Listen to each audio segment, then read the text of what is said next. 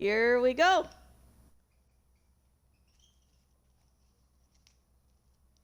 Yeah. I watched the Succession fight series finale yesterday, and honestly, one of the best finales I've seen recently. Everything wraps up, there are still things that could happen because the world of the story will continue to live on, but, our glimpse into it is gone. It is It is good. Although I have one hand want to punch cousin Greg and basically cry that he's basically ruined his entire life now. Like he's crossed too many lines to walk away from.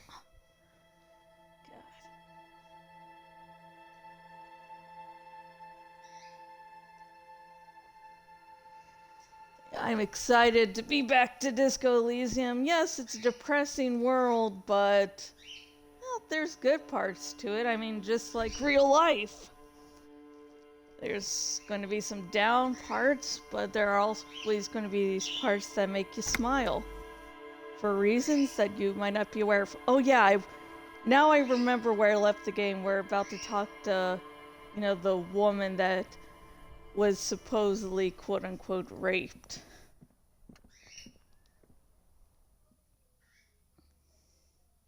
At least we did not ask her to fuck us earlier. See, I can make some good decisions. Fudge, come on. The smell of cigarette smoke in the air. Astra of methyl.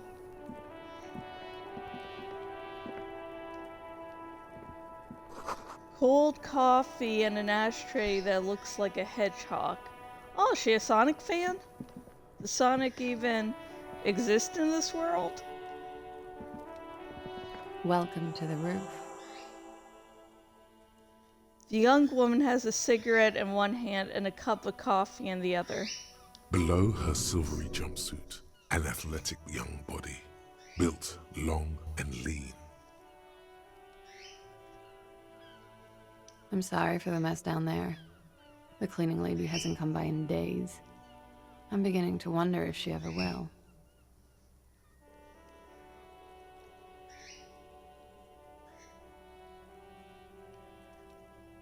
Nice view you've got here. It's much nicer now. Her eyes wander north, toward the yard. Where the dead body used to hang, clearly visible from the roof, but no longer. Thank you for that, officers. Truly. There is something in her eyes. The same sadness? Yes, from back in the hallway when she first told you about the hanging. In the hallway.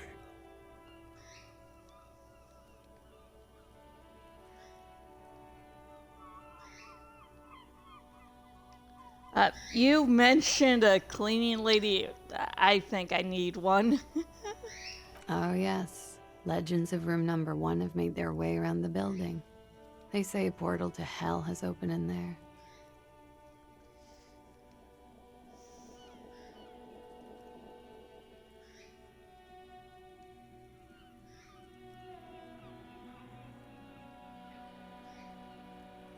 There are vertices of dark energy present, but not to hell.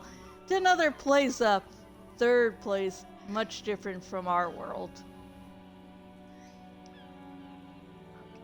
Come on. A third place? Interesting.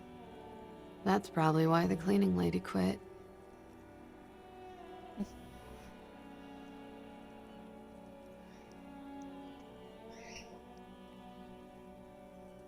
I am Kim Kitsuragi. I am a detective from Precinct 57. I see you've already met my colleague. Have I ever? Have you grown accustomed to your role as a police officer?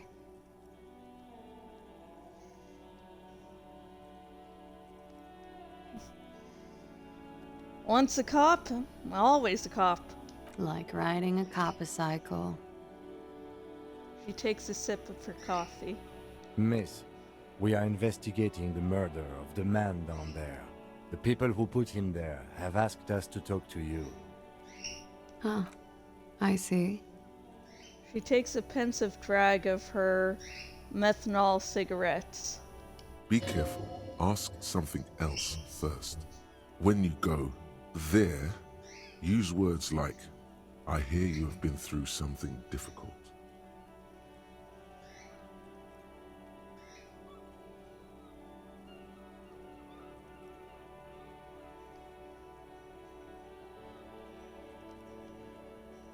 Nice room you've got here.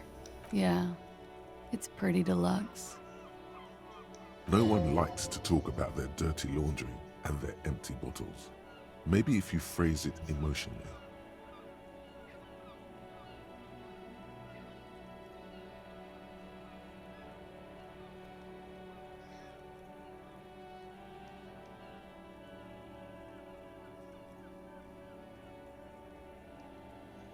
Hate to say it, but you've got sad all over the place. Yeah. I've contaminated it pretty bad. Is that why you're out here? The contamination spreads from room to room. First, I escaped upstairs. The sad got that too. Then I found the handle for the summer door. What exactly is the nature of this contamination? For me, it's a mix of me with a lack of cleaning services. How about you? Talk around the establishment is, you have an industrial sad spill in there. She taps the roof with her heel.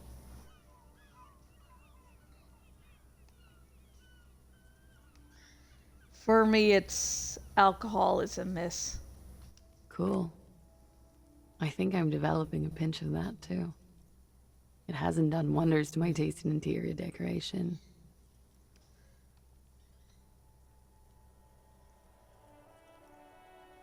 You have quite the collection of prescription drugs down there. Thank you. I've put a lot of time and effort into it. She says without any discernible irony. Technically, possession of narcotics is legal in Revachon, but you should still reprimand her. Oh, fuck off. No, don't listen to the stiff. Be cool.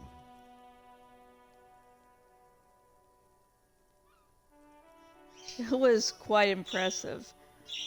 How did you amass such a hoard? With money, sir. It's not exactly the NT-star size caboodle I intend for it to be one day, but it's getting there. The Anti-Star is, or was, a Vespertine rock and roll star who liked to do drugs.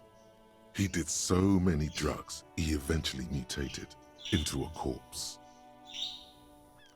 Nice. The collection includes Nacra and opioid. Fuck, I can't remember to pronounce the word opioid antagonist. Well, Harry's a drunk, so eh. Comes in handy when you've done too many opioids. Is that something that happens to you often, miss? His tone isn't aggressive, just inquisitive. Better safe than sorry. She takes a drag and smiles. That's all as far as that goes then. Very funky. She takes a drag, looking you right in the eye. What was that? Funky Town? I just got creeped out when my morale healed. I was like, oh yeah, I got that. I was creeping myself out. Like yesterday, I kept on forgetting that I had McDonald's breakfast. That was like a shock every like hour or so. Oh my god.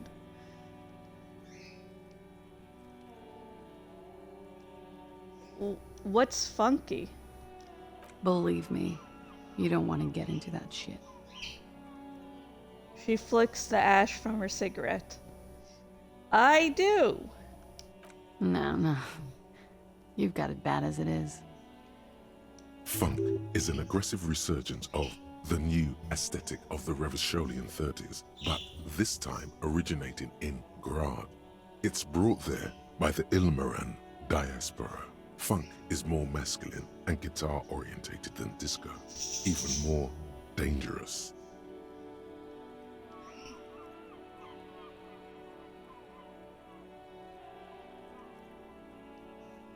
What are you doing here in the whirling in rags? I'm wintering. How long have you been staying here? About 4 months. I came in November. The bills downstairs concur. Why here? Here in the Whirling, here in Martinez, or here in Revachol? Here in the whirling. Because it's the funkiest building in Martinez. And because all the other buildings are bombed to hell. I have other questions for you. Okay.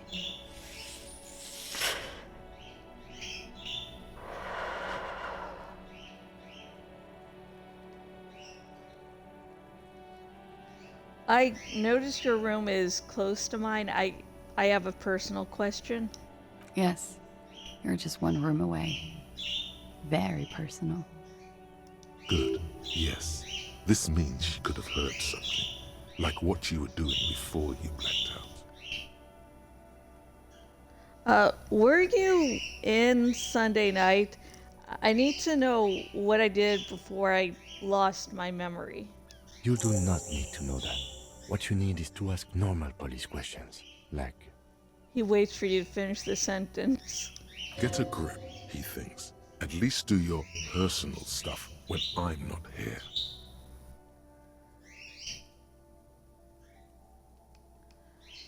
Okay, yeah, so what we're going to need to do is when Kim goes to sleep, we'll question her. And this is where Kim not being around will help you progress during certain points of the game.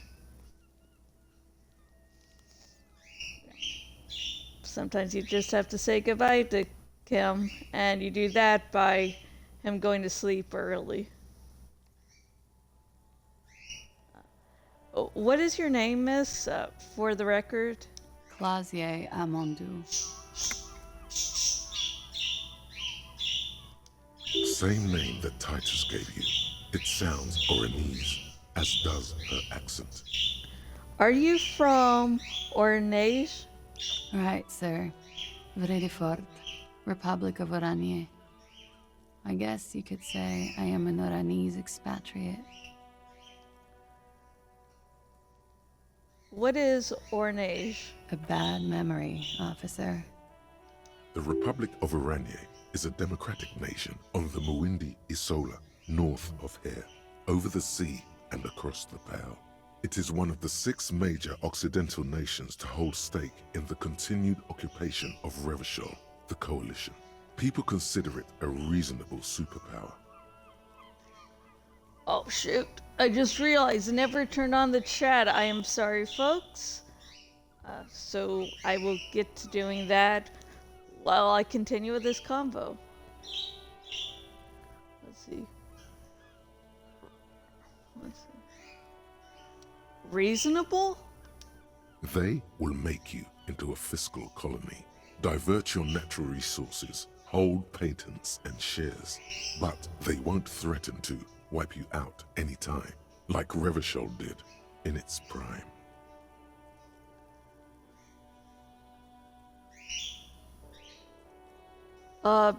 Bad memory of what? Of lilacs and lightning. Parks, glass, duraluminum. Vredefort is a conference city. It's always autumn there. And night. At least it was for me.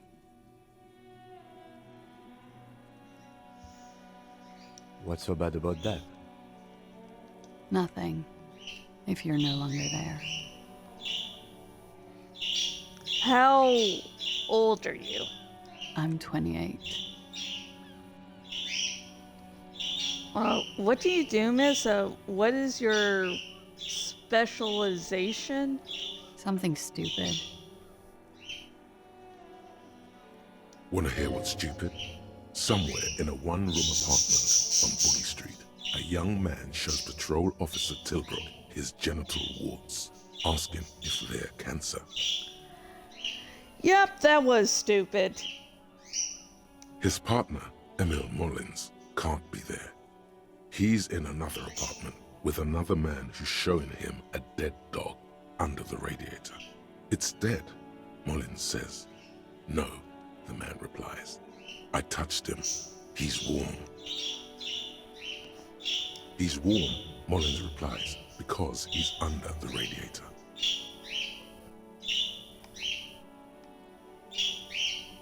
You're a cop? No, no. More stupid. What a knees lit. Ornay's lit? Yes, I see you keep flying by, Ghost, but I'm not letting your boyfriend out right now. What I need literature. It's what I studied at the university. What is Ornay's literature about? You lying person? Fear of failure, fear of death, how it sucks to be Aranese. All national literatures are. Only the name of the nation changes. That's depressing and true. What about Revacholian literature? People sometimes reveal things about themselves when they discuss such matters. Revacholian literature too? No. Revacholian lit is about how magnificent and serious Revachol is. It's about how you have to save the world.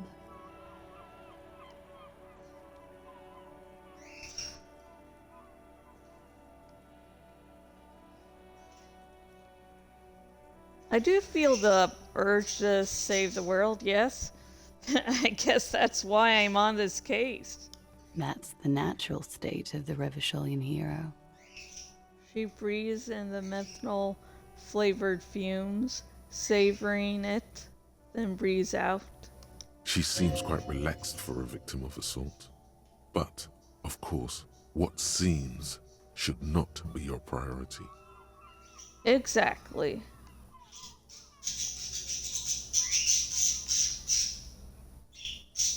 Ornage lit. What do you do with it? Nothing. I do nothing with it. How do you make money then? Money is very important. Show her some money. Okay. Cool. I've made more money by just being than I have with Aranese lit. Being what? Many things. A roller skating instructor, a secretary, Miss Orania 37. She smiles. Yeah, so, she's actually basically an ex-spy. So, those are probably, covers she took. It's the world's most tired smile. Miss Aranye, now there is something you should linger on. Oh yeah, I bet. Wouldn't it be, inappropriate to linger? All things considered, very. Now linger.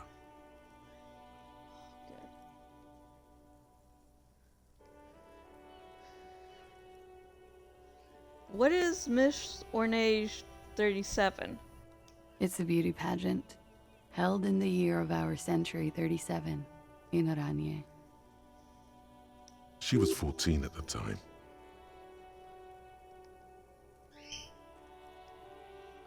You were 14? Indeed. Her voice is indifferent to the number.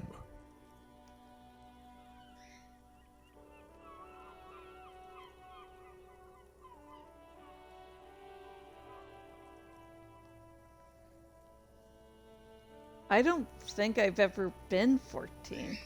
I don't think I've ever heard anything less relevant to any investigation. Oh, Kim, just wait. I bet I can outdo myself. It's okay. He's just getting his bearings. The world of beauty pageants is bewildering.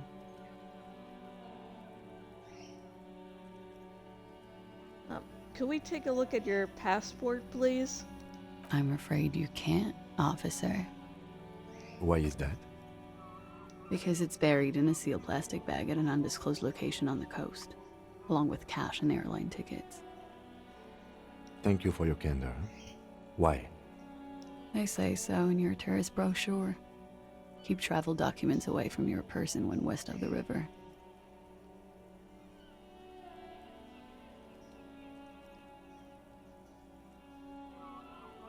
How do I know you've told us your real name? If I were to lie to you, I would come up with a more mainstream name than Clausia Mondu. It's a weird name. She seems to be telling the truth, sire. Yeah, but, anyways. Yeah, seems to be telling the truth. I'm pretty sure I have the legal right to demand your papers. God damn it. Let me start again. I'm pretty sure I have the legal right to demand your papers. Why do I keep on saying papers? God damn it. I'm making it through this. I'm pretty sure I have the legal right to demand your passport, miss. Did it! Look, officers, I like this place, but I don't want to be stuck wandering the city like a ghost after being robbed of my travel documents.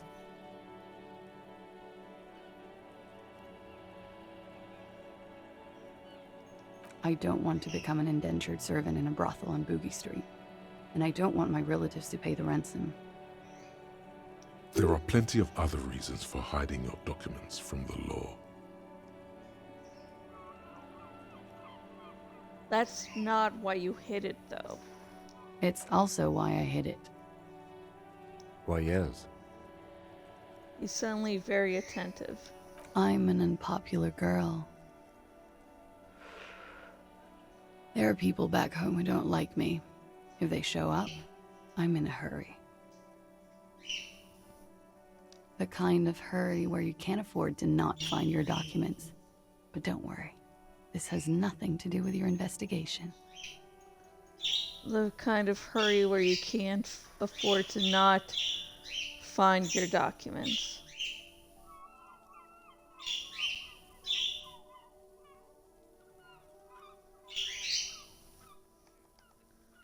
What kind of people are these?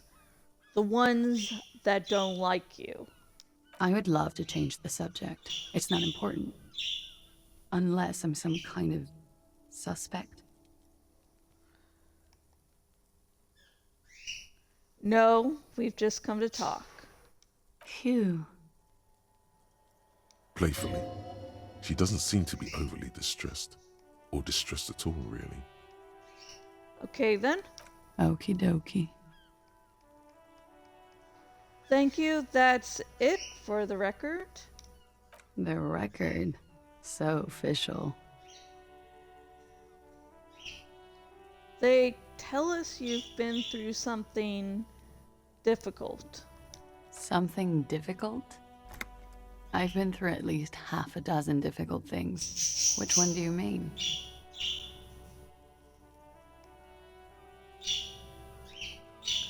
Have... Oh! Ghosts loving flying by my head today. It's awesome. So cute. Anyways, back to non-cute things. Have you been raped? It's a bit early in the morning for rape. She sounds positively buoyant, vivacious, totally unbothered.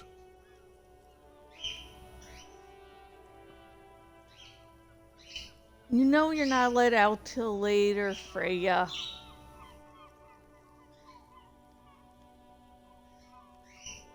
It's not that early. She looks around. The sun has risen over the sea. People are rushing to work below. It is. It's murderously early. I'm amazed I'm awake. Why am I even awake? Because it's a game and you have to be here for us to talk to. So you weren't? Yeah. I'm gonna go with not raped. I don't want to say that shit about him. Tell them it's not my style. They'll have to, if they want to jazz up the charges, they'll have to get someone more, rapeable. It's all very organic. Her mannerisms, her movements. If she's acting, she's quite gifted. Yep, she is very gifted. By they, she means the Hardy Boys. Are you saying that you were asked to tell us you were assaulted? Not explicitly, but I understood what they meant. It wouldn't hurt to spice things up a bit. Some assault and battery. Sexual assault, maybe. It was clear the latter would be spicier.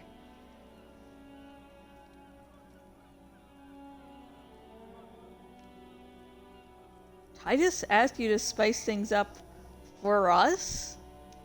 Pretty much. She cradles her coffee cup in both hands. Did he? Or is she lying about that? Or she's just guessing and so she's using the available information to tell, a compelling lie. Warming them.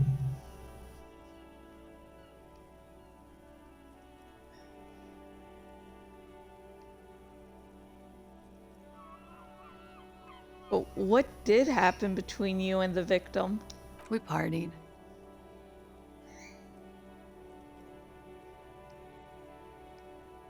You mean like a birthday party?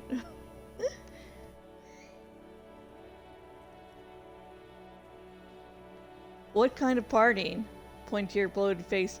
The kind I do? With all due respect, sir, I think we partied a little harder than that. Harder than this? Keep pointing to your face. I didn't know it was physically possible. Oh, it is. You're still alive. What did you do when you partied? We drank, sir. A lot. For weeks, basically. We had that effect on each other. We made each other drink harder. That's why I liked him. What else? Stimulants. Speed also has that effect, making you drink harder. And then drinking harder makes you do more speed. It's quite the combination. We also had sex. You were lovers? I guess you can say that, yes. A bit. Lovers is such an emotional word. But there was something there. We did enough drugs for there to be. How did you two meet? Lieutenant's voice is quiet, calm. Downstairs, at the bar. He was on some sort of assignment. A military man, as you probably know. Had a cool, scary scar. She appears aloof, but that scar part, the scary, is stressed and drawn out. What's that about? Apprehension? With longing. She misses him. When was this? A month ago? Something like that. It must have been hard for you, point to the yard, seeing him there. Oh, yes. I've had a great view. From the roof, out of the bathroom window, in my dreams. A bitter cringe. It hurts. You look to the lieutenant. You called us, the RCM. Yes. Jackpot. Say nothing. I made it. And I would appreciate it if you didn't tell everyone. In Martinez, they call it snitching.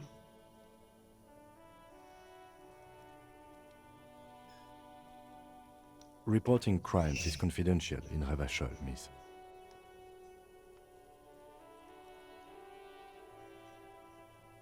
Before we go, if it's snitching, then why do it? Because I couldn't handle it anymore. None of these people called. He just kept hanging there.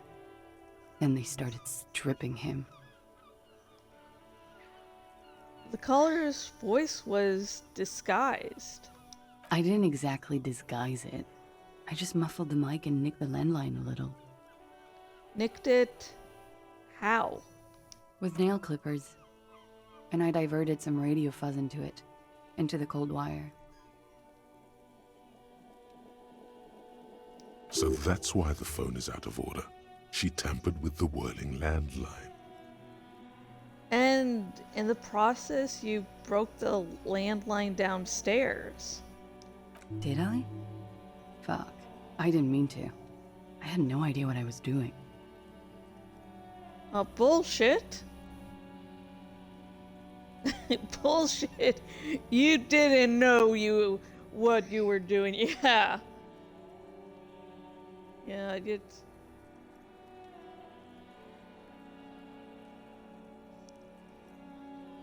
But it's possible she made a mistake. But she knew what she was doing. And it might even be that out of fear and that whoever's coming after her will find her, she might have done it for that reason. Maybe using that clipping as an excuse, who knows?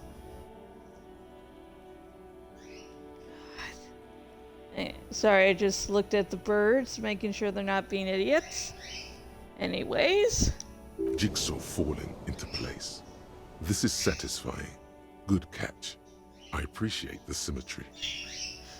Why go through all the trouble? I don't know, sir. It was stupid. I was drunk too. I was probably afraid the union was listening in. Locals say they have ears in the wires. We're not entirely convinced about that answer, but okay, let it slide. Pushing won't help here. Thank you for making the call, miss. It was the right thing to do. Sure, that's an impressive wingspan. I didn't want to, sir. But if I hadn't, he'd still be hanging there.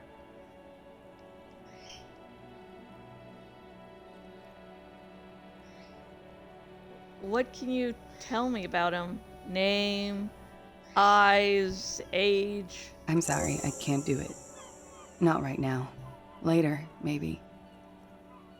I keep seeing him. Like he is now. I can't talk about his... I don't know. Hair. Another puff, more nervous. I know it's difficult, miss. We can return to it later. She meant she sees him in her dreams. I've also seen him in a dream. You have? Not like I do, I imagine. She is... Sorry. I've been coughing a lot. I have no clue why. Anyways, she's run out of cigarettes. Time to light a new one. She sees them in each other's arms.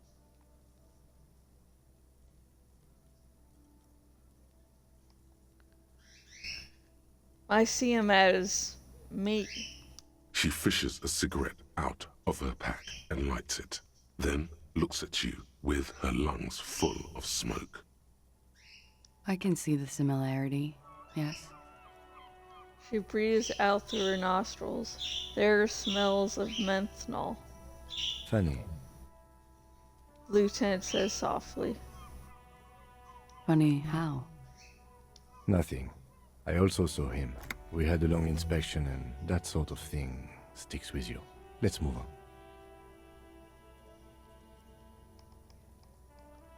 Oh, great. Kim's Yeah, don't want to go into those nightmares, Kim. Really don't. What did they hang him for, if not rape? He had something to do with the strike. One has been roiling since I got here. Rotten timing. But you probably know all about it. And his role in this strike was what? I think he was in a security detail. He was ex-military, worked for Wild Pines, and against the Union. We didn't discuss work much, if you know what I mean. But I understood it was dangerous. And yeah, you can see here how she uses the truth to avoid things she doesn't want to talk about.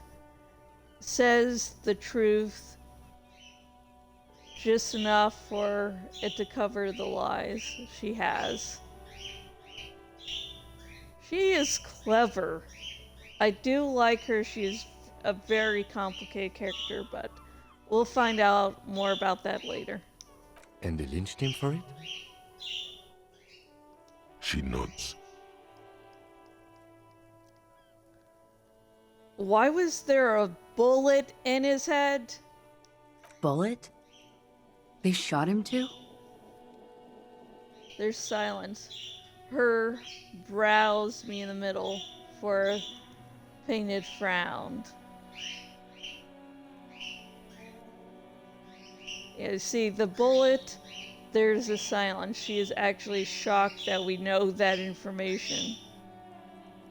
Her brows meet in the middle for a pained frown. She's like, how the fuck do I frame this shit? They shot him too? See, truth covering lies. When you tell the truth, it doesn't mean you don't tell lies. Awesome. I'm not picking up on any theatercraft here, sir. The pause is sincere. Yep, it is. They stripped his clothes and they shot him? You mean after they hanged him? Kim's catching on. I'm confused, sorry. So am I. Were you aware that he had also been shot, miss? Things are starting to go a little over my head here. I thought he was hanged. I was not present when they did it. I don't know what happened. I just know what they told me. And Sylvie, the bartender. Throwing everyone under the bus. This is beginning to get confusing for you too, and we don't like that. Where was she last Sunday night? Where were you when this happened? Cowering. I was cowering downstairs with Sylvie. How do the Hardy Boys know you? They're frequent guests downstairs. They have a booth for union members. They're probably down there now. And how did you meet? Over drinks. It's been a long, boring winter. Did you party?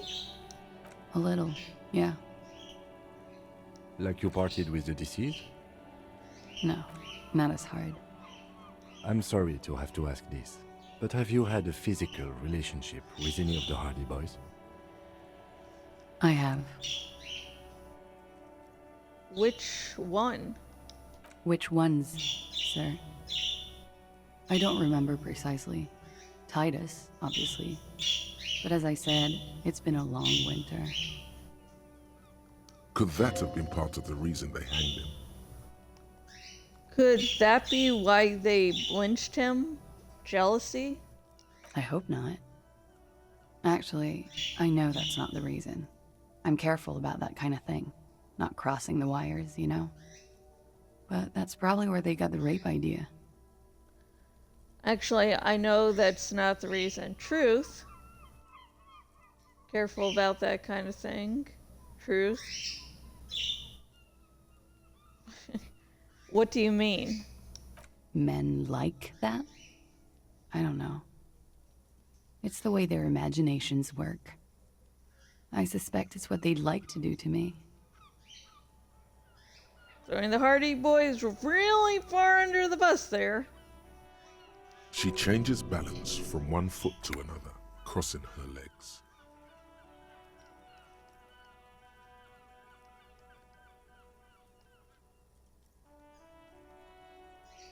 Are you sure you weren't raped? I'm 89% sure.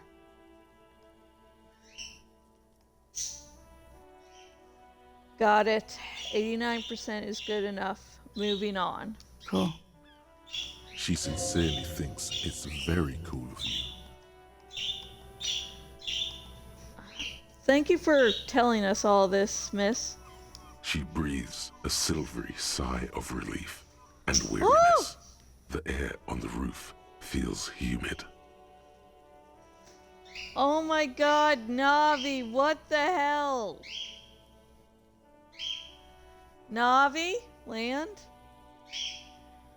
So, Navi, sometimes Jorah will allow Navi by his eggs, but not right now. And so Navi flew around, then Ghost flew around a little bit because of something else, and anyways, it was a circus in here for a second with birds flying all around me. That was great. Should we head by downstairs, officer? We may have things to discuss there. I had something else. Before we go, a little thing. She nods. Silvery cigarette fumes disappear into her mouth.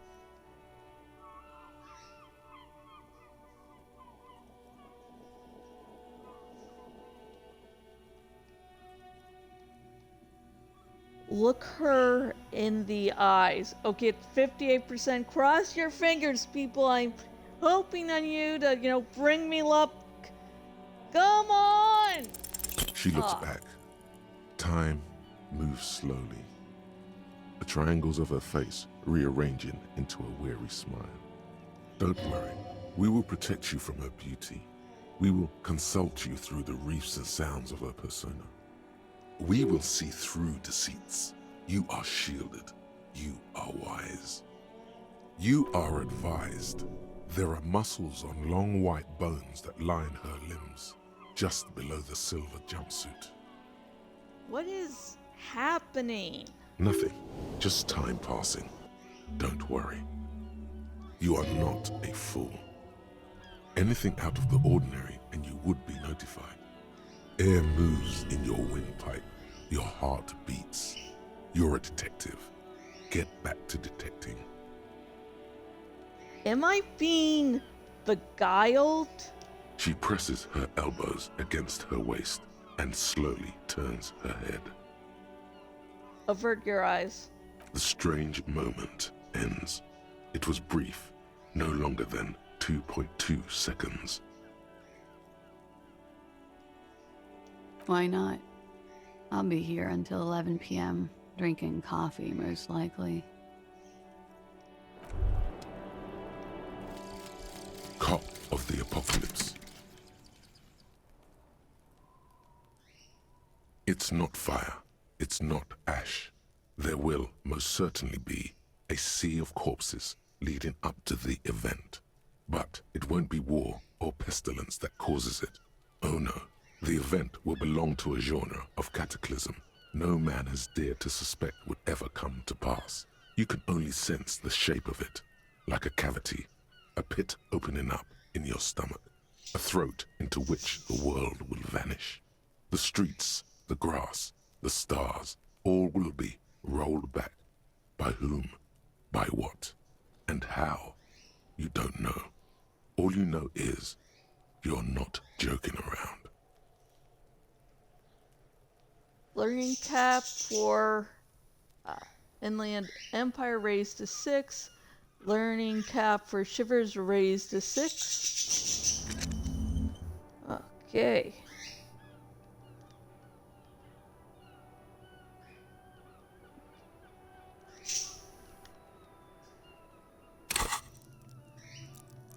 Okay.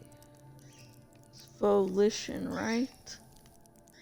Where is volition?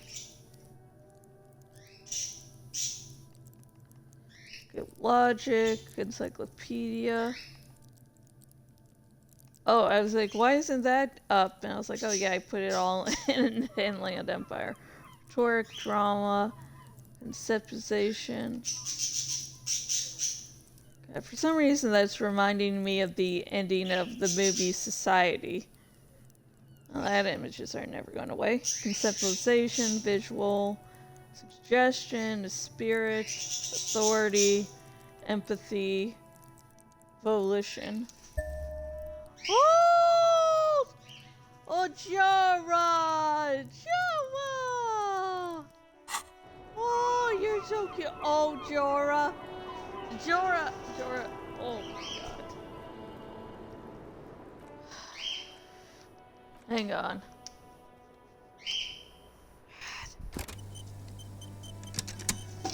Okay, I'm not, going to take a break. I just have to get Jorah from... Where are you?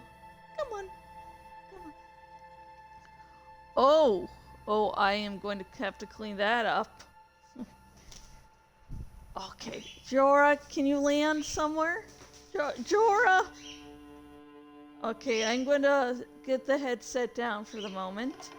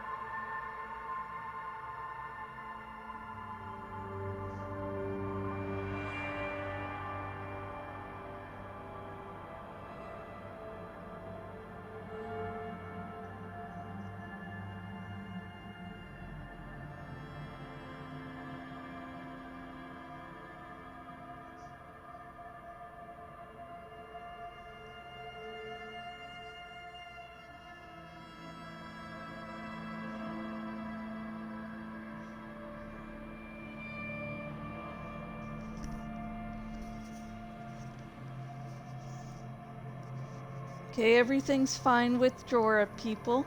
Everything's fine. It's good. Oh, he just bumped into the wall, and when I picked him up, he flew again and he fell on the couch. So I decided to pick him up. And, first he was a little surprised with me handling him, but he allowed me to pet him. So yeah, that was just really adorable and so cute. He trusts his mommy. I was going to see if he would actually want to, play the game with me. But, it was like, no, I'm scared, mommy. Looks like we have more to discuss with those so-called Hardy boys. Half their reasoning just went out the window. You think this will make them cooperate? Nothing will make them respect the RCM, but it will disrupt the game they prepared for us. We just stripped off one layer of whatever it is. Her decision to not corroborate their story was definitely not part of the plan. Why did she tell us all of this? What else could she have done? Lie? She saw there was no way to lie and get away with it. I'm not sure she had to lie. I wouldn't have known. If not you, then me. It was a smart move from her. Something is off here. You think so? She seemed forthcoming. Unusually so. Being forthcoming about some things is a good way to obscure other things. The best liars are always forthcoming. Anyway, we should move. I suspect our investigation will bring us back here soon enough. Yeah, see, you can tell the truth, whole truth, and they'd all be lies. Whew, I love Kaji. Officer, it's a fine day for questions. Look her in the eye. Soft, light brown eyes look back at you, directly into the space behind your eye sockets. You see the smoke rise from between her painted red lips. She's beautiful. I have bad news for you. What? You know these guys? Who? Me? Yes, you. He's talking about you, you boring stiff. You too. Me? What did I do? I'm merely a master thespian. These guys are compromised. She's got them singing along to her tune. The little bleeps and bloops you trust for info, you can't trust them anymore.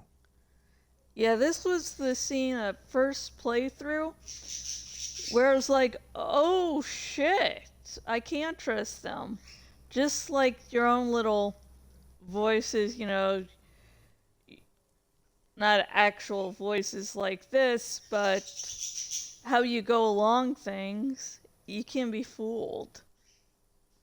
Like, you can lie to yourself. I knew something was off. I'm sorry I didn't catch it sooner. It takes conscious effort on your part. Which ones exactly are affected? There's no way of knowing. At the moment, I'm afraid it's best to assume. All of them. Bullshit, man. I ain't compromised. Especially that guy. That guy's the most compromised one in here. Yep, he's all about fucking druggy. No fucking way, man. I just want a drag of that sweet menthol Ziggy. Really? Quick, tell me what's under her jumpsuit. Glory, truth, softness. Protect her. She wants you. I take it back. He's got it pretty bad. But this next guy's on another level entirely. She likes you.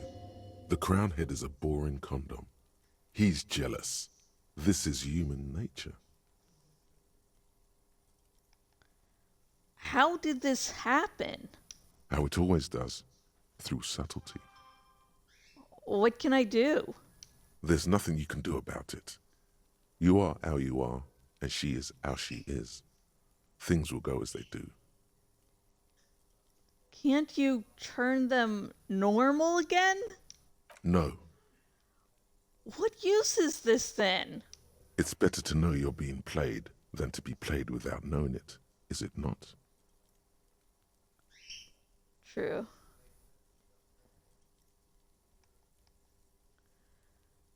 Does this mean she's been lying to us?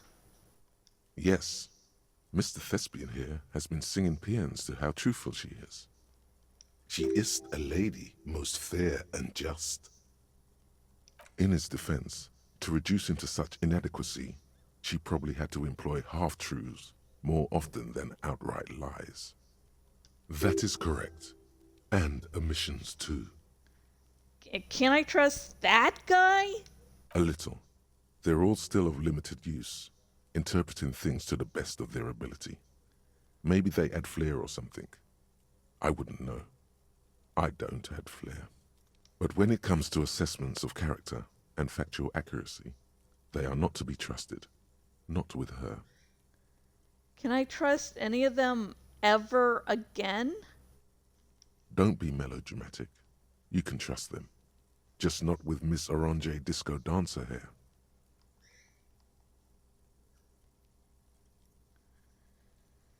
What is her plan? You can't draw a sound conclusion. The one he usually does says, she may want to control the information rollout, not to become a suspect. She may have a past she's escaping, unrelated to this case. You doubt it's something truly insidious. See? It's oddly moderate, probably compromised.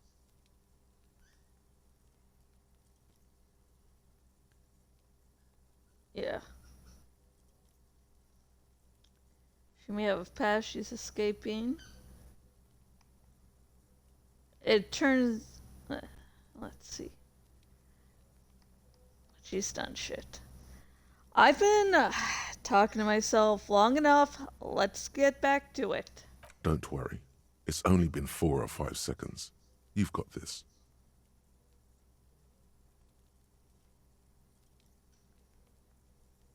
Miss, are you manipulating me? The silence broken. She exhales a little cloud of smoke and says, God, no.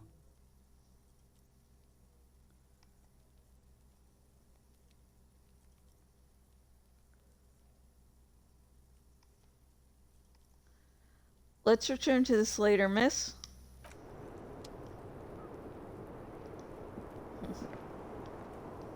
Oh, Master Liar's really going to go and say, yeah. I mean, maybe it won't really add anything really to it, but it does. I don't know what lying to her about me knowing she's lying to me will actually change things. So I just decide, okay, I'm going to tell her.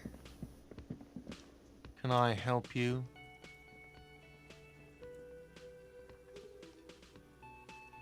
Okay. Another thing. Great. I love those.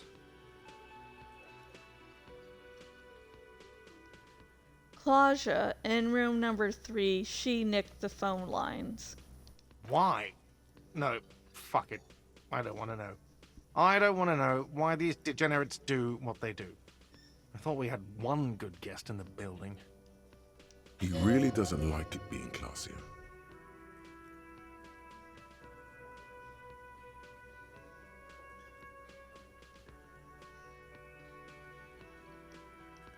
You have Lena. Lena is a good customer. Yeah, well, she's not a guest, is she? What? Did someone mention my name? Aww. We were just paying you a compliment. And finding out a degenerate from room 3 nicked the phone line. Everything is okay here. He yells, then turns to you. Good thing that guest pays for her stuff on time. I'll forward her the bill and be done with it. Was there anything else? Yes.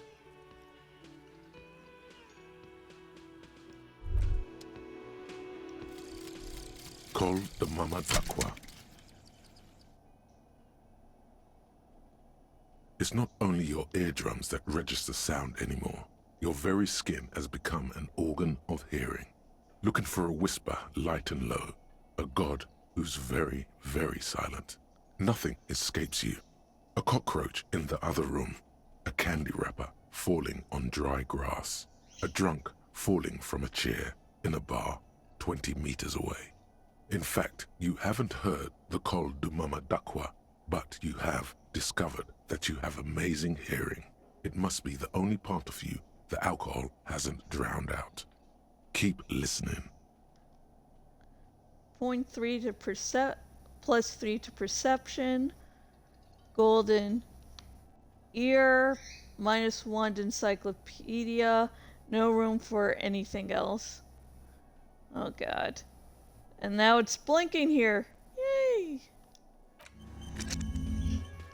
We can help with the hearing. I mean with the encyclopedia. That will hopefully repair whatever the heck I've done to the encyclopedia. Okay. Quick save. Let's take a little quick save. Doop doop doop. Doop doop doop. Doop doop doop. Now we're going to get that fucking key. Again, you find yourself looking at that big old window.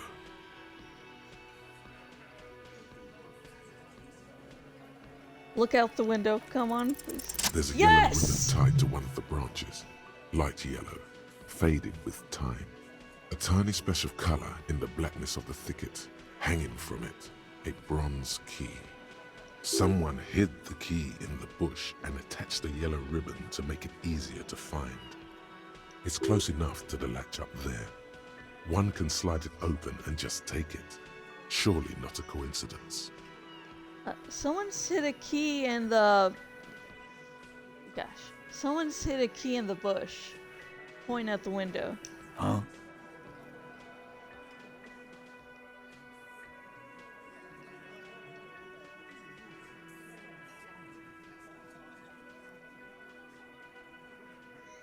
Titus, can you hand the key to me, please? I'm not your janitor, cop. I don't even know what you're talking about. There's nothing there. If he says it's there, it's there. The lieutenant takes his glasses off to clean them, then puts them back on. Can you let me slide by so I can grab the thing? I don't know about that. I'm comfortable here. Don't think any sliding would really help right now. Sorry, fucko. Looks like you're gonna have to go bush diving. Good fucking luck with that. The Hawthorne's got a bitch of a bite. I'm gonna enjoy the sight of you in the bushes out there. With a loud thud, the old man stands up, pushes the window open, grabs the key from the hawthorn branch, and slides it across the table to you. Take the key. The key is brass.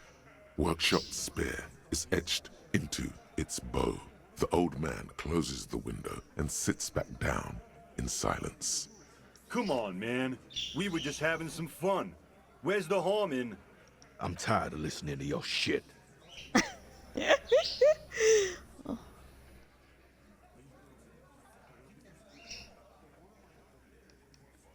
Thank you. Not the old man. Don't thank me. I don't give two shits about your key. Does anyone know why this key was hanging right outside the Union box window? Didn't even know it was there. Boy. No idea. Never even seen it. Someone must have hidden it there before this room became our place. Look at the key in your hand. I wonder what doors does it open? It could open the door in the kitchen. The blue door. It says workshop spare. Maybe there's a workshop there? It's worth a try. Leave.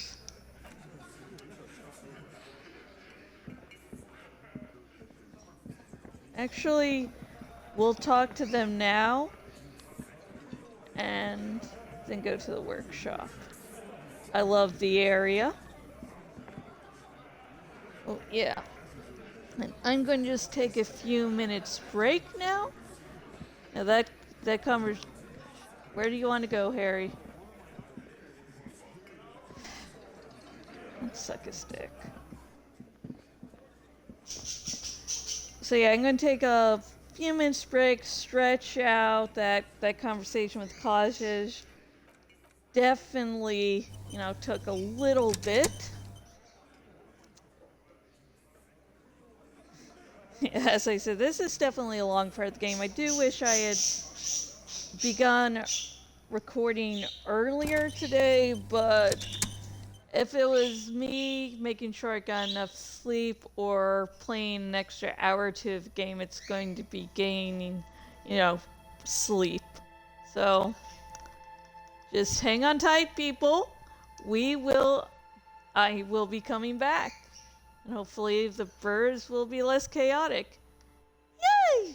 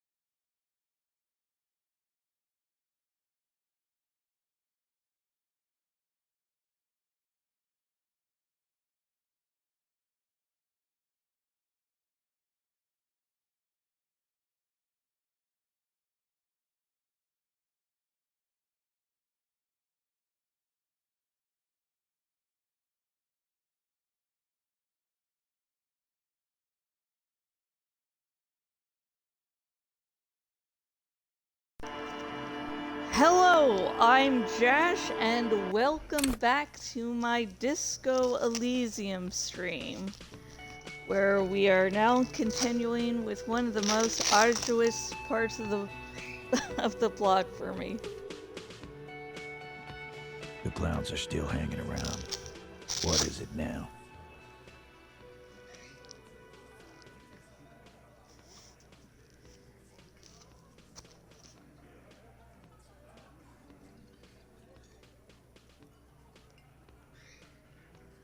Klaji says, let's go over the rape victim again.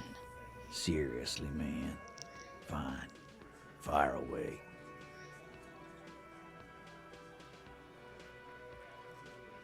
So the rape, when was that? He did it before we killed him. He's not gonna do it again. So what does it matter? It would help if we establish a timeline. Yeah, I already know. We already know she wasn't raped by this point. But I'm just seeing if things will be easier with the investigation if we do this. I don't know. All right. 2 weeks, maybe? I don't know. I need another beer. He turns to Glenn. Here you go, boss. The tall blonde throws him a can. Titus cracks it open.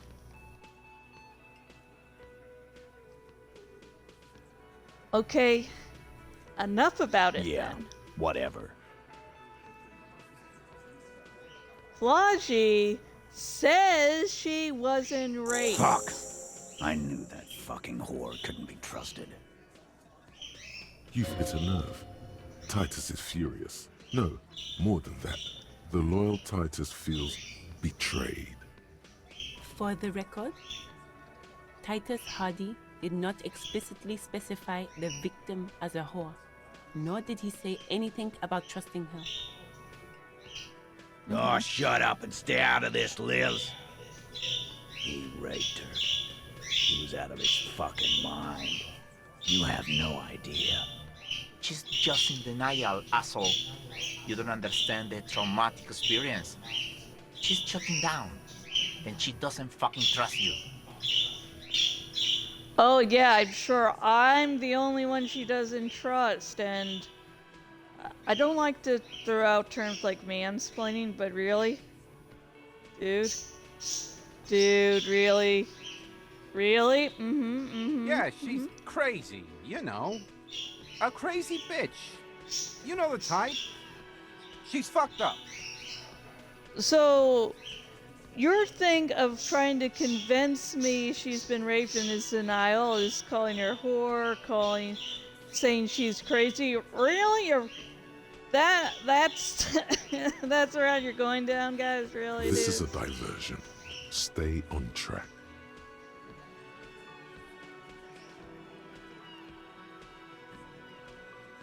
Cut the bullshit. She told me the truth. Lawman, I'm at the end of my goddamn rope with you. I fucking told you not to push her. And you went and pushed her. I am gonna fucking... Titus Hardy! Her voice rings through the room like a warning shot. Success. Titus backs off. Fists down, everybody. God. Yeah.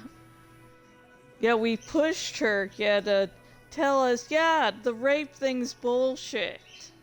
Everard personally sent me to take care of this. If this goes south, we'll all be in the shit. But you, Titus Hardy, are going to be buried. Am I understood? When she's angry, she emphasizes the S. It gives her voice a strangely hypnotic quality. Her lips barely move as she speaks. Oh my gosh! She is fucking powerful and willing to kick ass. I like her. Frankly, it's a bit terrifying. I know, know, right? Someone has to rush in to break the tension. The second in command. Look, Copper. We know that that fuck was a rapist and a killer. We got him confessing to it on tape. Show it to him, T. What's the harm, right? Here, jerkwad, listen to this shit. And then come back and tell me the soldier of the apocalypse was an innocent man. Another apocalyptic actor in town? Yeah, it's all the This is rage. their last play, this tape. Their story is in tatters, a mess. It might be nice to listen to, but at this point, you don't need to. Why should I care about the tape? You lied to me. You don't care about evidence. The fuck are you a cop for, then? No clue. Pigs, T. They don't care about getting the truth. They care about getting convictions. They are fucking keeping a score on their bulletin boards. I won't be on your bulletin board. If you don't listen to the tape, we got nothing to talk about. There's a lot of questions. If you ask them now, they'll just keep bringing up the tape. Listen to it, and they'll have nothing to hide behind. So what's on this tape? What's on it? We call it the Dorgun Mega Mix. You'll know why, won't you listen to it? Now that is intriguing. You had me at door gunner.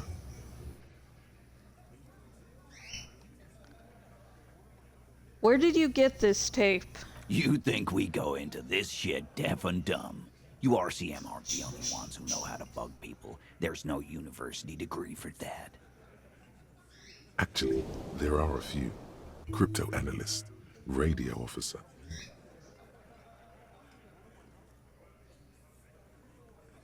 Actually, there are numerous degrees you can get in signals intelligence. Am I doing this just to be an ass? Yes, because he's wasting my goddamn time. Yeah, like you have one. Smart ass. He looks to his left.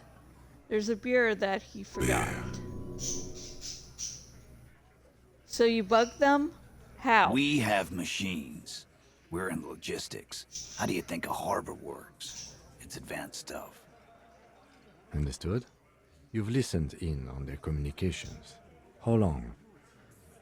Since way before their chief started taking swing lessons.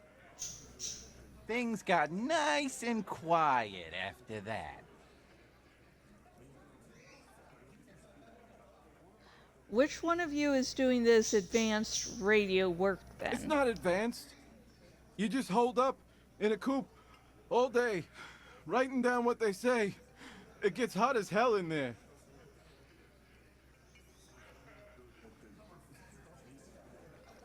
Don't put yourself down, Angus. It's important work.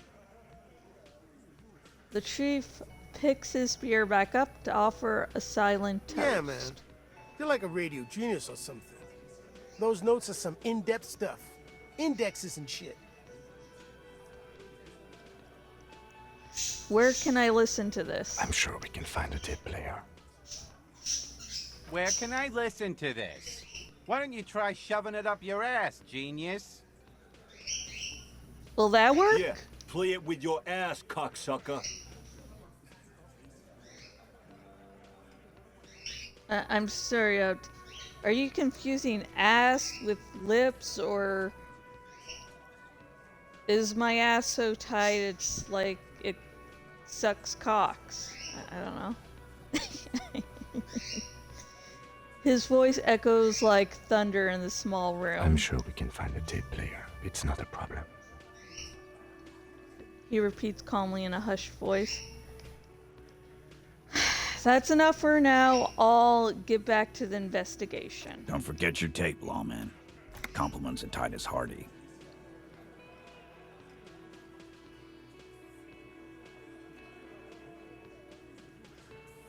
Fine, I'll listen to it. You do that. Oh, and keep it. Maybe you'll need a reminder of human ugliness someday. Doubt that. I'm going to take off now.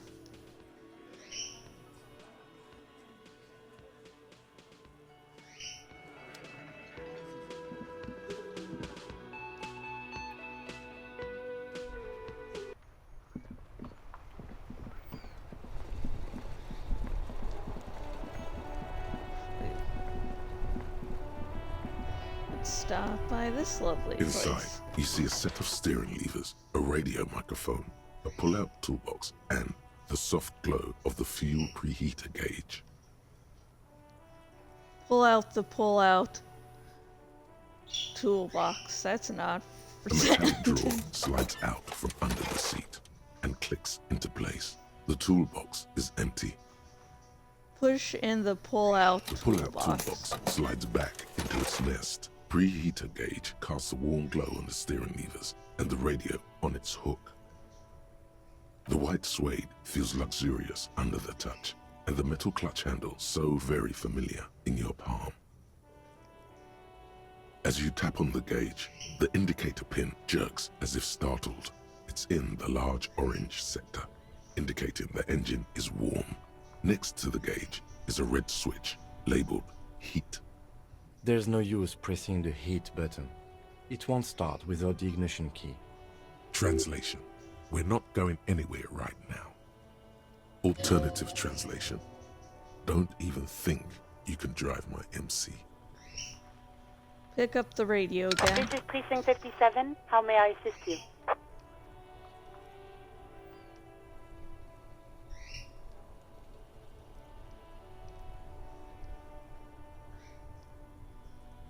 Did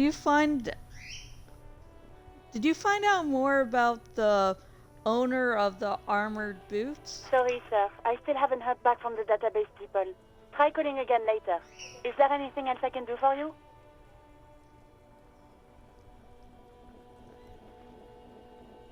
Alice, please connect me to Station 41st Lazarus. It will take just a moment, officer.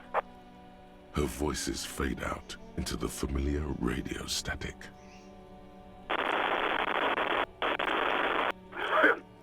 Gottlieb, what do you want? He's carelessly chewing on a piece of hard candy.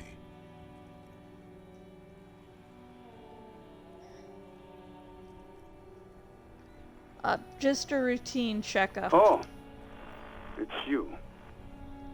Was that a snarl or a suppressed groan? No love for you here.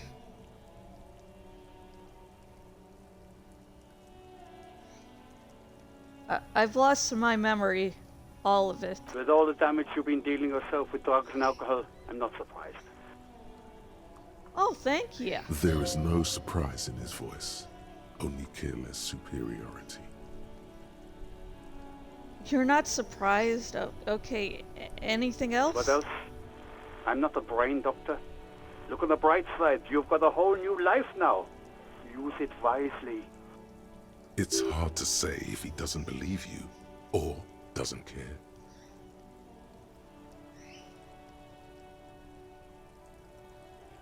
Isn't there anything you can do for me? What?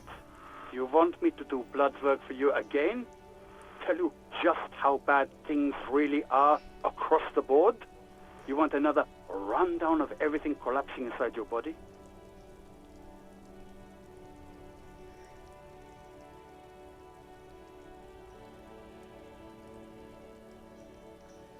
Yes, I want the truth. You want the real, honest-to-God truth? Stop drinking, eat magnesium and vitamin D. Our station is not a retirement home. We don't have the funds to deal with rock stars past their prime.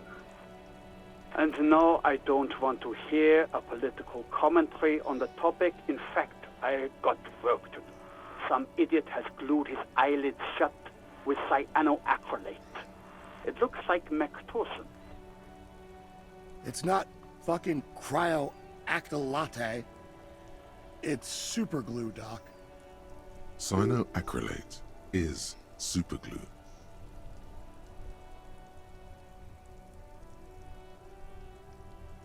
I think I've had a heart attack. And you survived it. Congratulations. Are you mobile? Yes? Even better. Anything else? I wouldn't worry about that. Officers your age have coronary trouble all the time. Also, death is a natural part of life. Oh, thank you. Accept it. The body is an object, and objects break down. Do what good you can with yours, before the rest goes too. I guess that's it for me. Hang up. His phone clicks. Suddenly you hear the already familiar voice. Anything else I can help you with, officer? I'm done with the radio for now. 57, over and out. In the cabin, you see a set of stereo.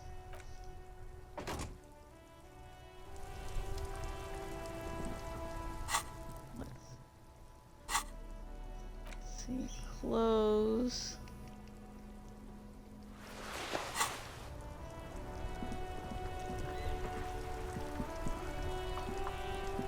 Yes?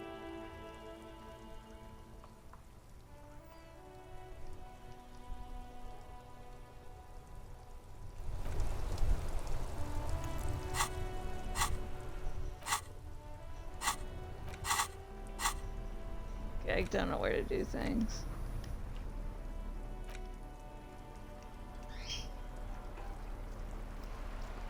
It's the letter you found in the trash. A pitiful cabbage of white and yellow papers. Actually, no. Let's get on with this main little quest. And I'll look up how to see things in the headlight.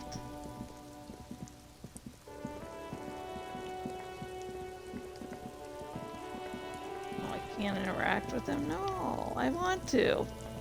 Because then I click on things, and clicking on things is fun.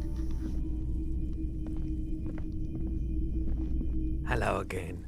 How can I help you? Is Ray high, and if yes, then what is he on? Feeling warm and enthralled by Yes! the movement of light, while the mind continues to race forward. Lucky bastard. He's probably on Perolidon. It's tough to come by on the street. Per Holden? What is A that? drug developed by the military to treat and prevent radiation sickness. It has psychedelic side effects, and it makes your eyes turn yellow.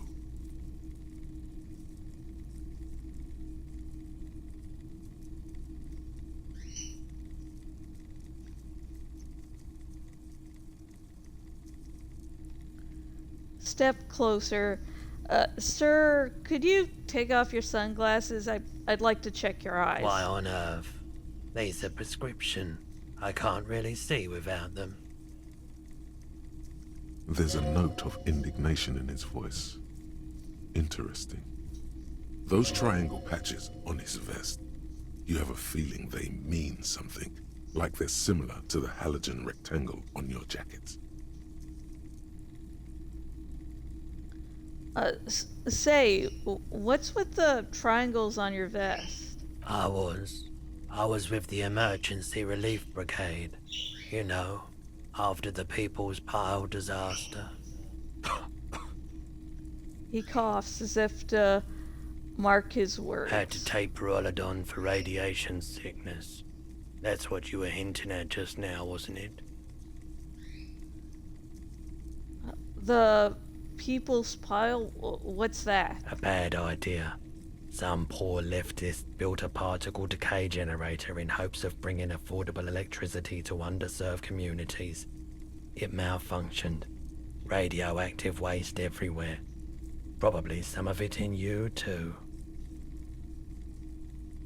The People's Pile was a Type U particle decay generator that failed immediately after entering service, releasing radioactive waste into River Esperance.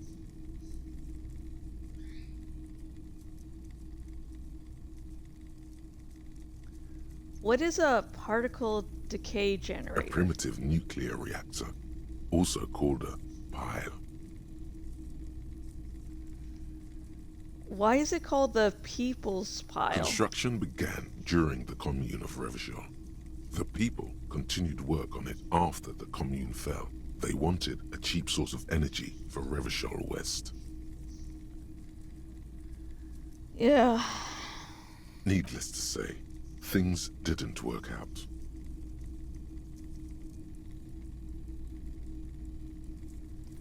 Why did it fail? An emergency valve defect resulted in steam pressure blowing the turbine, taking the fuel containment vessel up in the explosion. Both the faulty design and lack of finances contributed to the catastrophe.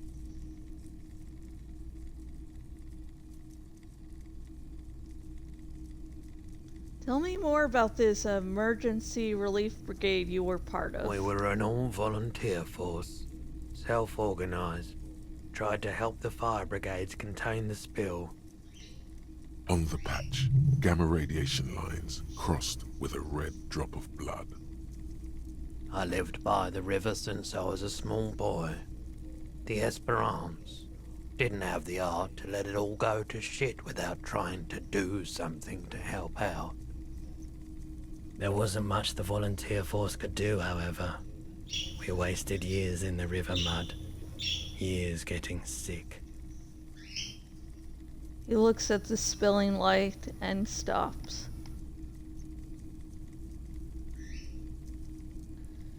It must have been tough. Radioactive cleanup. There's a reason why everyone's tried to forget any of it ever happened, and why no one has tried to repair or replace the pile. So much disappointment, and early deaths, cancer mostly. And we knew all that was coming even as we were cleaning up as best we could. Whose fault was it that the generator failed? No one's. Everyone's. He sighs and shakes his head. So much bitterness. A bunch of poor people built themselves a primitive nuclear reactor, hoping for the best. What do you think is going to happen? The best and everything works out perfectly? How did you end up running a pawn shop? The cleanup happened 15 years ago. I was young then. Later, my second aunt died. Left me this shack and all the assorted junk in it. So I came to Martinez. People told me don't go there. It's a shithole. I said, people, we just had a nuclear pile meltdown. I'm gonna get as far away from Forburg as I can. Still in the same city, but... Thank you for telling me. I like the theory more than the story. Outward movement, not vortices.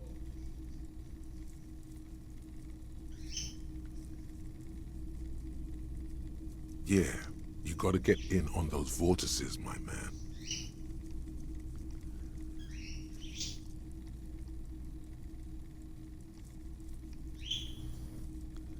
So yeah, that's why I wanted to make that role for electrochemistry. Because that story really makes you see him in a way different light and changes things. By the way, do you happen to have any guns like the ones carried by officers of the citizens' militia? Someone else came here earlier today asking the same question. I promptly sold her the gun you pawned a couple days back. This is a pawn shop, and it did feel as if you've met before. Oh God. The lieutenant shifts from one foot to another, alert. Wait, I sold you my gun? With Kim here too.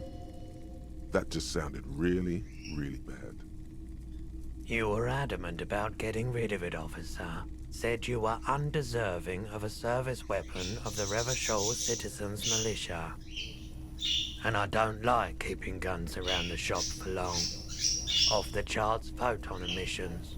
The unhealthy kind. He's not telling you the whole story. It seems he's trying to spare you. I feel like there's something you're not telling me. You weren't quiet yourself, officer. What was I like? You were very distraught. You said the gun was a threat to your life and that you can't trust yourself with it tonight. And that you need the money. When I said that I don't normally buy firearms, you put the gun barrel in your mouth and sort of sucked on it. Then I agreed to take it.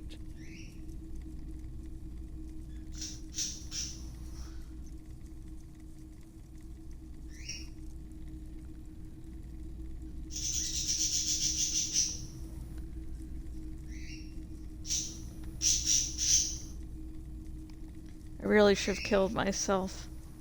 Maybe I still will one of these days. The light swirls in his face and glasses. He doesn't know what to say. Was the buyer a policeman too? She didn't seem like a policeman, although she kept referring to herself as a pig, which was odd. I found her interest in the gun a bit obsessive, but I was just happy to get rid of it, and of her. Truth be told, she was terrifying. Right, so let me get this right. You sold your sidearm, issued by the citizens' militia, and now a civilian is running around the streets of Martinez with it? Miraculously, his face does not reveal what's happening inside.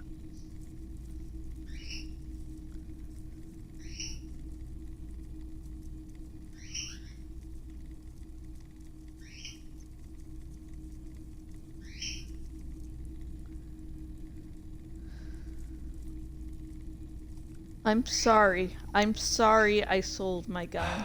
Yeah, it's not good. I do hope we manage to clean this mess up somehow, while also keeping our focus on the murder investigation. This mess, he means your mess. I like how Kim's like, well, this better not take any time away from the investigation. Any idea where I can find this buyer? My apologies, officer, but I have no idea where she was coming from or where she went. A needle in a haystack. There is nothing you can do about it right now. You'll just have to hope Everett wasn't lying, and the Union can track her down in time. Have people from Everett Clare's Union come here to track that gun? Maybe. Shady-looking guys came in here yesterday, looking like they'd just taken off their Wild Pines overalls. They asked if I have a police weapon to sell. I told them I already sold it. They went their way. It was a trip, but you know, all sorts of people come here, asking for all sorts of things. Maybe Claire really is tracking down your gun. People as oleaginous as Everard seem like they're lying, even when they're really being truthful. At least I know how I lost my sidearm. Let's talk about something else. Of course.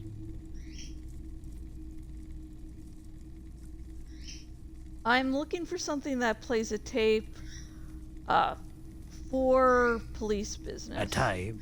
We have boom boxes for sale that will play it. Check the shelves. The boomboxes on the shelf look well loved and... On. Hello. Let's see if I have things Let to me sell. know if I can help you with anything. Sure, let me have a look.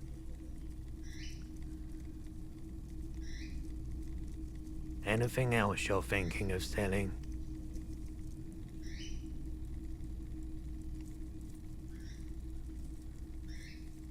No, definitely don't want to do that.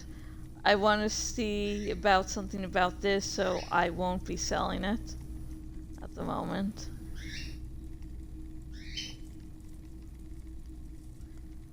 No.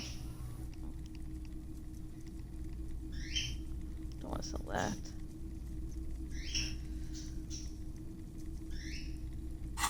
actually.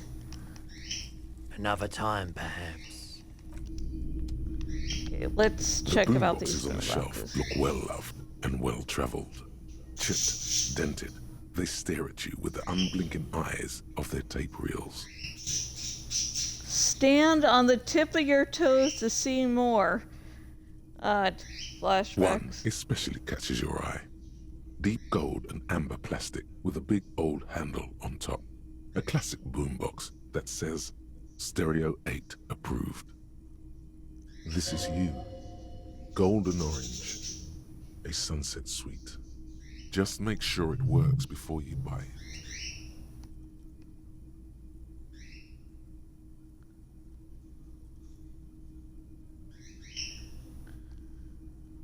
Are you sure this is all in working order? Absolutely.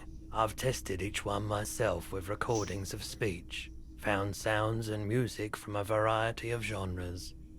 Even though I don't really like music. Who doesn't like music? That's odd. Why doesn't he like music? Don't like music? What do you like then? The stuff I record myself. Silverware shaking in drawers as motor cars race by. Nocturnal animals climbing on the roof. Airship rotors. That kind of thing. Maybe you should ditch music as well. Get into these more experimental sounds he's describing.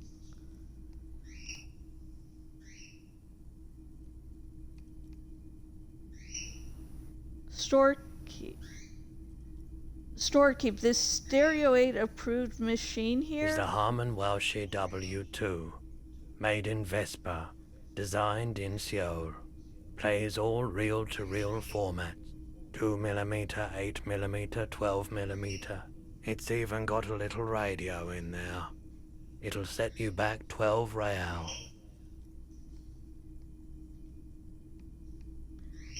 Can I just play a tape on one of the boomboxes real quick? Sorry, man. I can't be giving out freebies. Never have, won't now. Can I get a discount on this boombox? A police discount? A discount? I do have to keep the lights on, man. It's 12 real. Remember, he doesn't like music. He likes sounds. The Doorgunner Megamix is his type of tape.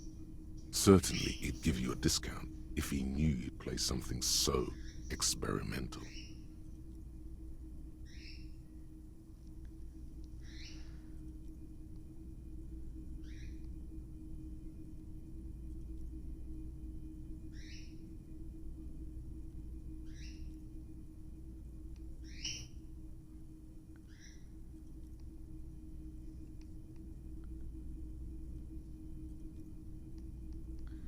Okay, I'm really embarrassed about choosing this option, but you know, fuck it.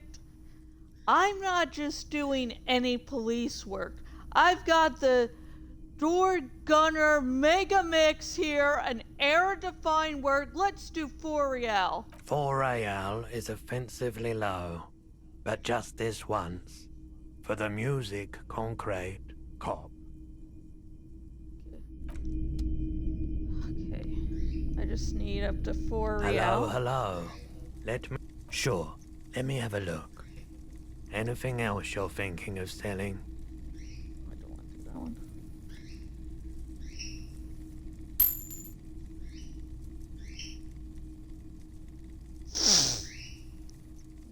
Okay.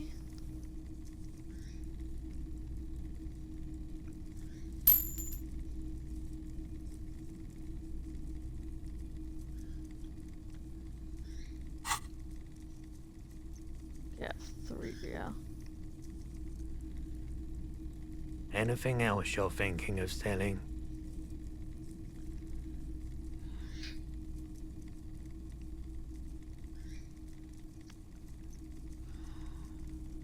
Okay. I don't know why I want to hold on to this, but I just did. Another time, perhaps. The boomboxes wait on the shelves. And here you are, quality sound reproduction on the go. It'll play anything, wherever, turn any tape into a conversation of sounds and shapes. Hello, hello. Let me know if I can help you with anything. Do you have any recordings of the Kol do Mama Dovka? The Koldima Madakwa? Sorry, I would never have guessed that you were that interested in ultrasonic sounds. Or birds, for that matter.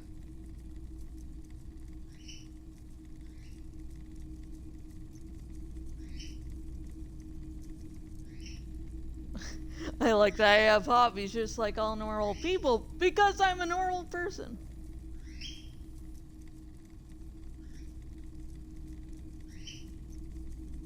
I've been really into all kinds of art lately. Experimental things, you know. What an interesting development. Well, it's been a long while since I've gone hunting for the Koldima Madakwa. Once knew a group of young musicians who decided they didn't want to play music anymore and started looking for all kinds of interesting sounds instead. This was before, you know, lost touch with them after all of that. Sorry, I pressed that way too quick. I am sorry, I'm sorry.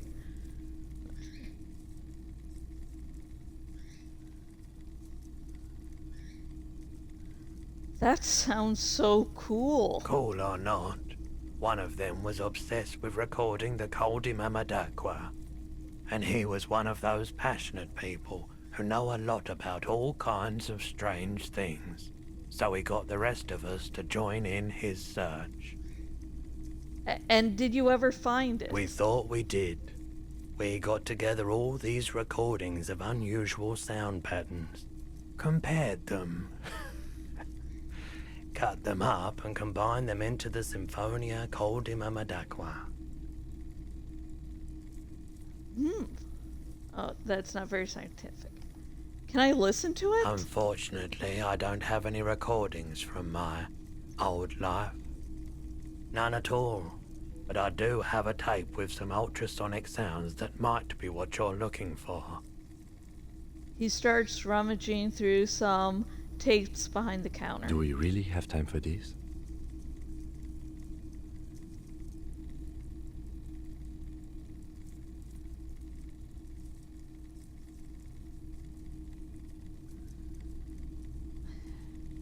Yes, it's absolutely necessary for my research. This recording comes from down the coast.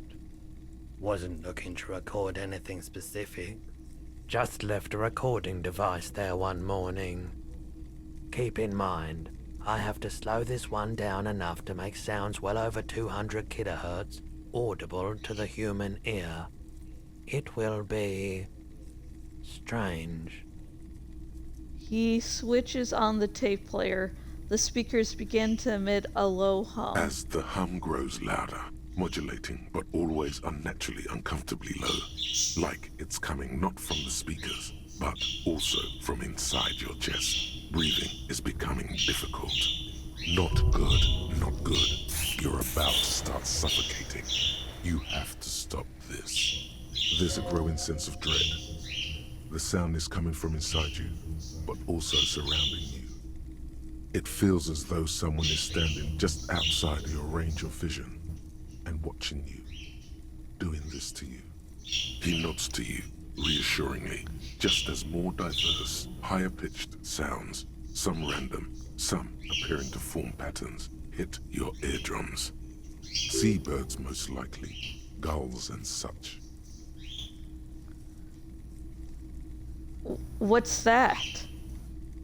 Gulls and skewers. But He raises a finger and inclines his head toward the speakers. A new, very high-pitched, shivering sound emerges amidst the others. That's it. The signal in the noise. The thin whisper. A low range of sounds is easier to handle with a focal point, but still troubling. You are mesmerized by the sounds, but also feel nausea welling up as the motif continues, then begins to recede, dissolving in what must be the sound of water lapping at the bank. You know, now that I've listened to it on these new speakers, it's not the cold Mamadakwa. Wrong patterns, wrong photons. Probably some insect trying to sing higher than its predators can hear. Still, fascinating, aren't they?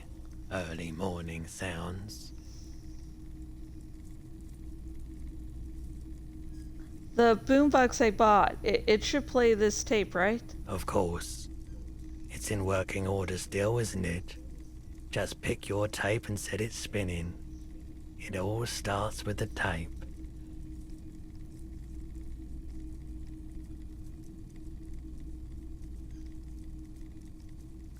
I have other business to take care of now. Woo! I never got this first playthrough. This is awesome!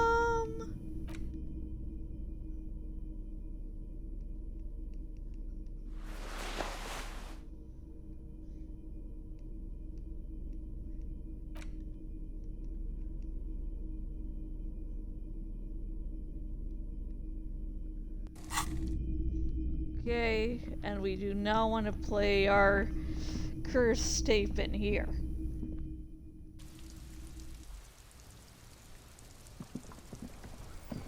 Okay.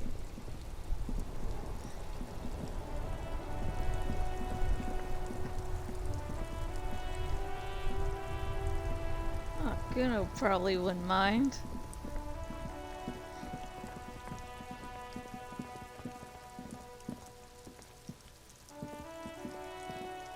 You see a set of tire tracks in the brown slush that covers the plaza mosaic. Why am I looking at this? Cop habit. You look at everything. Okay, I can finally see the damage done to the fence. Original playthrough, I had slightly different starting sets, so I could, you know, see that in my initial rundown of the crime scene. This isn't case related, you think? What kind of vehicle drove through here? Hard to say. Let's see. Reconstruct the movement. The tire tracks were left here by an unknown event that took place some days ago. It's a message, written in the language of burnt rubber.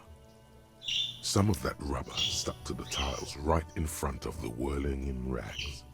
This is point A. The driver started there, and then accelerated straight into the fence, left a hole big enough for the Franco-Nigerian cavalry, according to the cafeteria manager. Why that pang of guilt again? The hole in this fence doesn't look that huge.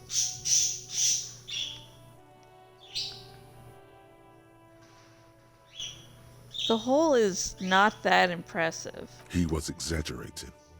People blame cops for everything that goes wrong in the world. This has nothing to do with you. Oh, yeah. Okay, what happened next? The driver proceeded to back out of the yard, barely stopping before hitting the adjacent building. Before heading south. Must have been in a hurry. A car drove through the fence. You are correct. This is a rather motor carriage-friendly city. Somehow that makes you feel scared. You don't know why. Is this connected to the case? I'm not sure. There are plenty of traffic accidents waiting to happen in Martinez. With the jam right here on the roundabout, I would keep them separate. You could follow the track south. There seems to be a canal there. See where they went, if you find the time. I think I got it.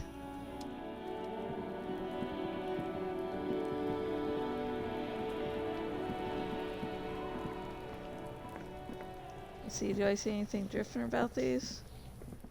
There are several footprints in the mud, left by work boots. Anywhere from 6 to 12 pairs have walked here. Get an exact count. Okay, 92%. Counted the Hardy Boys. Hardy said they hanged the victim. This school said go do it. Okay, cross your fingers. Cross your fingers, folks. 8 pairs of Yes! boots have shuffled back and forth in the mud. Where else have we seen a gang of men in work boots? That's right, the Hardy Boys in the mess hall of Whirling in Rags.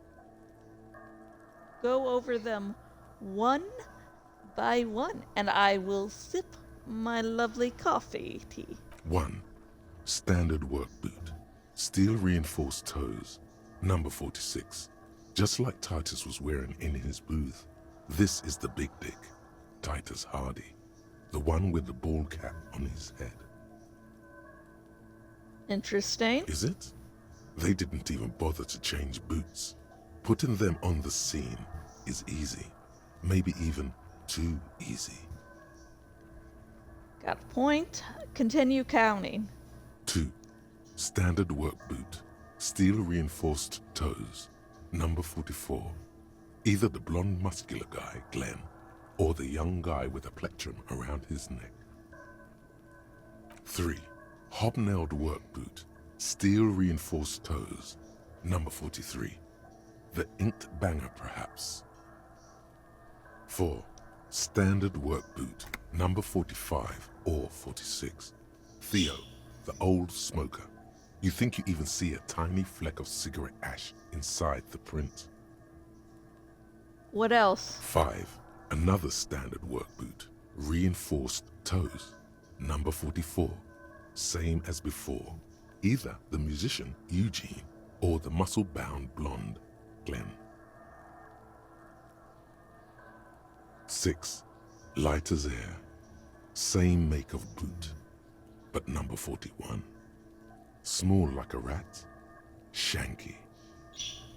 I should have gotten this earlier. Better late than never, detective. The whole world is dark and the tracks burn in it with strange beauty. Count the rest. 7. The glowing outline of a standard work boot. Number 46. The imprints are twice as deep as the others. The weight exceeds 200 kilograms. Fat Angus. Carrying something? And the last one? 8. Another standard work boot. Number 44.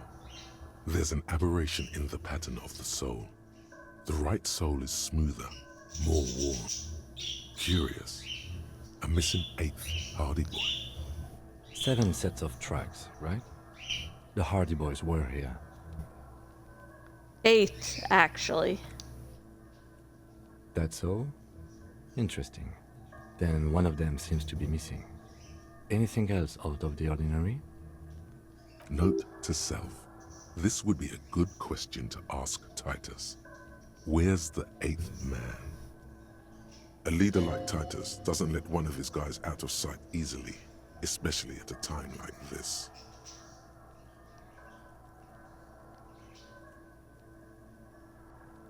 Point.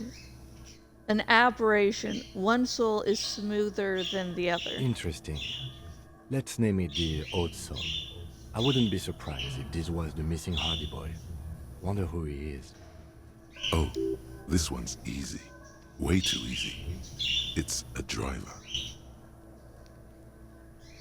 A driver would wear down their right shoe before the left. The accelerator's on the right. And remember that abandoned lorry cabin we found? With a piece of sandpaper glued to the throttle. Lieutenant adjusts his glasses as his eyes light up with excitement. If you were here for the earlier streams, you know I didn't take Kim Boy with me. But this is a thing that sort of happens. And I can understand, why, so I find it more funny than, oh my god, how could they let this happen? But yeah, it's certain parts of the game it will be like he is with you and he'll remember talking to people that you never told him you talked with. Which means that the missing lady driver was also present at the lynching? That's it. She's the old soul.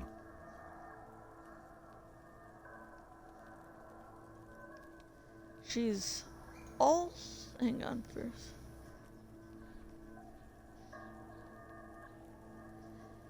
She's also the one running the drug trade. Interesting. Now we know who's the missing 8th person at the lynching. Do you think that Hardy and his boys could also be involved in the drug operation?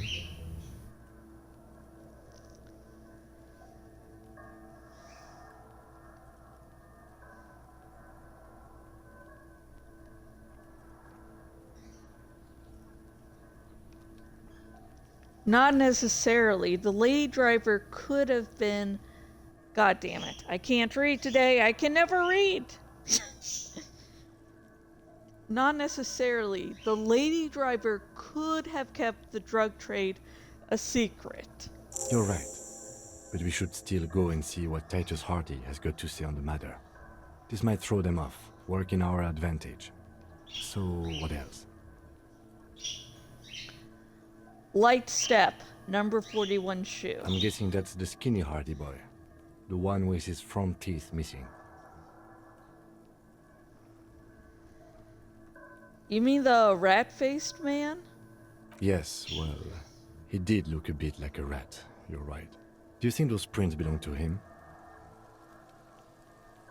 Yes. I could still be wrong, but I'm probably not. No, you're awesome. A heavy one, 200 kilogram imprint. 200? This could be the combined weight of 2 people, one carrying the other who's tied up. Let's say a heavily built worker carrying a similarly built armored man. Maybe it was a fat Hardy boy, the one sitting in the middle. He might be right. 200 kilograms of living weight is unlikely.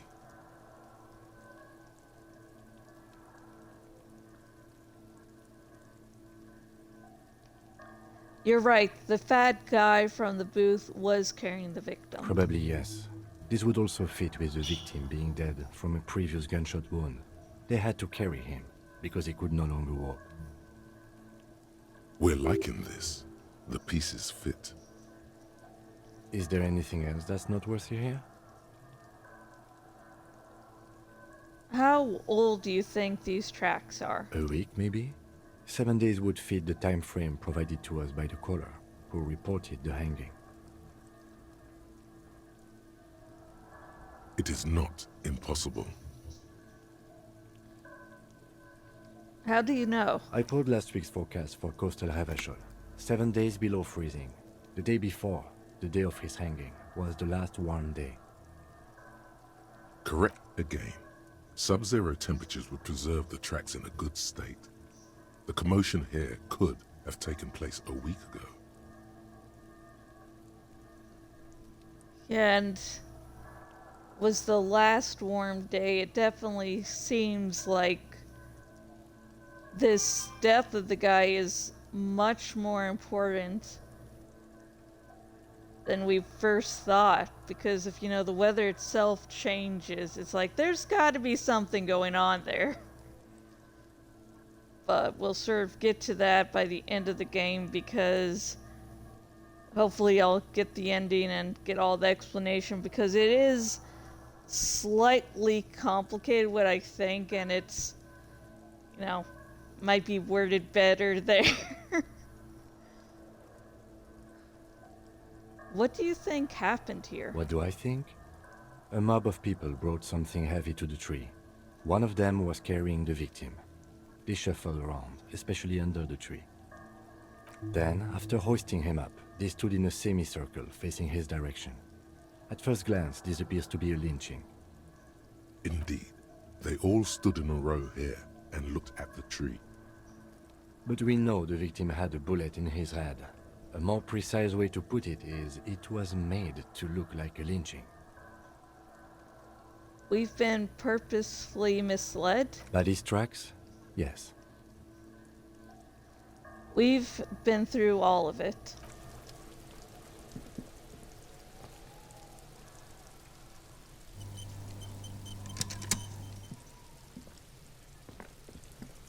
Okay, little boy.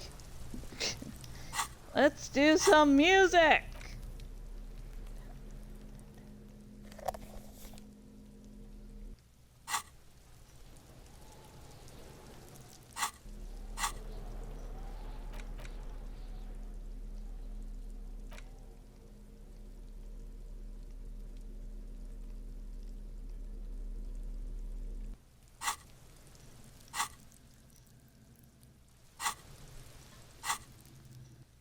How do I turn this shit on now?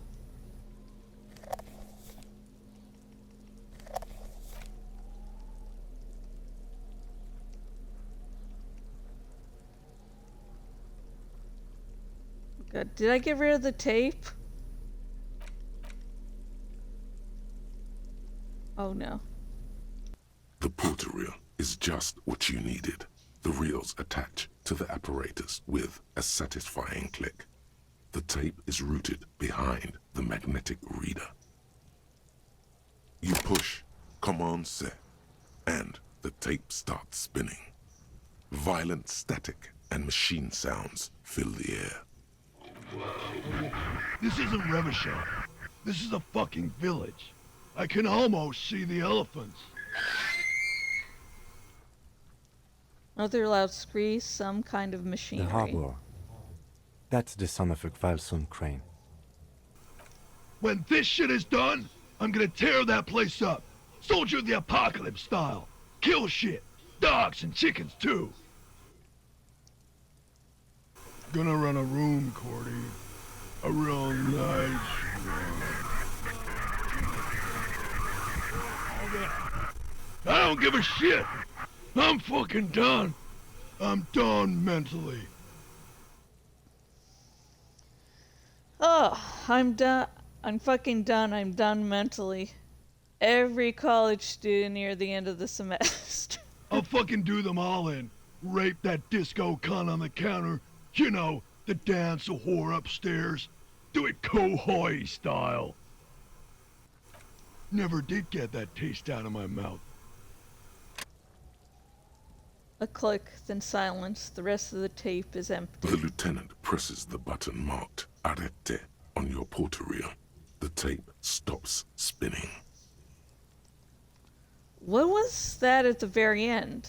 Silence? End of recording. What do you think? It seemed authentic enough. Probably recorded off the shortwave, then edited to seem more incriminating. He sounded like he was on patrol around the harbor walls.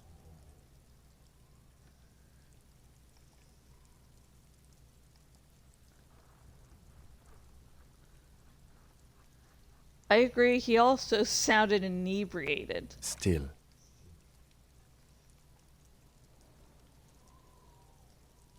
The lieutenant looks at the tape. You're familiar with this look now. It's his look of suspicion. There's more going on here than we know. Who's this Cordy? Corty could be short for Cortenard, one of the other mercenaries, the one he was talking to. Probably the mountain at the harbor gates. Mr. Right to Work. What's Kohoi? A village on the Samaran Isola, in South Safre. Grad committed war crimes there, the kind of thing he talks about. Like in the Kohoi style, ends up being him just saying bullshit to sound cool. The South Safre conflict is an ongoing proxy war between Grad and Safre. It has been hot for 12 years, with the atrocities piling on, mostly committed by the Grad. You think he was there? Who knows? Maybe the tattoos would have an answer. We would need to know the story of this man's service. A symbol of soldier of the apocalypse style conduct in a civil environment. Okay then, what now? I think we've got a few more questions for class here, don't you? This seems to contradict her testimony, at least to some degree. As you take out the tape, the boombox tunes itself back to the cheery radio again, spewing out beats like it's a Friday night. The contrast feels chilly, inappropriate even.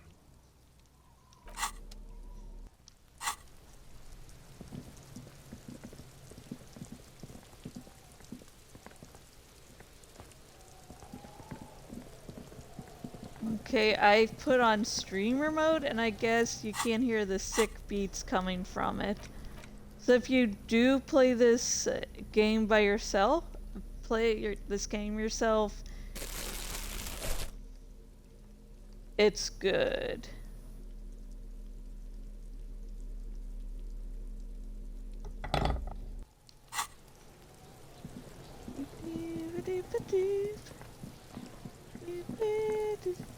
Okay, that's when it was coming around the head. My head. Doopy doop-a-doo, doopy doop-a-doo, doopy doop-a-doop-doop, doopy-doo. Actually, hang on.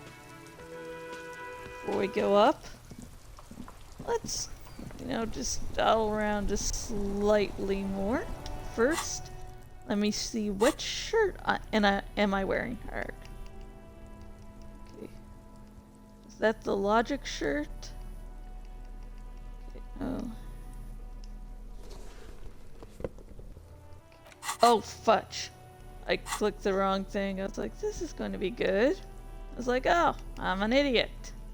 It's the ledger you found in the trash. A pitiful cabbage of white and yellow papers hanging from plastic board, barely held together by a metal clip. This sad display is made complete by the faint smell of urinal cleaner. Anything else? There's a piece of toilet paper, or is it cleaning tissue? No, it's toilet paper, desperately sticking to the back of the blue plastic clipboard. It's a metaphor for you. Yay! Thank you, waterlogged ledger, for spelling it out for us. Below the pathetics, terror. Do not look into its blue heart.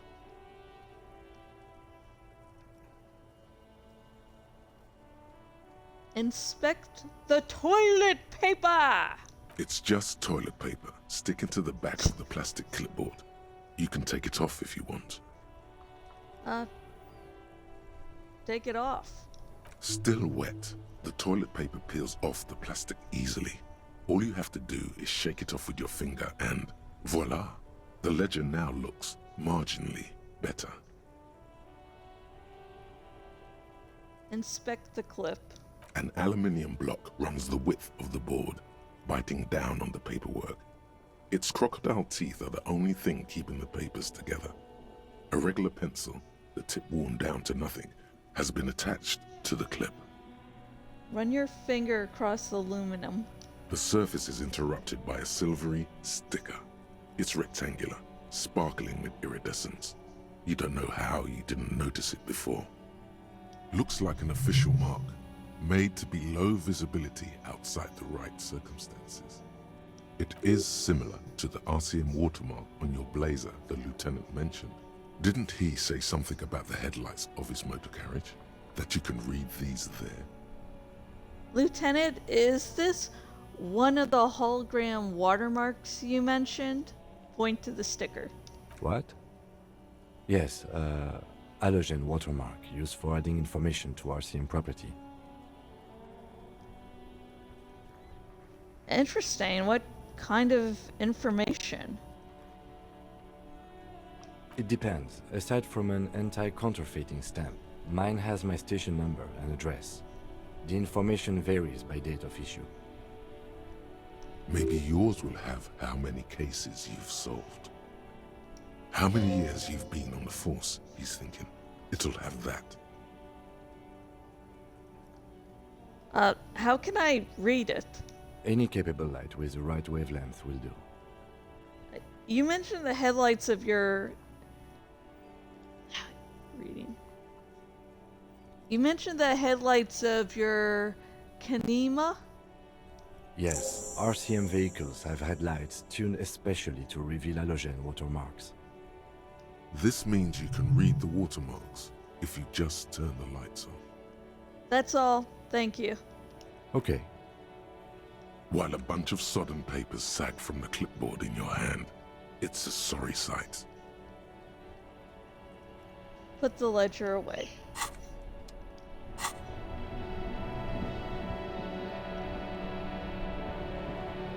Inside, you see a set of steering levers, a radio microphone, a pull-out toolbox, and the soft glow of the fuel preheater gauge. Kim, how do I turn on the headlights? All right. Ready? I turn, you press start. It's next to the preheater. He's downplaying his excitement. The lieutenant is more than happy to show off his precious carriage. Hang on. Ghost. Hang on. Stopping a death fight. Okay, good. Thank you, Ghost, for moving. Press engine start. The dashboard lights up with orange glow. The rounds per minute gauge jumps, and the engine of the Caprice Enabler comes to life with a whiny growl. Like a leopard waking from its sleep, yawning and roaring at the same time. Press the button labeled Headlights! The lights unfold with a little click, casting electrical light onto the ground before the vehicle. There you go. I'll turn them off from the remote once you're done. We just need to stand in front of the machine now. Fuck yeah. I can see my husband being like Kim. Like totally like, oh, cool car thing. It just... He was an auto mechanic before seeing how car people. As you hold your ledger's clip under the headlamp, an iridescent hologram appears. A street grid and the veins of a great river. A familiar sensation washes over you. There she is. Revachol West. There's a note of pride in the lieutenant's voice. Around the borders of the watermark are dozens, no, hundreds of micro-perforations. Look at the shimmering street grid. The rectangular watermark is overlaid with the logo of the RCM, and yet the major arteries of Revachol are all recognizable. They shimmer in the Kanema's headlights. Wait, look around you. A rat brazenly darts past you and disappears amongst the stopped lorries. In the distance, a child somewhere shrieks. A woman reprimands her in a voice no quieter than the child's cry. Ah, Martinez. Where are we on this? Point to the halogen map. Let me see. He takes the ledger for a moment and inspects it. Right here. He says his fingers... God damn it. He says his finger near the top of the map on a segment of coast jutting out into the great ocean.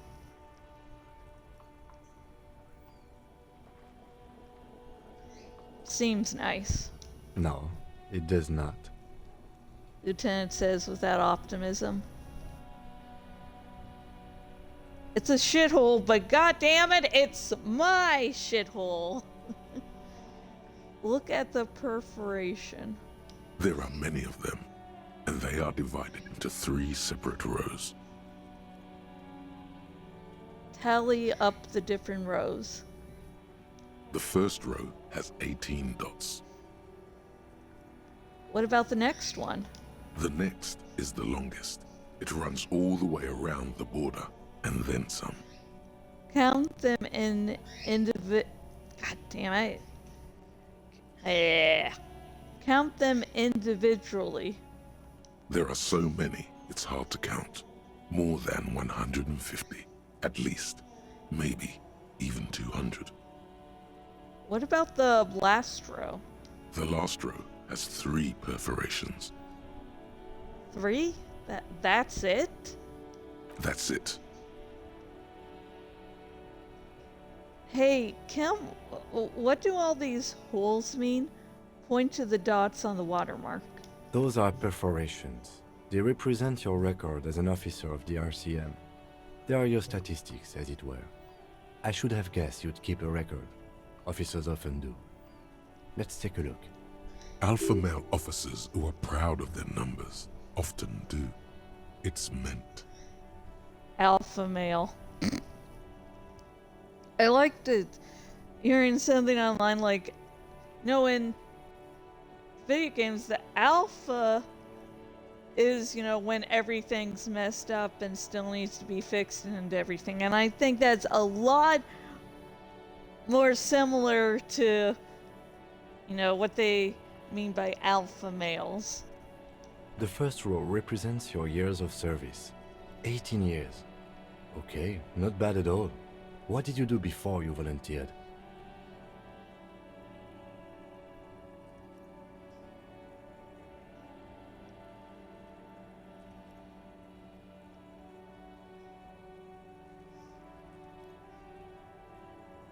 Wait, 18 years I've done this? That's what it says. I might have guessed even longer based on your age. What did you do all those blissful years of your youth?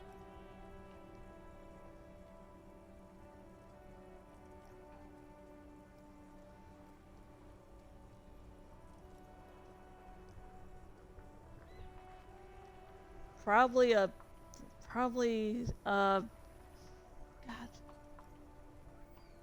Okay, probably some boring office job. Okay, there was, yeah. Didn't edit that correctly. Probably some boring office job, same as everyone else. No shame in working a regular job, detective. Sometimes after a long day of doing this, I even envy it. Let's move on, shall we?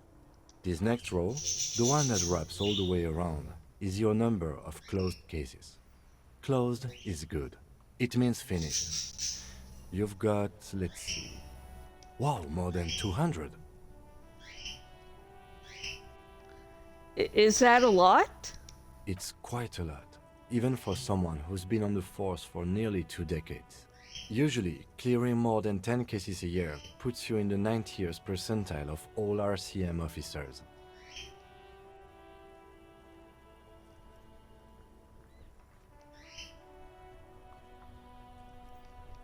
See, Kim, I told you I was a superstar cop. Call it what you want. You were a valuable member of your precinct. Now, let's look at the last row. Right. Those are your confirmed kills. You've got precisely 3 perforations there. Nah. So, I'm a killer. For an RCM officer, especially Precinct 41, which is in the Jamrock quarter, it's rather tame. I mean that in a good way. What's it feel like to kill a man, Mr. McCoy? A young woman asked the man across the desk from her. Honestly, babe, says John McCoy, crossing his ankles over said desk. I don't feel anything anymore. It's just like brushing my teeth. I do it once or twice a week and don't really think about it. There's no trace of guilt in his voice. Wait. You brush your teeth once or twice a week? I brush mine at least 2 times a day, sometimes even 3 times a day. But what the hell? There are certain officers who treat their kills like some kind of ghoulish game. If they do happen to solve a case, it's usually by accident. It's obvious the lieutenant doesn't think very highly of these officers. But it seems as though you are, or at least were, one of the good ones. So we have that to be thankful for. Have you ever killed anyone, Kim? Yes. He says, declined to elaborate. It's not a problem for him to state it, however.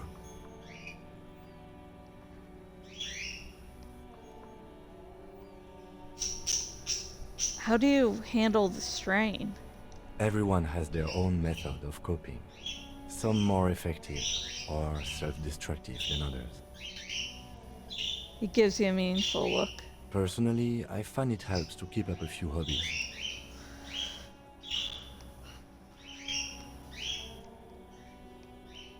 Like tip-top racing? Par exemple. Maybe I should find a hobby. Why not gardening?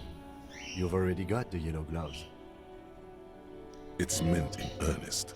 Please don't mistake it for a jab.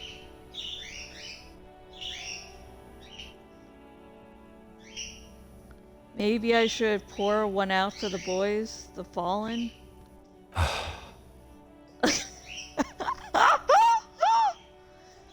Lieutenant sighs. Oh, I love you, Gim. If you want to pour out the booze you've been carrying around on duty, I'm certainly not going to stop you. Pour one out on the ground ceremonially. God, if only there was one for comically, I'd fucking love it. A dark pool of cheap wine appears at your feet. It shimmers in the light of the Kanema. Honorably done. You have given up some of your own blood for theirs.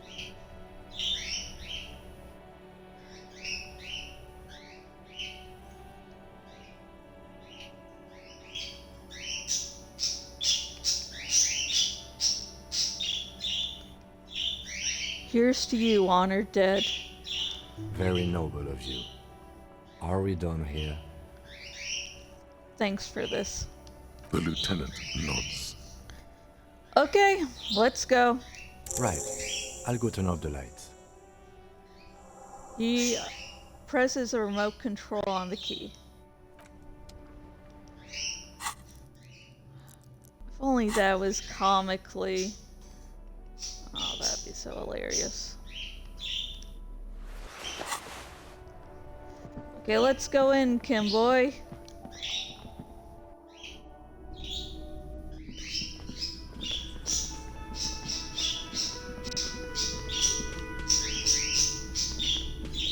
Can I help you?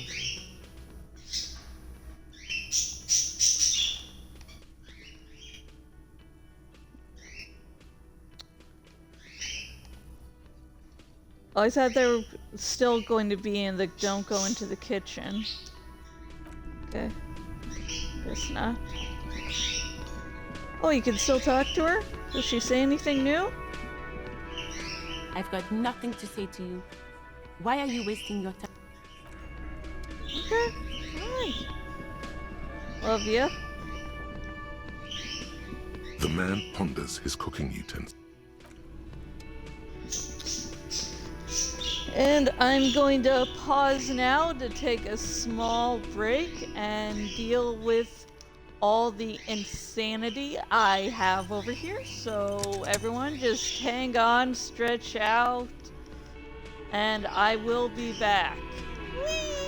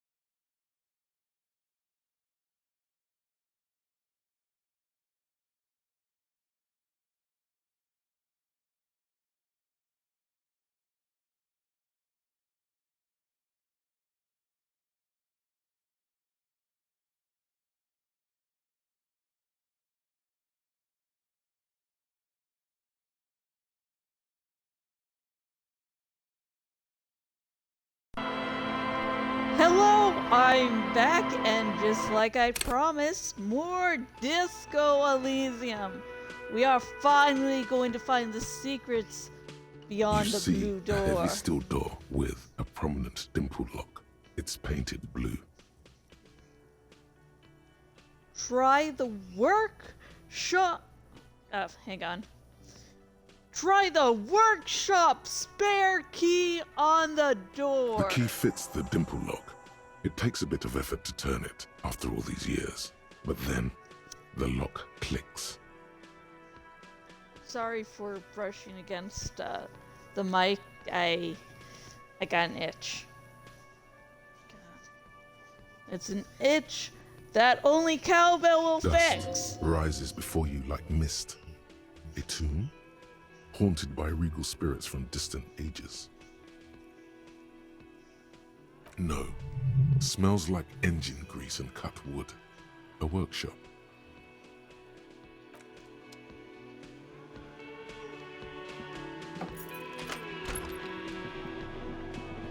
Woo.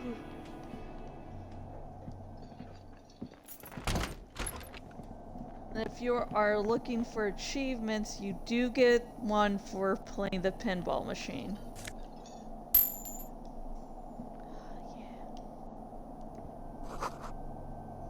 This pinball is white Dora. The back glass shows a female figure.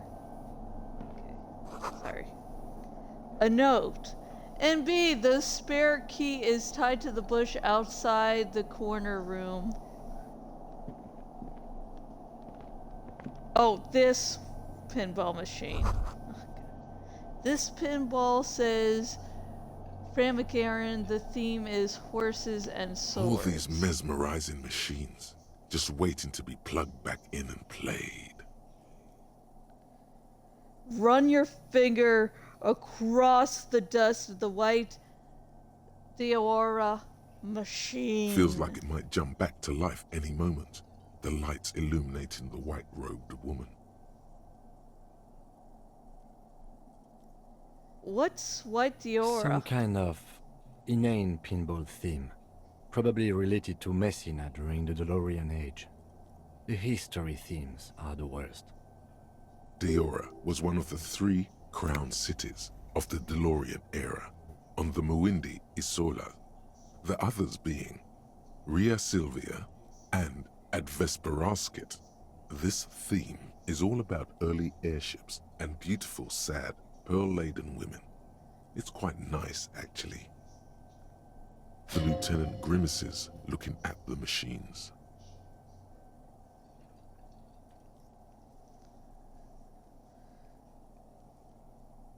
Sounds like you don't enjoy pinball, Kim. No, I love it. I love pinball. Who doesn't love pinball? Let's move on. He doesn't.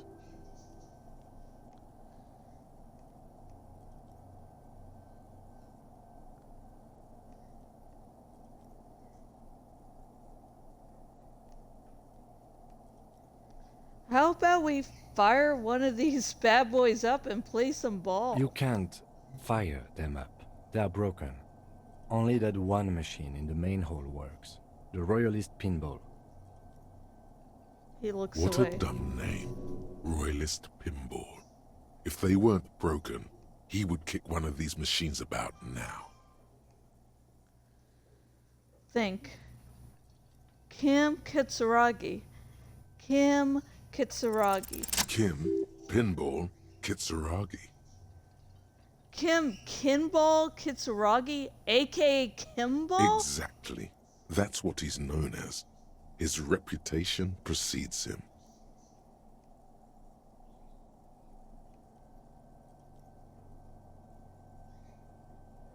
You're Kim Kimball Kitsuragi. So now he remembers. He looks at you in the silence of his workshop, then takes his glasses off and cleans them. So now he remembers. When the end goal is to embarrass me, now he remembers. Fine, I'm Kim Pinball Kitsuragi, aka the Kimball. You remembered. Congratulations.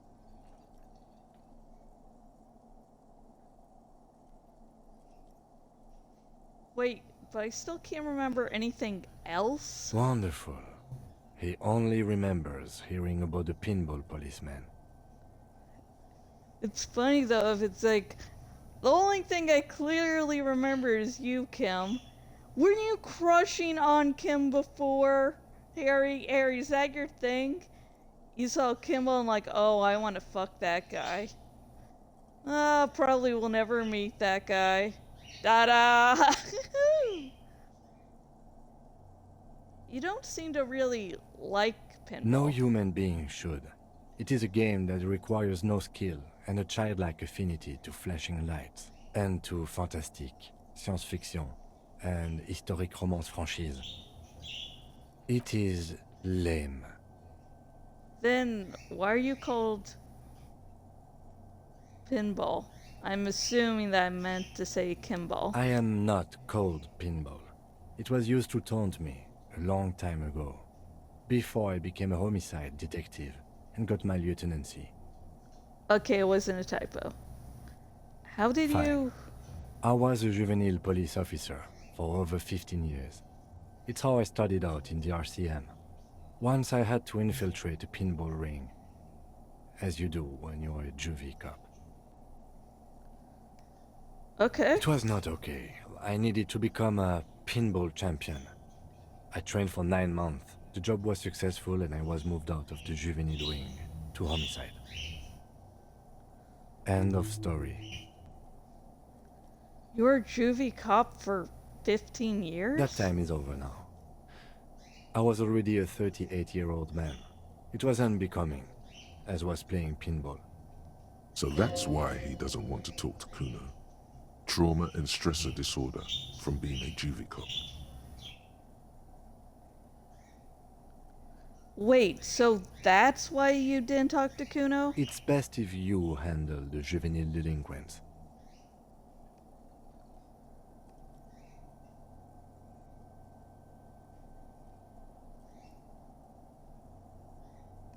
You're Lieutenant Kitsuragi to me. Not only to you, I am Lieutenant Kitsuragi to everyone. Now, we really need to continue our sweep of what appears to be a secret path through the whirling. Oh, yeah. Was I... Oh, I nearly missed you. Oh, wait, do I need my handy-dandy light?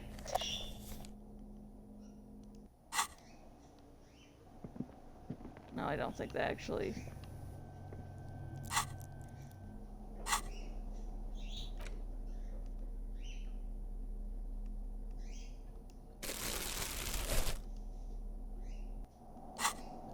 Oh wait, fudge.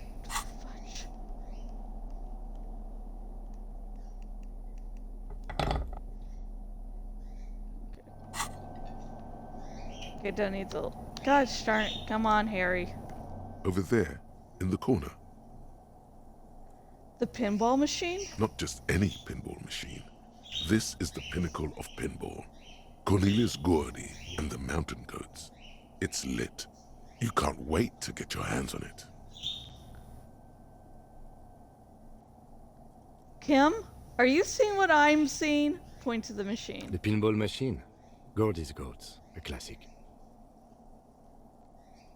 Wait, you played it? A little. Feels like a lot. Too much to play it again. Let's take a closer look. Pull out the machine. Ah, great. We have a case, Harry. No, pinball. Pinball. Cornelius Gordy and the Mountain Goats reads the golden lettering on top of the back box. There's a small column of text underneath. The machine is coin-operated. Get the game on, Fingerboy. Those flippers are ready. Lean closer to read the text. Above the painting of a mustached man climbing a hill, a column reads, inspired by the legend of Cornelius Gordy, taken on the world's tallest peak, Corpus Muindi. The Mesk legend holds that when the nation is in danger, heroic Gordy shall return and save his people. Inspect the playing field. The theme of the game is to explore Gordy's climb through the perspective of goats and to ascend to the top of the mountain in a time of trouble. The peak of the mountain is at the top of the playfield. All the balls have small goat icons on them and represent the goats as they race up and down the mountain. Areas around the playfield represent Gordy's climb, places he was said to have camped, which the goats can discover. Get them to the summit.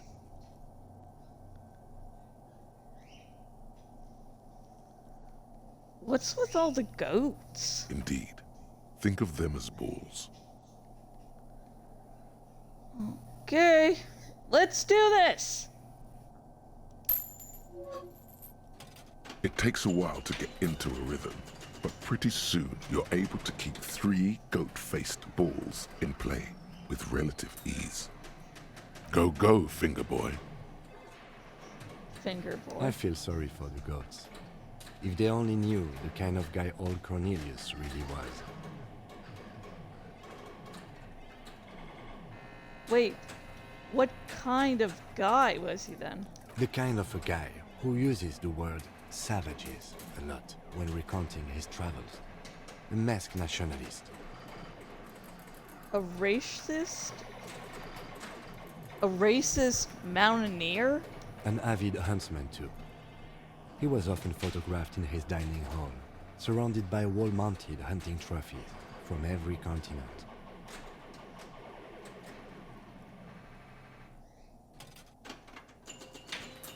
Rebuffed by Steinhausen.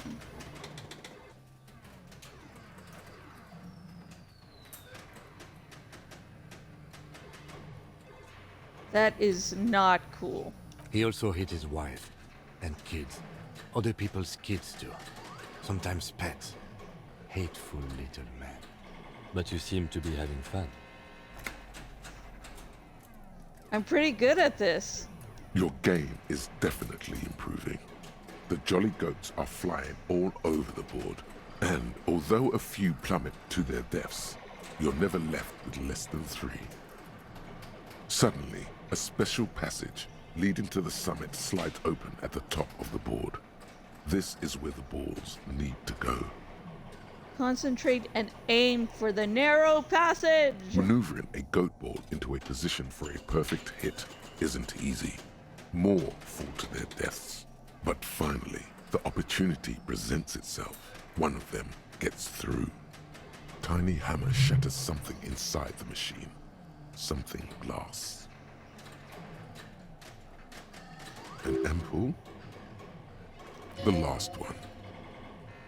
The words "pale rupture" light up on the speaker panel, and the machine starts filling with a thick, milky fog. Something's happening. Congratulations. This is where the game ends. It's a cheap way of getting more money out of the players. A stupid, nihilistic finale. There's so much fog, you can barely see anything. Some is actually leaking out of the machine, and one by one, your goats start slipping, disappearing into the milky nothingness. Lucky goats, the fog looks soft and inviting. This can be navigated. The balls leave almost imperceptible disruptions in the fog. Use them to calculate where they hit next. You're down to your last goat, going mostly by sound. Eyes are useless at this point, but that goat is something special. 5 times you snatch him back from the jaws of death. You're in a perfectly balanced system where neither you nor the pal is able to get the upper hand. This could go on forever.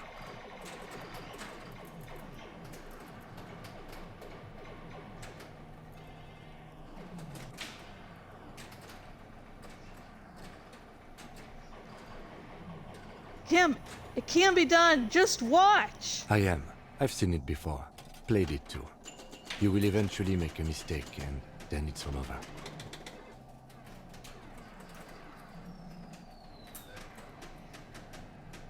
It is too stressful. Stay on the ball. Okay, Cross your fingers. Cross your fingers, everyone. Come on, here, She no. can't even see it.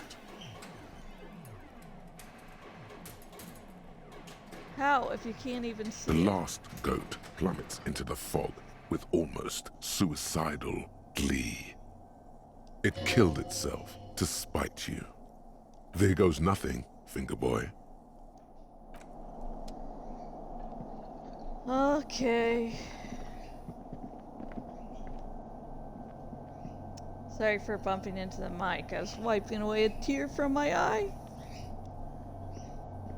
This small elevator is dimly lit by a bulb that's been glowing for ages. The latticed cage is open, inviting you to step inside. Look in. Smells of nougat and sweat. Your head brushes up against the ceiling. There is a control panel to your right, and just enough room for 2 people to fit in. The maintenance card under the control panel reads, Last maintenance, 10th July, 88. Look at the elevator controls. There are large rectangular buttons, monter, descente, and an international call for emergency assistance. That third one appears to be broken. A small steel plaque reads Halter 800. Halter is a Koningsteiner lift company who went out of business a long, long time ago.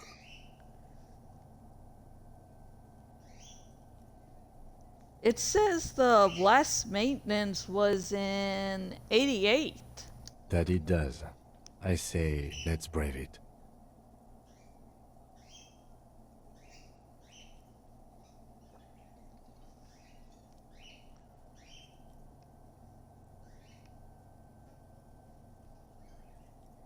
This elevator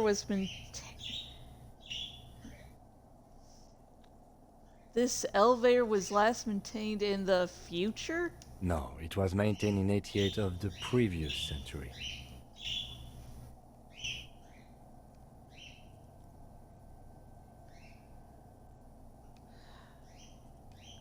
So it's not a message from the future? No, I think the bureaucrats just forgot about this backroom elevator after the revolution. I wonder what this elevator was used for. Seems like a small freight elevator for transporting machinery. For that, it's pretty quaint. He taps on the guttering light bulb. It's golden in the dark. Close the door and go up! Done more stupid things in the past. We'll continue to do really stupid shit.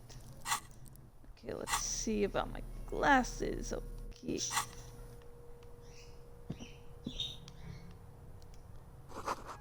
Small windows taped shut with black plastic, you can't see outside. Boxes of tools and replacement parts line the shelves. Schematics for a pinball machine, futurism themed.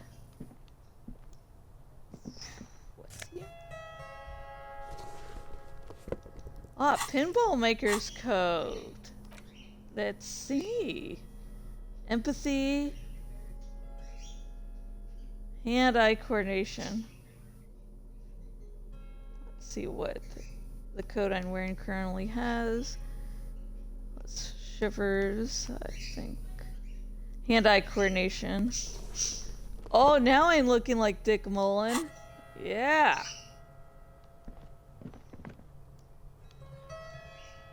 The pinball machine has been taken apart and gutted. So this is where they brought 40 pinball machines to fix them up, a long time ago.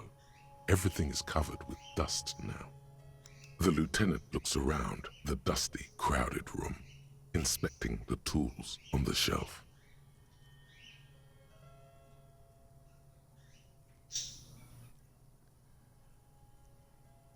Looks like they gave up on fixing the pinball machines at some point. At some point, 20 years ago, 15 maybe, before pinball went out of vogue.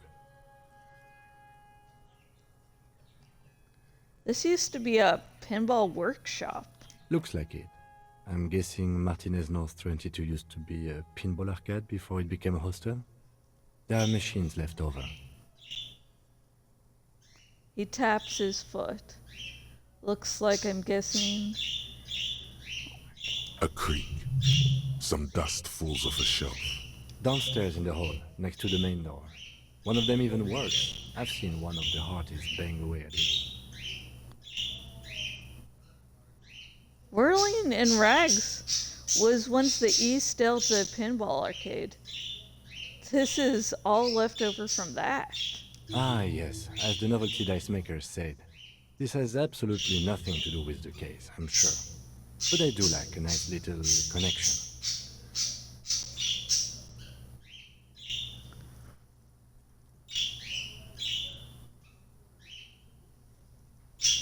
But then it went bankrupt. Your skin crawls from making the connection.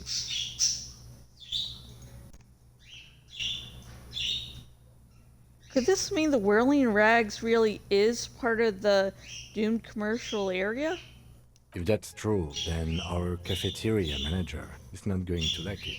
We should tell him what we found up here, omitting that suspicion. He does not appear to be the kind of man who likes his establishment to be part of a neighborhood ghost story about bankruptcy. Stupid superstition. But still, it would be interesting to see what the cafeteria manager thinks of this. It's not a ghost story. It's a curse, and Gart ought to be made knowledgeable so he can perform counterspells. Finish thought.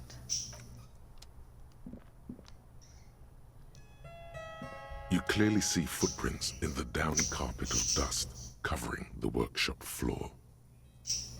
Jackpot. These, unlike everything else here, are new. I really do look like a classic oh.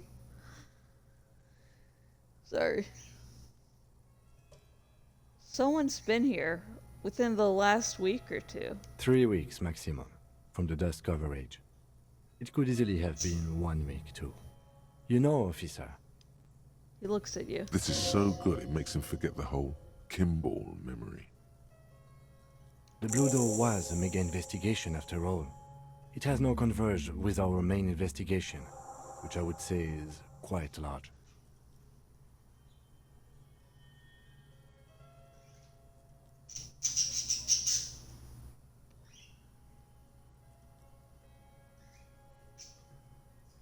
Okay, what does this mean? It means someone snuck through what seems like a secret route, behind Classia's room, in the recent weeks.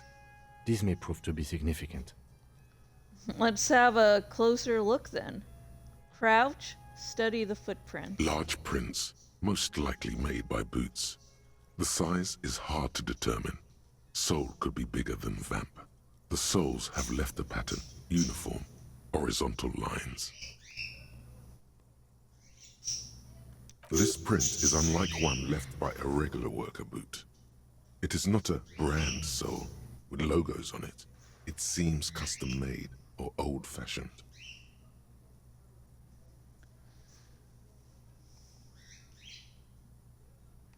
This print doesn't look like the old... this print doesn't look like the odd-soled print we found at the hanging, Kim. The size looks about the same, actually. They're not the same shoe, but they could be the same person. This doesn't look like the workers' boots from the hanging, does it? No. These little horizontal lines are different. They look custom-made to me. Or some kind of foreign print. Hard to say. Still a boot, though. Get up. Everything around you is quiet. The prints crisscross the workshop floor. Let's move on.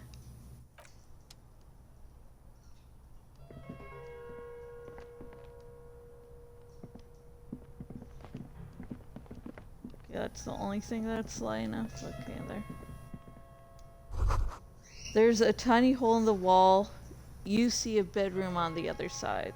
You can almost see the shape of a man and a woman writhing inside, bathed in drug sweat and dirty linens. Bottles lie around everywhere.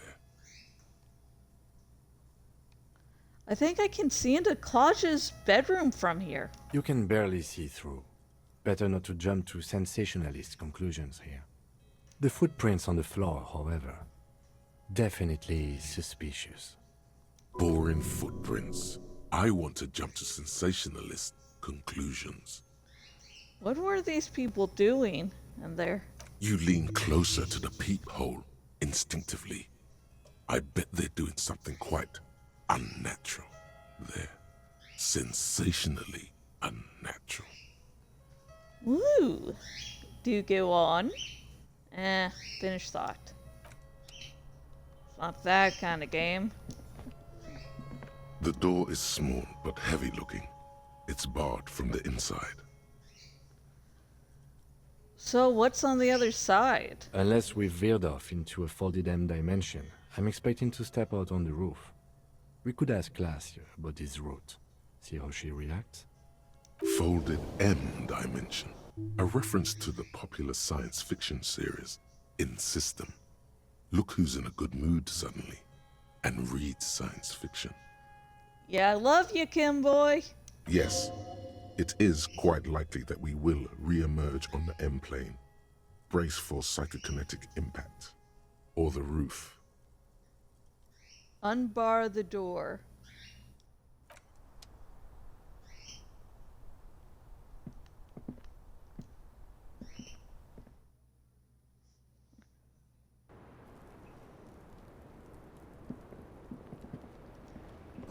Look, a handful of dried white wildflowers. Those become important, actually. I was just thinking, what a nice day for questions pertaining to a murder investigation. Let's return to this later. I just want to see. Actually, I want to see something in here. See it? Okay, I can see it. This window is pristine on the inside, unlike the one next to it. Light from the desk lamp reflects off the glass in an untarnished golden halo. Run your finger across the surface of the glass. Smooth as ice. There are spots of mud and rain on the outside, even smudges. But the surface of the window is clear from the inside. No chips, no hairline fractures. Following your lead, the lieutenant leans in closer to inspect the surface. This window was recently repaired.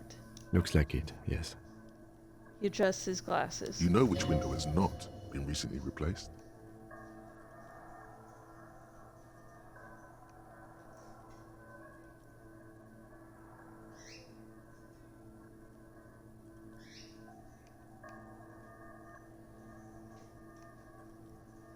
What is this guilt now? Maybe it isn't. I mean, 24-hour window is out of business. What were your options? Stop distracting him! He has work to do! Plus, if I recall, the window has been giving him shit ever since he got here! Thank you, horrific necktie!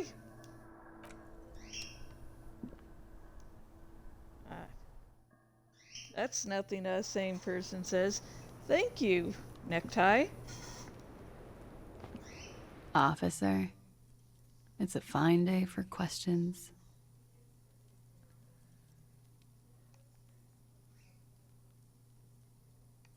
I need to talk to you about your room again. Yeah? The door there, did you know it leads to a downstairs elevator? Sorry, Ghost and Jor are playing with an empty snack bowl that I'm going to fill in a little bit. That's fun. I'm like, wait, that's empty? So he was pushing around, biting at it.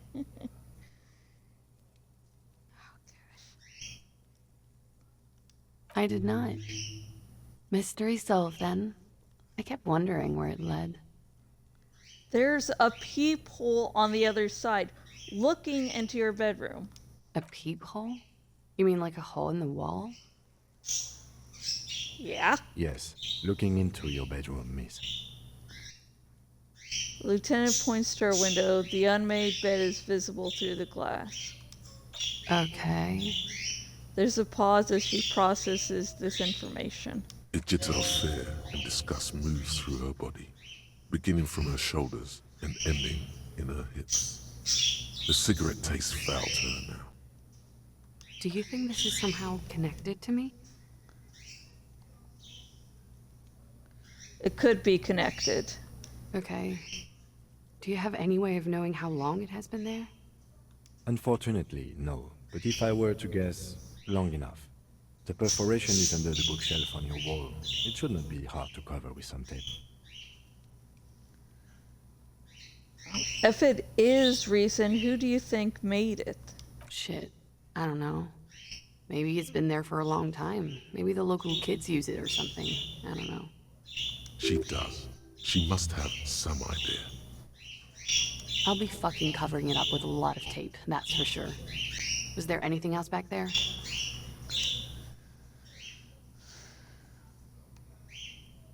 You must have some idea who might have been interested in making that hole. Honestly, I have no clue. Yet, maybe it's something she's keeping for a later move, when she's more sure of herself. There are tracks on the floor. They're recent. Huh. This isn't good. It's an old pinball workshop, the room back there. This place used to be a pinball arcade. Okay. I'm glad someone's had fun. That's all for now. Mm-hmm. She flicks the ash from her cigarettes absent-mindedly. She's lost in thought. Eyes narrowed. Forehead furrowed. The window is new. It is. She moves slightly to your left to check her reflection in it. The lieutenant makes a note in his notebook. He finds the answer unsatisfying. I have other questions for you. All right.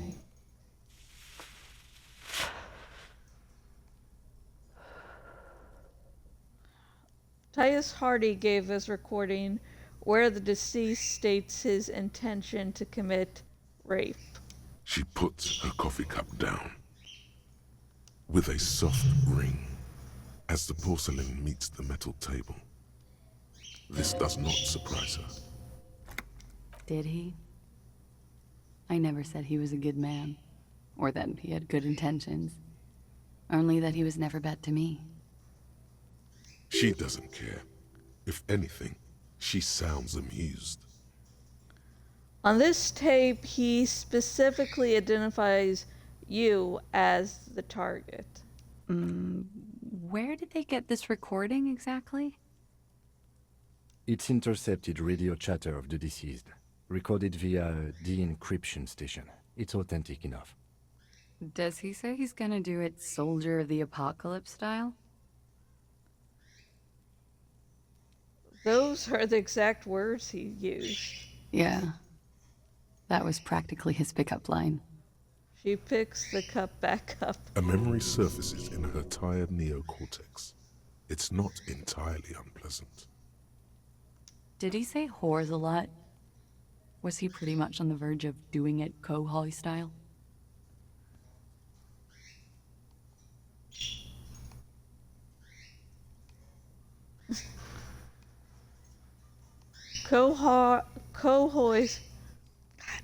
Kohoi was mentioned. He wasn't actually there.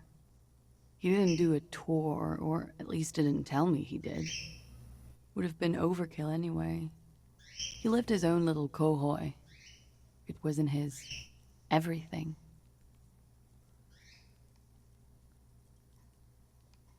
Why say things like that? Mishimo? Yes, was he bragging? Okay, hang on. Switching drinks. Hang on. From coffee, Death Wish coffee tea mixture, to a little bit of Coke. And Coke, the drink, not cocaine.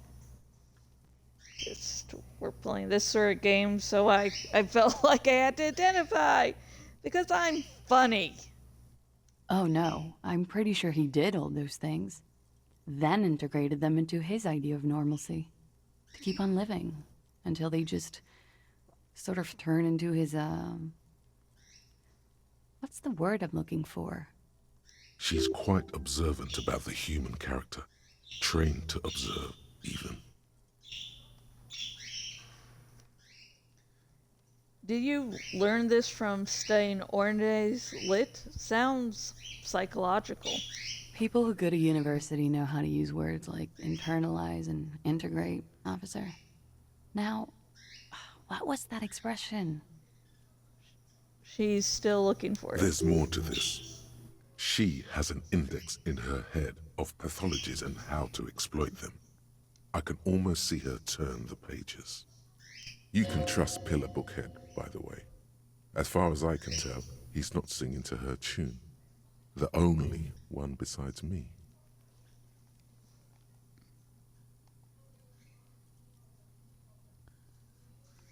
Coping mechanism? Running joke.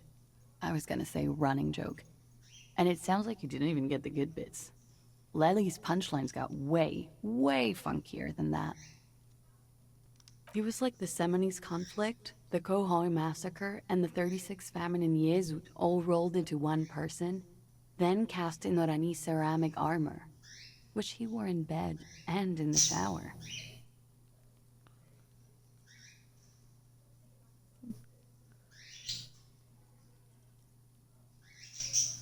When he said he was done, and done mentally, it didn't sound like a joke.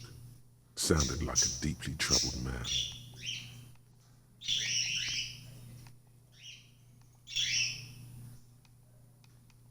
Hold on. He said he was mentally done. That sounds like a broken man to me. Well, maybe I pieced him back together with my magical personality.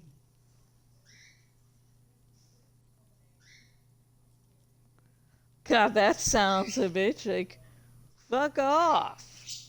God, that's a big fuck off.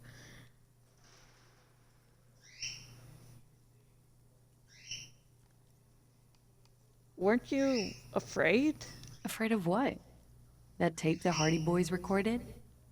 Your mother probably never told you this, but girls are evil. Had I the physical robustness and social support, I'd be in Khohoi.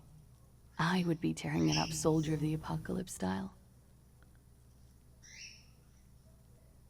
Did he tell you he had actually done any of those things? Here in Martinez, I mean? No. We were too busy laying waste to our own nervous systems to direct any of the fury outward.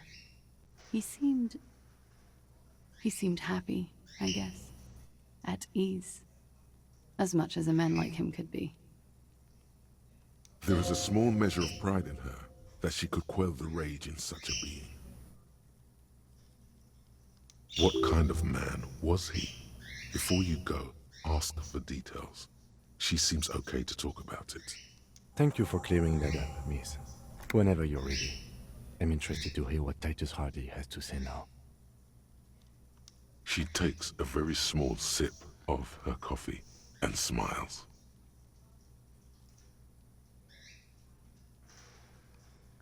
Let's talk more about the so-called assault. Not my favorite topic, but okay.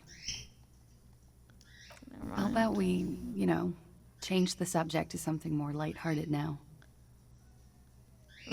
Now that you've had some time, can you tell us more about the victim? Like, for example, his name? Actually, officer, I didn't know his name. I just called him Lely. A nickname? Okay, hang on. Ghost, I don't think that's a safe spot for you right now, girl. Or do you mind her being in there?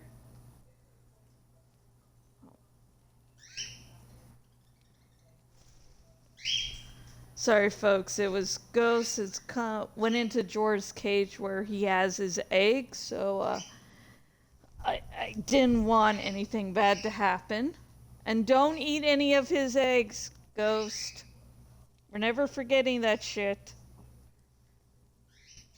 I guess. He came from Lelystad. It's short for that. And it was his army name, apparently. He said his real name wasn't his. I tried to pry it out of him, but it was no use. Lelystad. That's a good start. Lieutenant writes it down in his notebook. We have a few questions you can help us with. A few things a field autopsy alone can't answer. The young woman cranes her neck, trying to catch a glimpse of the page the lieutenant passed to you. On it is a list of autopsy observations recorded neatly in blue ink. The last missing pieces of a puzzle of flesh. God damn it. Jorah, you can't lay eggs up there. Oh shit, sorry. Okay, good. That didn't break it. Good. Come on, Jorah. Come on. Come on now. Okay, there we go. Sorry, Jorah's tried scouting again. I love you, Jorah, but you can't lay eggs up there. We've been over this numerous times. Gosh, sorry. Just remember, whenever having pets with you while you're recording, things can happen. Anyways. Oh. Where is Elysium? The place, I mean. In Oranje, officer. It's, I think municipality is the term. A nowhere town there. The Lelystad municipality has few boroughs and even fewer cities. It's made of agricultural plots near the border of Gottwald. Executive summary: cows, silos, and wheat. You were almost right, officer. That means his race was occidental, not mondial. I'll update the form.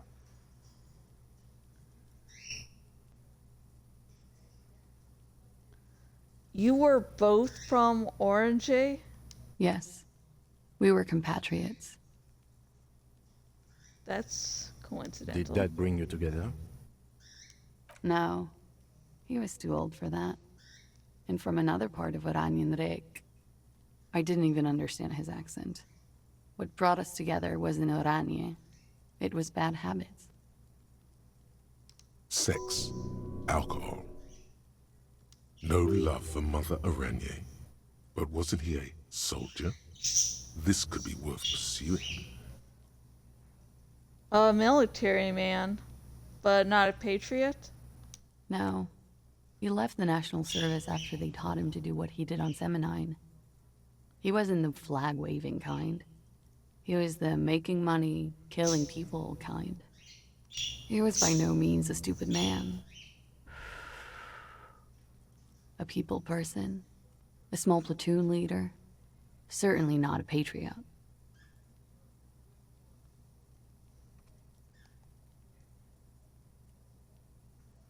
You don't seem like much of a patriot yourself. Mm-hmm. There is nothing on Moindi. The old world is dead, and we both knew it.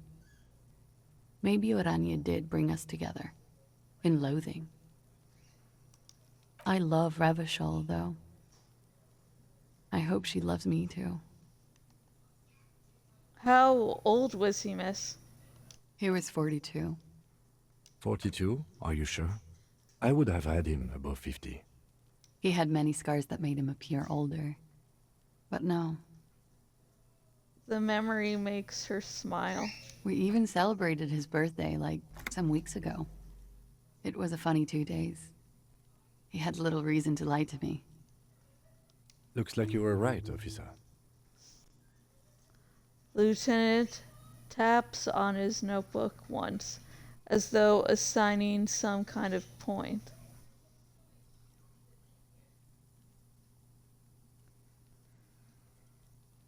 I did not know this was a competition, Kim. It isn't. Police work is a cooperative sport.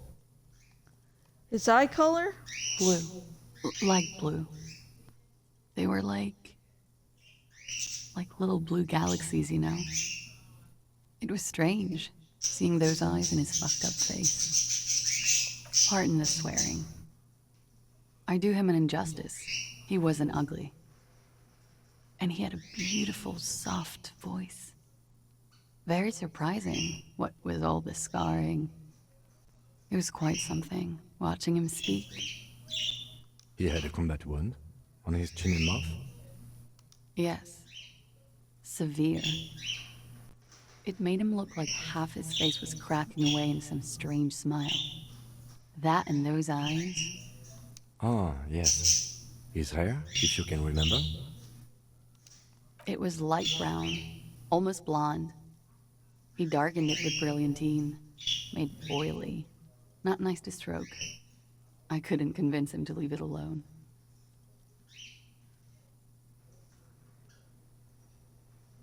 Interesting. I, too, have stroked his hair. Oily, isn't it? We have that in common now.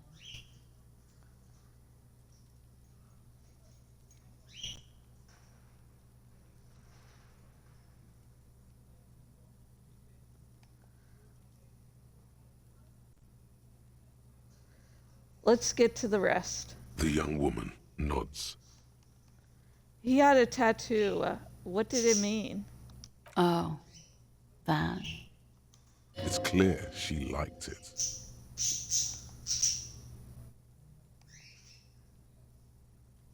You liked it?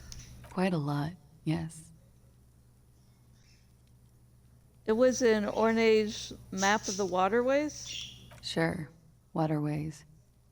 It was mostly for showing off to chicks, though. For showing off to chicks? How so? How? Imagine him lying in bed. Freakish musculature laid out on the sheets. Scarred, of course. Tattooed. The sheets are dirty for some reason. Is this Orani's lit? Is this Ornage lit? I can't help myself. Yes. This is the very essence of what Annie's lit. A moment's respite. Dark and hopeless as the struggle itself. She leans even further back to demonstrate. He's smoking and drinking, of course. And his chest and shoulders and arms are studded with stars. Tens, hundreds of them. Maybe even thousands. And the woman goes like, "What was this, baby?" And he says, "That was too hardcore. Don't ask me about that." So she goes, "Okay, but what's this, baby?" And he's like, "Saw some bad shit there.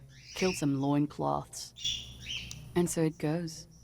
Star after star, port after port, third world country after third world country. And he's done horrible things in every single one of them. You were the woman in this? Oh, yeah. Can you tell us precisely what these mean? Hand her the photo. No, thank you. I've seen enough of him dead. I can tell you what they meant without looking at them. She pours herself some more coffee. Go on. He was a blue-eyed boy with thick arms, from a small town. He was also poor, and the government of Orania needed some people killed, so they turned him into a grotesque killer. For money. He went to Killer Academy in Vredefort. Then he killed some people on the Seminine Islands. And on other islands, too. All of the islands. After this, he came to Revachol and got killed himself.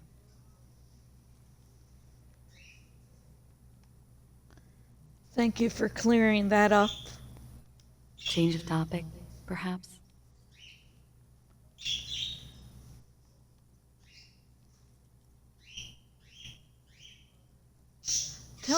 something odd. Did he enjoy his death? Why do you ask? She seems unsurprised. Because she knows exactly how he actually died. Just have her answer the question. Don't give explanations.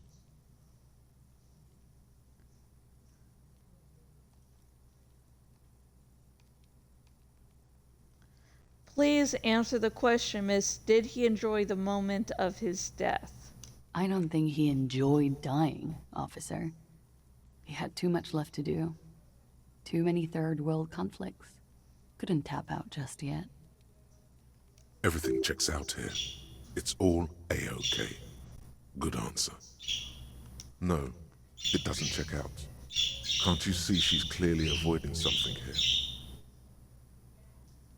That's a strange thing to suggest. The lady is as fair and just.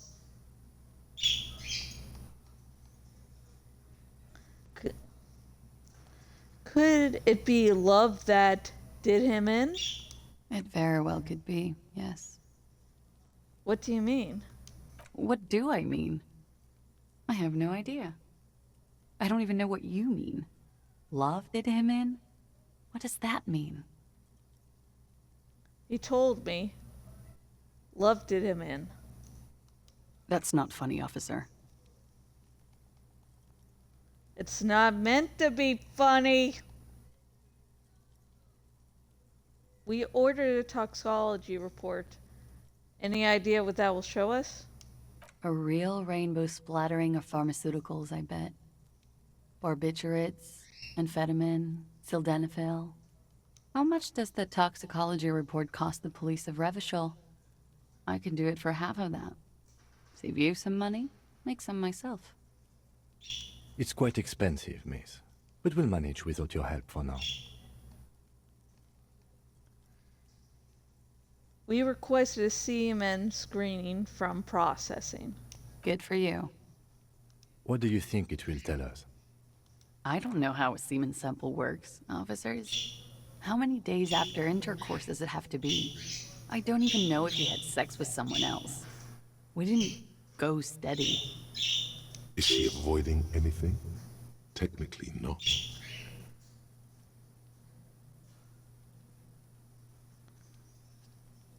Technically not. Come on, man. Listen. You can't trust them. It's just you and me.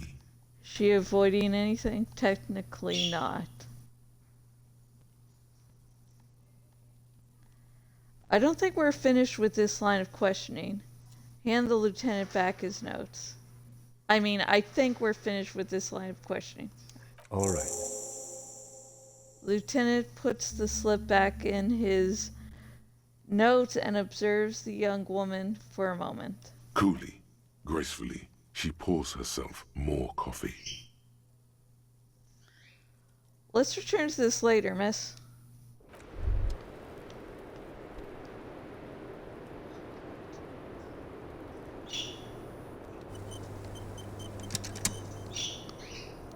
Wait, stop. That man, bloated beyond all recognition, was 42? It's what she said, yes. Below the damage, the weeks of decomposition, all the swollen indignity of mortality. He was 42 years old? Where is this going? How old are you? That's where this is going. 45,000 liters of raw alcohol has left its disfigurements. What lies beneath, you wonder? Kim, how old do you think I am? Huh? Lieutenant isn't quite sure he heard you. How old do I look? How old? 58?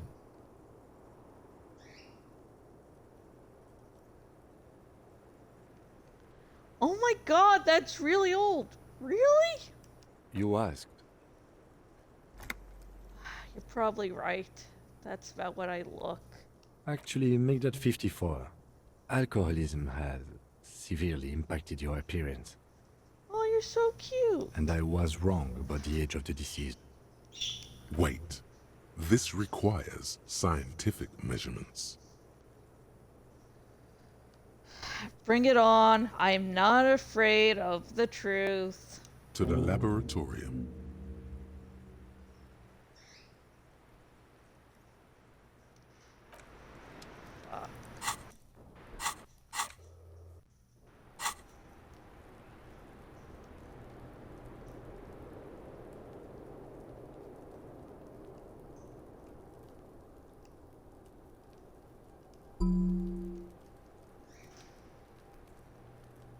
I'm interested to find this out.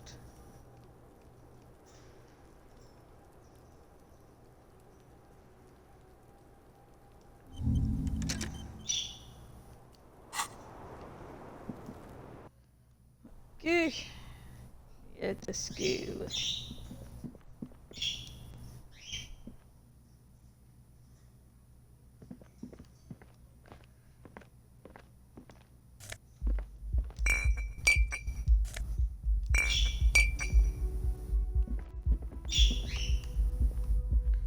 Clean up the room.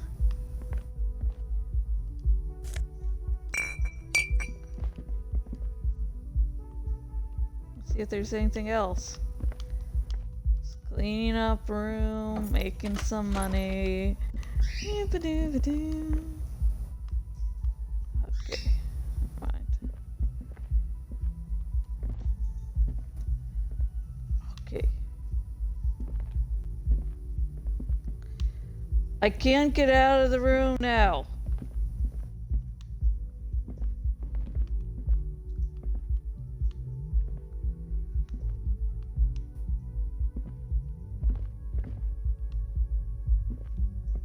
Okay, let's shut the door.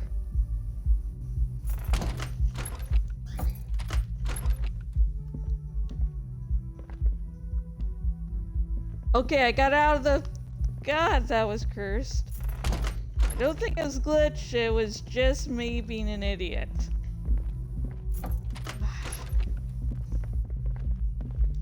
I like to blame it on a glitch because then I'm not an idiot more, I'm the victim.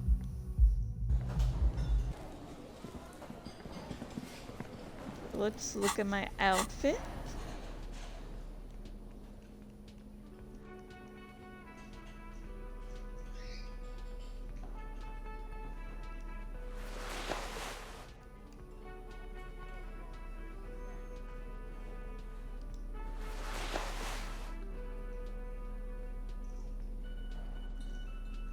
Okay, reaction speed, and this.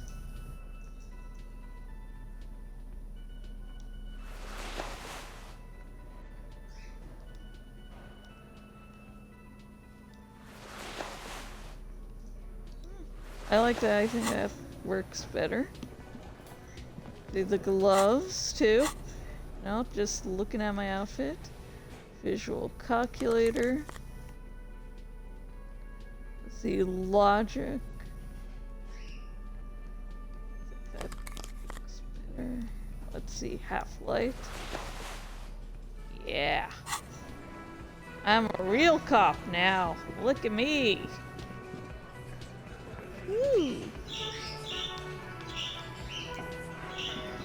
Yes? Oh.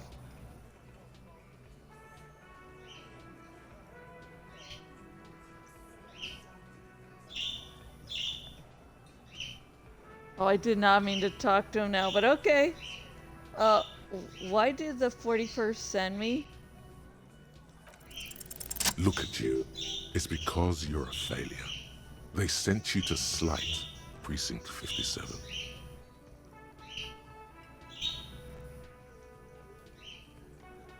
What? No. That can't be right. Just think about it for a second. You're a raging alcoholic who showed up 3 days late and argues with his necktie. You weren't sent here to win. Kim, what if the precinct send me on this case because I'm a fuck up, like as a joke?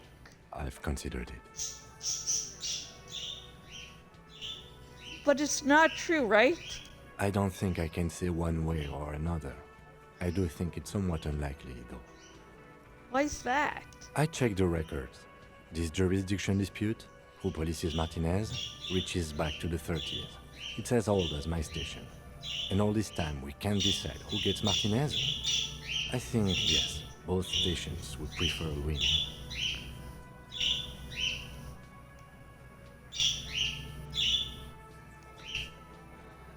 Do you really see me as a safe bet? Safe? No. But you're old. You've made it this far. Something has brought you through. We've only just started working together, so I don't know what it is yet. But it's there. So no, I don't think they sent you as a joke. And even if they did, they are in for a surprise. He's right. There are no airtight theories, just paranoia. You've given it some thought. Now let it go. Nothing. I'll walk back so I can actually click on the guy I meant to. The clowns are still hanging around. What is it now? Well, we're hanging around and we're thinking about starting a circus.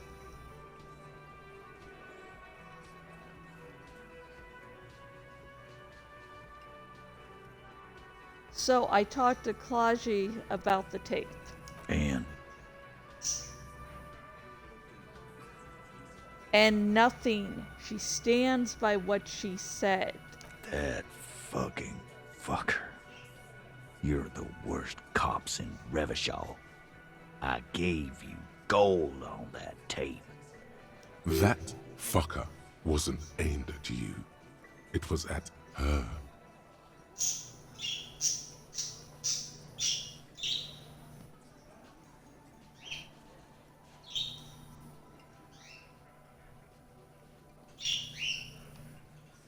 It was dark stuff, but didn't prove anything. And it didn't change her mind. Dark?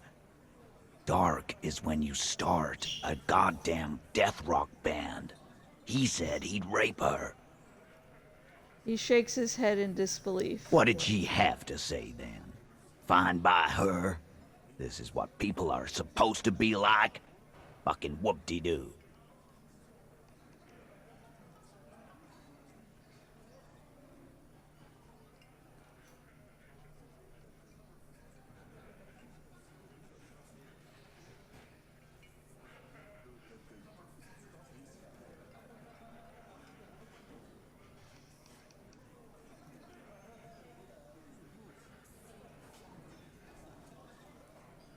Actually, I think it made her a little nostalgic. Yes. In fact, I think she thought it was a little funny. Funny? No good goddamn psycho whore. Seems like they wanted to give Klasia a second chance to play along. She still didn't. Alright. All fucking righty then. I guess it's good then. That fucking... Please try to control yourself in the presence of visitors, Titus. Her voice is a bit softer than earlier. This is just perfect. Just fucking perfect. Any thoughts on this, lawman? Titus rubs his chin with his palm, as if trying to grind it smooth. You don't have to say everything out loud. Just mix and match.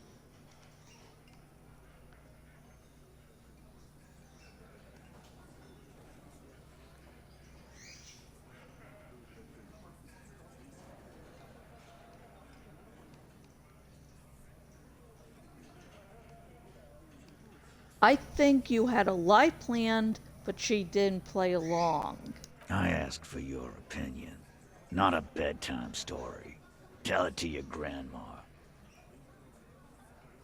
This tape was the last chance for her to do what was planned.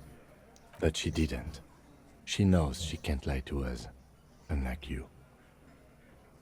Oh no. He's definitely compromised too. It's his hubris. Sadly, not much to do about it now. Fantastic. So now, you remember how to do your job. I'm so sick of this piss. We should get something harder in here. I like this. Everyone starts getting upset when Harry remembers stuff. guys. We should get a party going tonight. Why? Maybe not then. Success. They admitted to unlawful collaboration to derail the investigation. Oh, this is so great. It's like, why? Never mind. Maybe she isn't who you thought she was. Nah, I know her. She's just a girl. In over her head.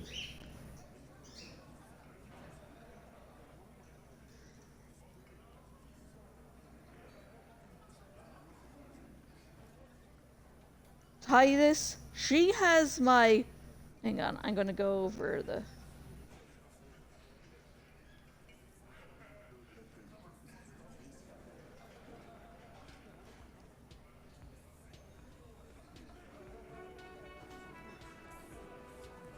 Titus, she has my whole skill set compromised. She's some kind of a pro. What kind of pro? Y'all saying she's a hooker?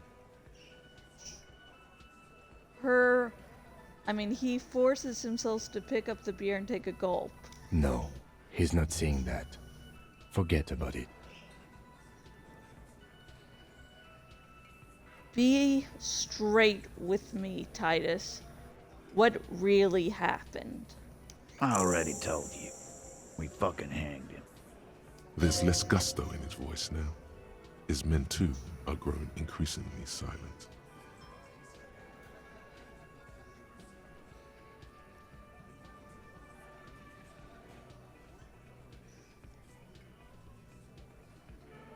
Come on, Titus. We know you didn't hang him. He was shot. I know you're tired. So am I. Why don't you just... You know what? I am tired. I'm tired of you and the whore upstairs. Next time you see her, tell her Titus said, "Fuck off!" He throws his beer can down. That lying scamming. We're done. This is over. You understand? Your little investigation is over. I like it because it's line scamming. So what Klaji was attempting to do was push the blame all on someone else so someone else would be in danger and she would be free to go. Yeah. There's a silence in this room. Ellen starts saying something, then thinks best not to. Klaji is a character I highly admire, but like most people in this game, she's too complex to be good, bad. On the floor, beer drips out of the can into a small puddle. No one does anything about it.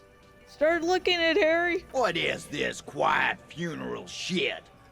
What we need is some beers in us. Bartender, 20 beers for the Dock Workers Union. Why do we make it 40, huh? Why do we make it 100 beers? You're not loud enough.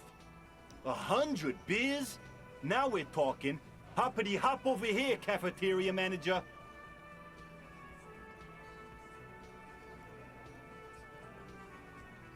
Negative.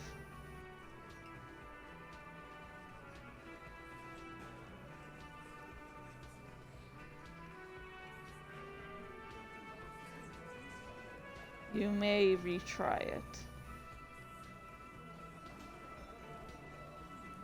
Guess what? I've connected you to the local drug trade. Like hell you have.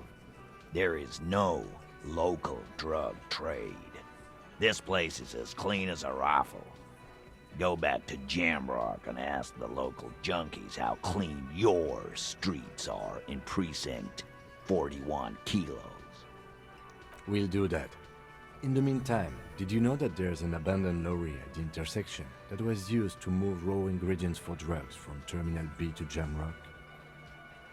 The person driving it was present at the hanging. It was one of you. We've connected the footprints. Detective, do you want to deliver the coup de grâce? No, the thunder is his. Leave it to the lieutenant.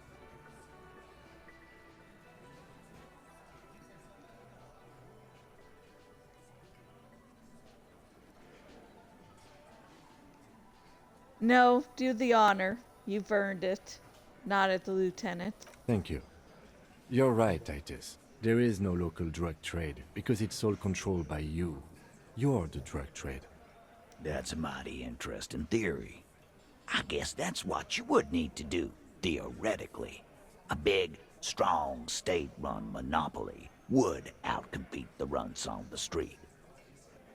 Yeah, man. Theoretically, that's what you would do. To get rid of the gangs, the dealers, even some of the junkies. You would need good, trustworthy people to take their place, of course. Hardy men to run such a monopoly. For the good of the community, of course.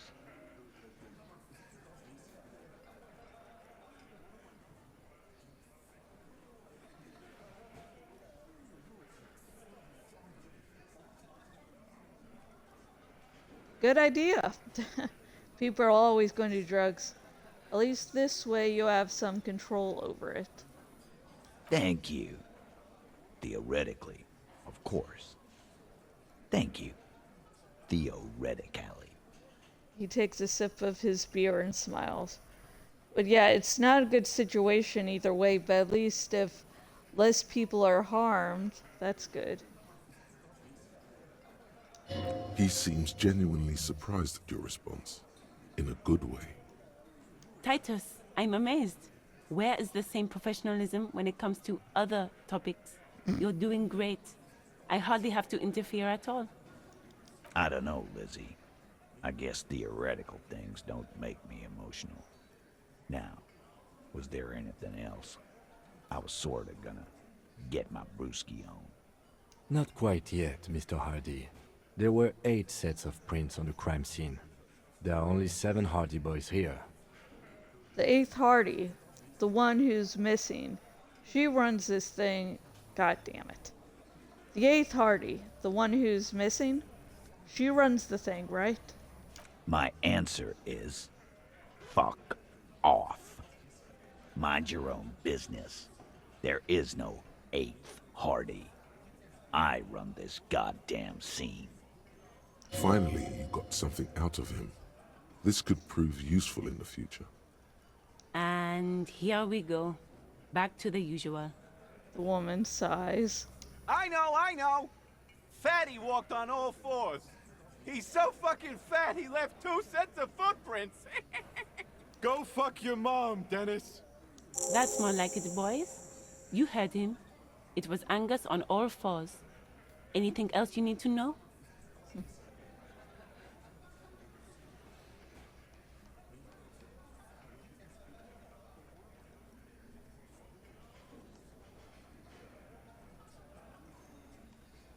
I found 8 sets of footprints, but there's only 7 of you. Where's the 8th Hardy boy? What are you talking about, madman? There's no 8th Hardy boy. There's 7 of us and we're all here.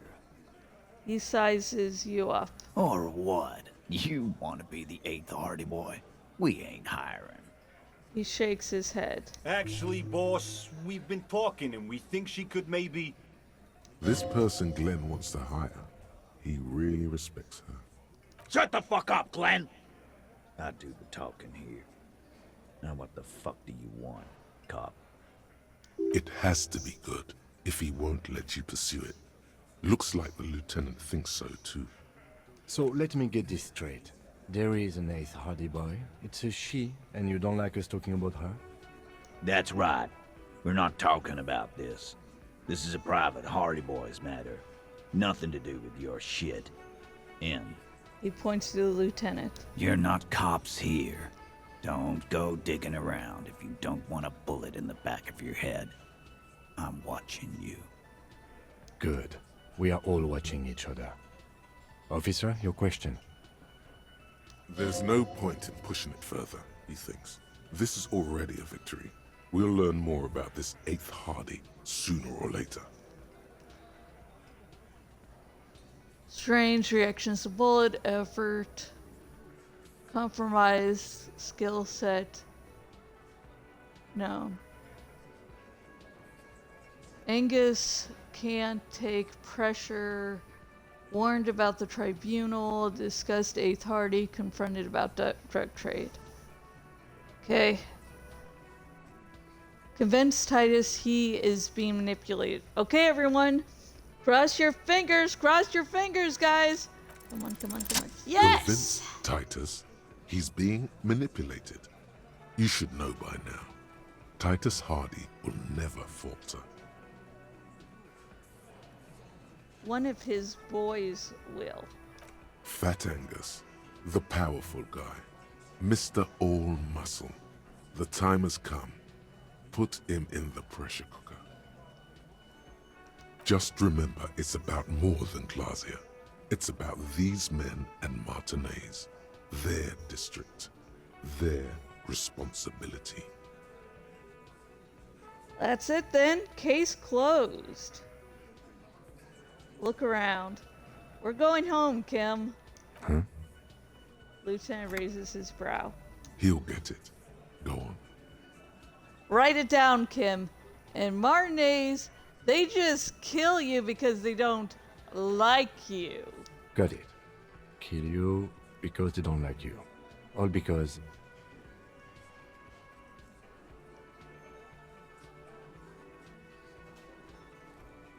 Because they like killing. Yeah, we liked it. It was fun, wasn't it, guys?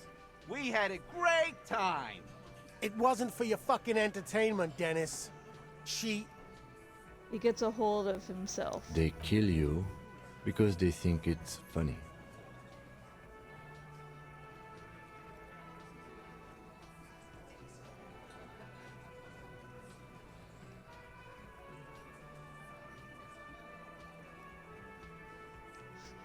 They just hang you, shoot you, whatever. They can't even remember.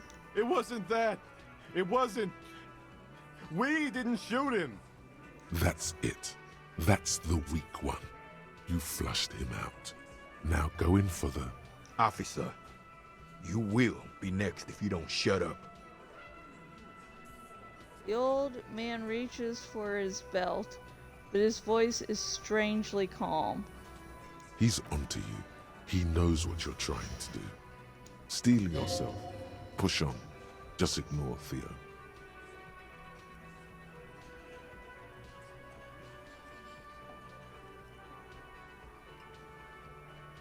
Or turn to Angus. Or what? You're going to kill me like you killed him? For no fucking reason? We didn't kill him. We didn't even hang him. He was dead when... He takes a breath, wheezing. Shut up, Angus! He was dead before you hanged him? Fatty! Say one more thing to the cops and I'll... Dennis, stand down, or I'll beat your head in. Theo, take your hand off the belt. This isn't 31. I've got this under control. The room falls quiet, so quiet you can hear Angus wheeze. Angie, where's your goddamn inhaler? You sound like you're dying. I left it home. I can't get it. I'm too fucked. I'm sorry. Why are you so fucking fat, Angus? Now it's all pointless. Because of you. You wasted my time. I told you, Titus. I told you just give her up. Lizzie, your help is no longer needed here. Go tell Everard. Fine. I'll tell him. After a long walk along the coast. She walks off without looking back. What just happened between these two? You're in. He's all yours. Questions. Whisper. Kim, we did it. The lieutenant gives a smile only you can see. I'm sorry I made you guys fight. Me too. So you didn't kill him. He was already dead. He nods. You hanged the corpse to cover up the real cause of death, the bullet in his head. Another nod. Why? 'Cause the girls asked us to. They were in some shit. Girls plural? There's another girl? 2 of them? Take note of this. They'll probably say more about her later. Did she kill him? Cop, I have no idea. The girl says she didn't. He doesn't think she did. Or at least he hopes she didn't. What happened Sunday night? Classier came down. She seemed really out of it. Drugged up, even more than usual. Bug-eyed and gurning, you know? Not in a fun way.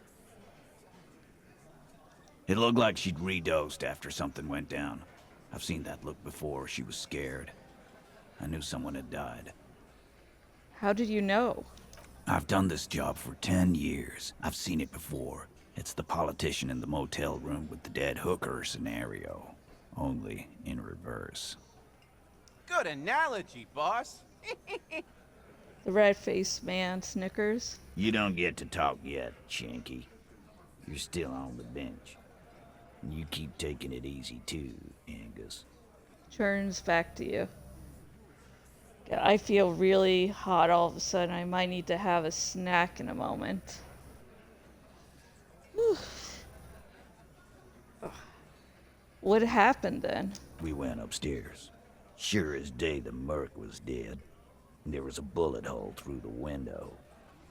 Fucking dirty sheets and bottles everywhere. He means they've been fucking? Tibbs patched the window. And the corpse. We hanged. Who's Tibbs, the 8th Hardy? Nah, he's my brother. He's in the window replacement business. Tibbs. That's short for... Short for Tiberius? Yeah. Good man.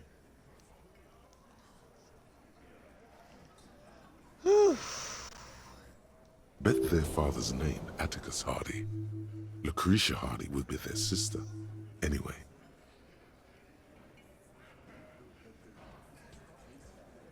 If Kaji didn't kill him, why the cover-up? You may have noticed our girl's in some shit of her own.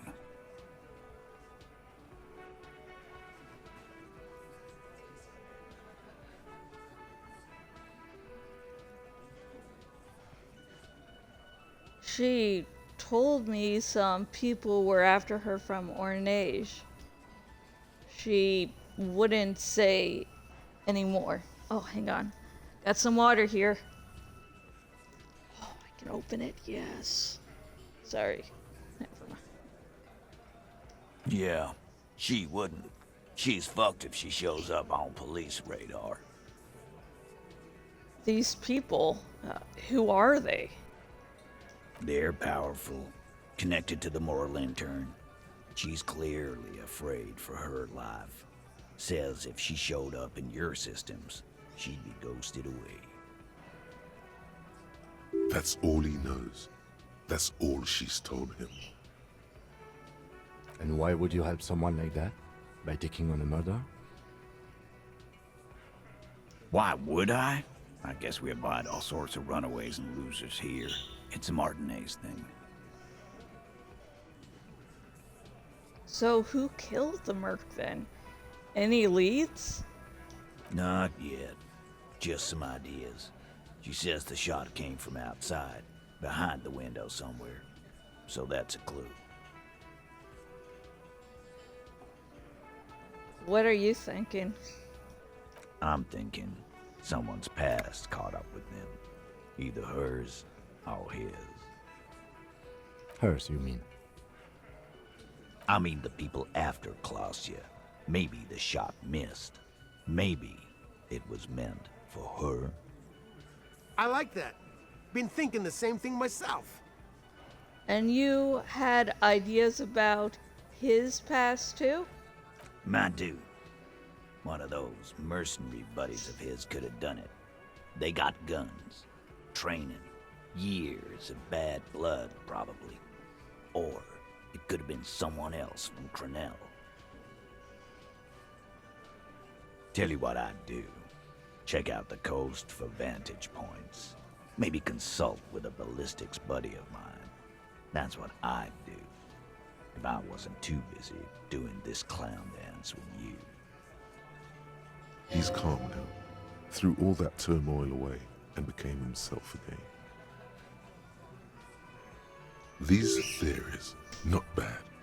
Don't buy either one, but still, this guy's not as dumb as he looks.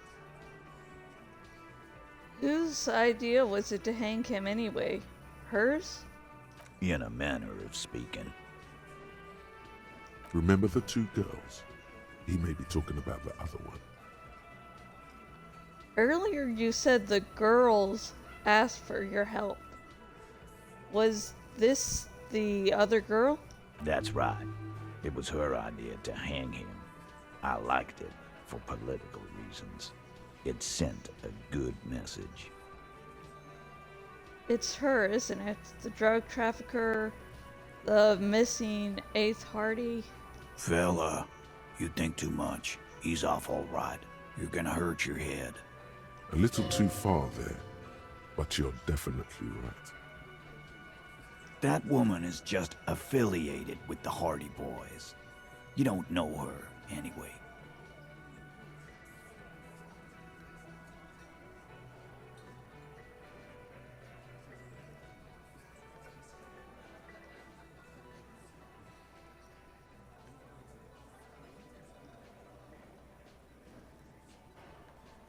You know, it's okay for her to be a Hardy girl, Titus. We're Hardy Boys, and that's it.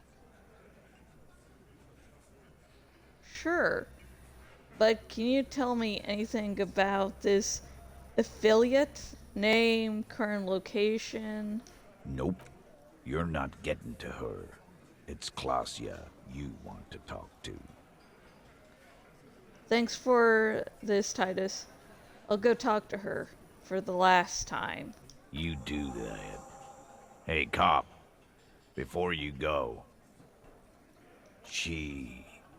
Klasia, came to Martinez to hide. Many of us did.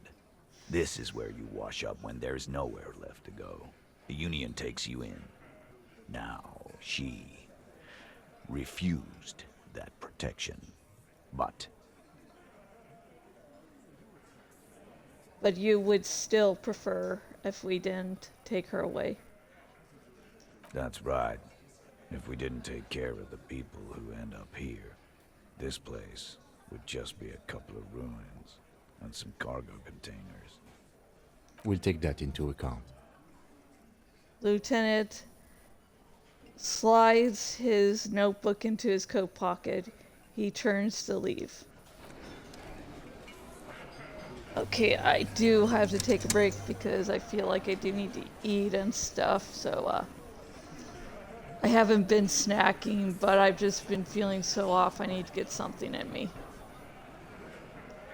So I'll be gone for just a little bit and I will be back. Bye.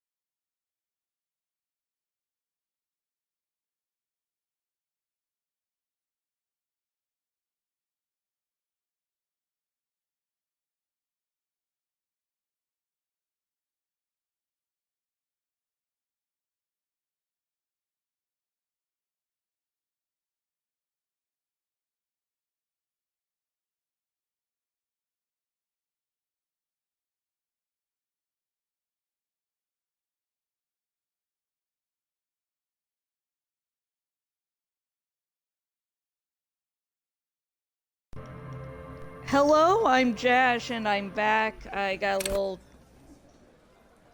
water. Then I snacked probably more than I should have. And I finally feel like everything's, back to the normal temperature. But even though I could probably go on for a little longer, I do. I think it's just talking to Klaj. The That'll be machine it. is dead and silent.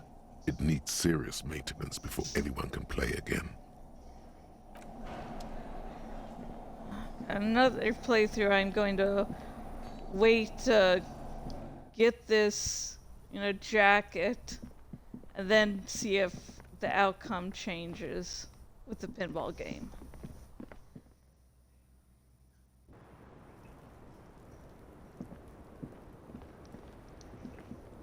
It's always good to see you.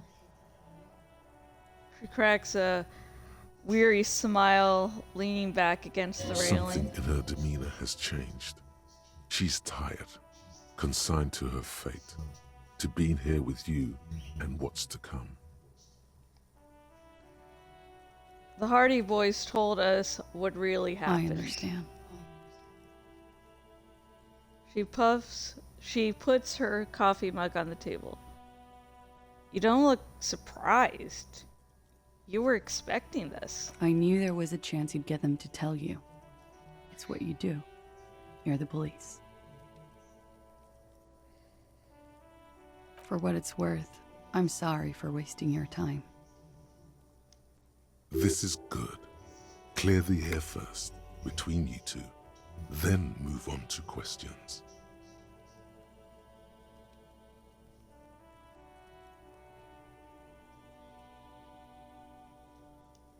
No, it's not good. It's the opposite of that. This will let her dictate the terms of your... Shush, I can't hear what she's saying. If you knew we would find out eventually, why did you waste our time? Because of the Hardys. I couldn't just dispense with them. They were only trying to help me. Out of the shit I'd gotten into.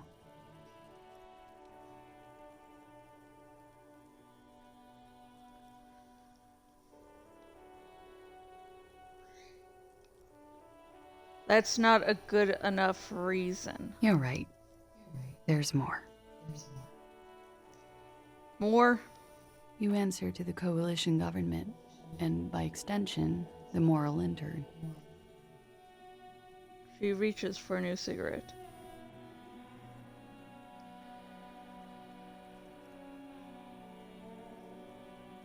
What's the RCM's involvement with the moral intern got to do with this? You share a database with them. You send people to their courts.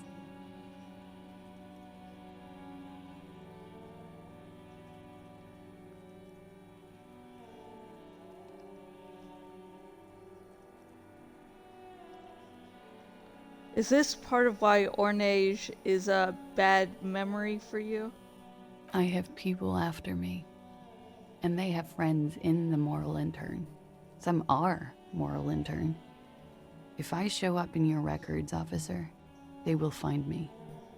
They will. Done. Potential spam. What happens if they do? They will kill me, sir. If you file my name, take me in for questioning, enter me into the moral intern mill, well, then I'm fucked. For nothing. This murder didn't have anything to do with me. Fucked. People after her? Moral intern people? This isn't Orionese lit. Here we go. For once, you seem to have her off guard. Actually, this murder did have a little to do with her.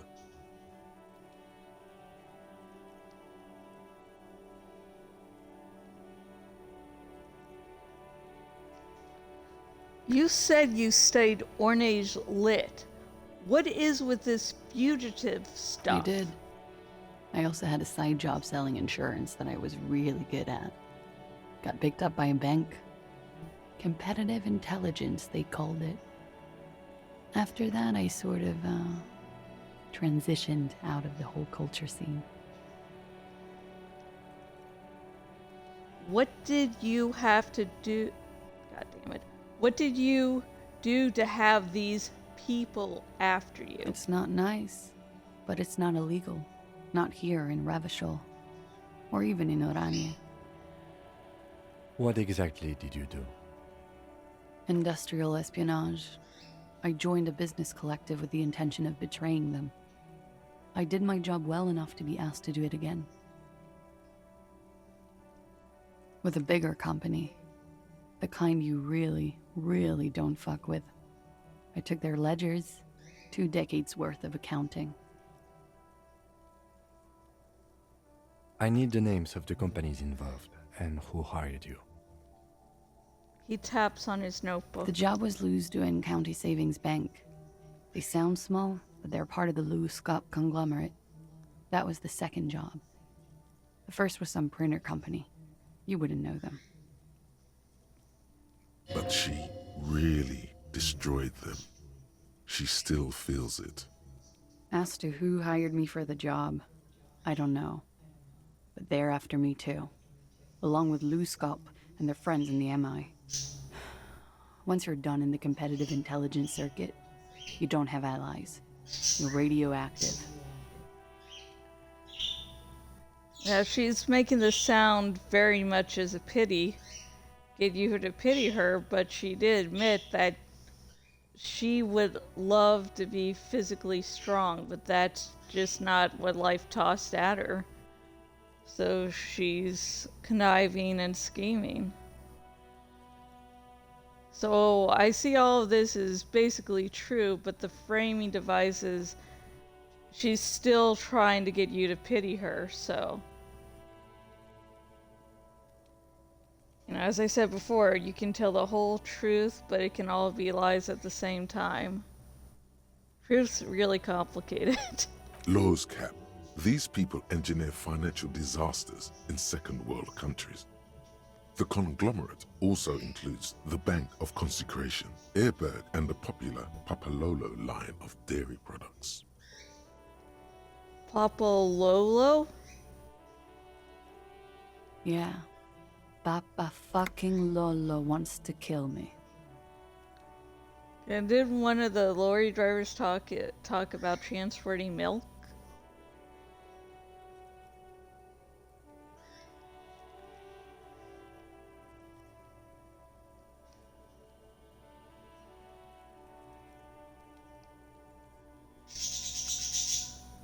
You're right. This is bad.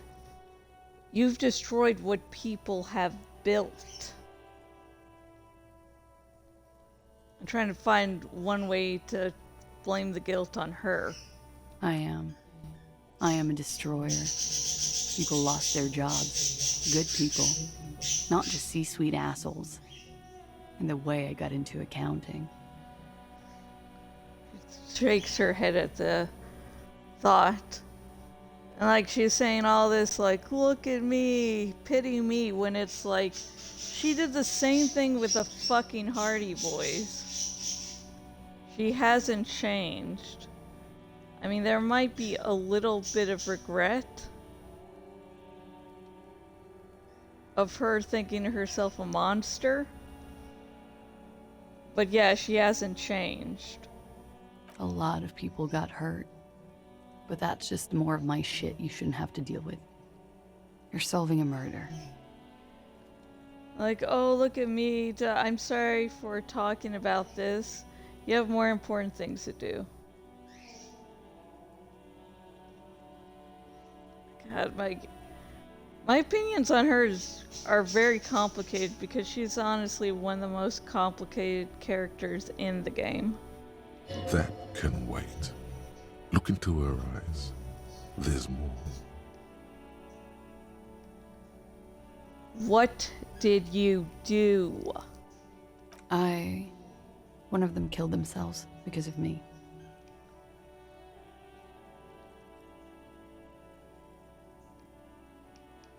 That's bad. How do you live with yourself? I don't. How do you live with yourself?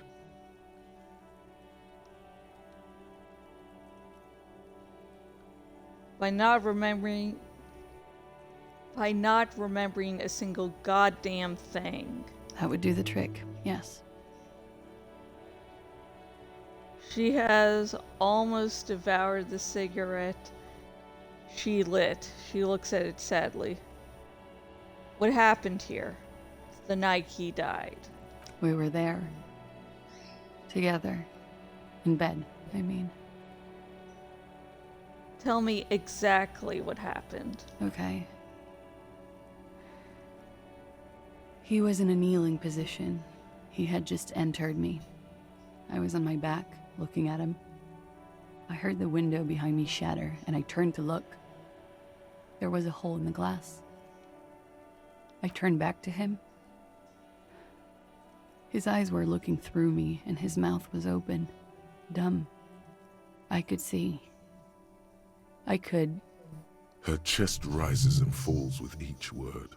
She keeps herself together and says it. I knew he was dead before he fell down on top of me. You were right. He did enjoy the moment of his death. So my feeling was right earlier. He was enjoying the moment of his death. Yes, but how did you know that? You asked her before if he enjoyed it. She avoided it. How did I not discern it was a lie? You know how. He just had a hunch. Detectives have those sometimes. Damn it, I wanted to say something crazy, Camp.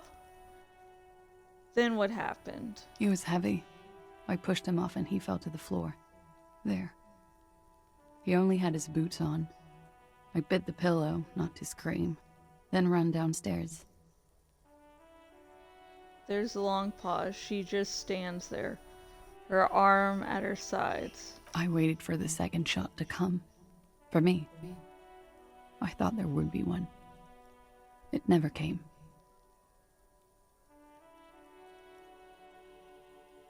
She's forgotten about her cigarette. The butt has burned right down to her fingernails.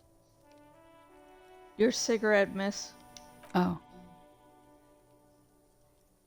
She looks at it and quickly turns the butt aside.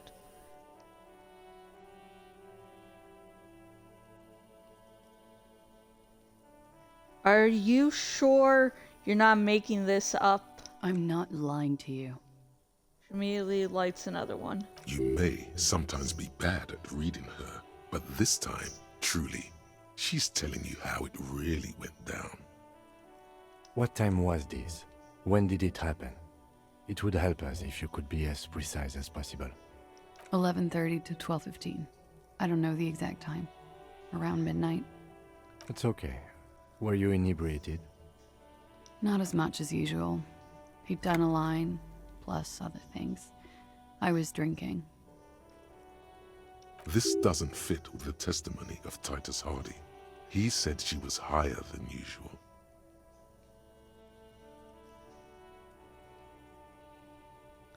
Titus said you looked pretty high.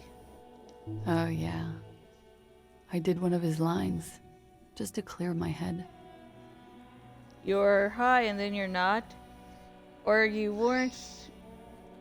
Or your first statement of not being high as usual was true and you were just playing things up to get them to pity you? Did you hear or see the shooter in the course of this? No. What did you do then? Nothing. I was trapped. I was stuck in my room downstairs. I got some clothes on and crawled back up, drew the blinds. Blood was coming from his mouth. Not a lot, just a little. He was still on the floor, slouched. I couldn't be there with him anymore, so I ran down and out of my room, into the hallway, down the stairs. I knew there would be people there. Run, woman. Run past them and out into the streets where it's dark and people move. To the lorries at the intersection, as far as you can. Why didn't you run away from here? As a matter of fact, why are you here now? I already ran. I ran from an entire Isola. I can't run any further. Not with these people. This is as far as it gets. What happened after you ran downstairs? Sylvie was tending the bar. A lot of people were there. The Hardys were at the table in front of the stage. I think the Union box was full. Ruby was there too. They were having such a good time. I sat down and they all welcomed me. I didn't even have to say anything. Ruby knew something was wrong. Before we continue, who is Ruby? Ruby. You know, the leader. The leader? Of what? The Hardy Boys. I thought Hardy was the leader of the Hardy Boys. Well, nominally, yes. Ruby's the one they go to when things happen, like things they need taken care of. She's the organizer. This Ruby, in her phrasing, is entrusted with great power. She trusts her. So do the others. Would you say she is the 8th Hardy Boy? Why not? Okay, let's go on. What then? Well, Ruby said let's talk upstairs. I showed her the room. I've known these people since December. They know my situation, that I can't leave a paper trail. Ruby was the first one I told. She said she'd take care of this. It's what she does, you know, take care of things. I helped her get the body to the bathroom. We used a belt to pull him up under the shower, to keep him upright.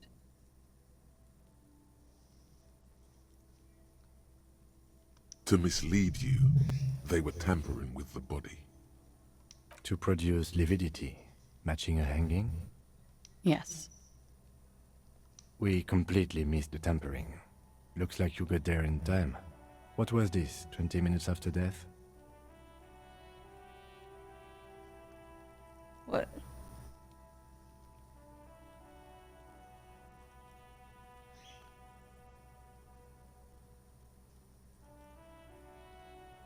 Oops. You completely missed the tampering.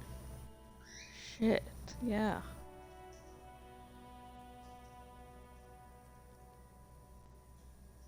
About 20, yes. Ruby explained it would make the blood... You know what he does. She looks at the ground, then raises her light brown eyes to meet yours. Then what did you do? Ruby went outside to talk to Titus and the boys. I was just looking at Lely in the bathroom. I had to put his clothes back on. His armor, too. It was tough, but I've seen him take it off and put it on many times. It took Ruby maybe half an hour to come back with Titus. I'd gotten him ready by then. They carried him out. I knew what they were going to do. Make it look like a hanging. Ruby said they would. What did you do while they were hanging him? Ruby said to wait here. She also said I wouldn't see her for a while. That we should lay low or something. So I did. This Ruby, where is this Ruby now? I don't know. I haven't seen her since. We will need to take this question to the Hardy Boys. Interesting. Why did this Ruby go through so much trouble to hide something someone else did? Look into this later. What are you doing? Coming up with a theory. She said Ruby knew something was wrong before she said anything. How come? It was loud downstairs. She couldn't have heard the shot.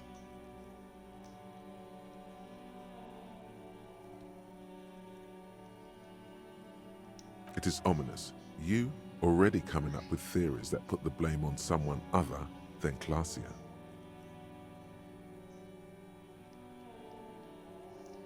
When it happened, did you hear a gunshot? When he was shot? I may have. I don't know. I couldn't hear anything over the glass exploding. The gunshot wasn't that loud. This is something to keep in mind when assessing the distance of the shot. Did you kill Ellie? What? Why would I put myself through this? Insanity. Get myself cornered like this. He wouldn't have died if it weren't for me. I know that. But I would never hurt him. It could have been a desire murder. Maybe an act of jealousy. He was a serviceman. He must have had a gun. Somewhere, lying around. Close to her hand. Now, you guys suddenly have theories pouring out. When they're obviously just stabs in the dark.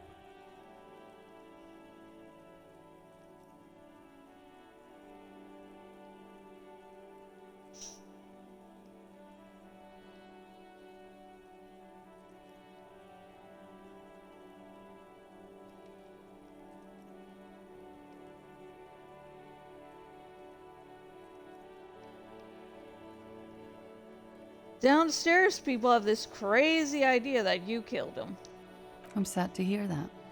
They must have said it in some fit of frustration or under pressure.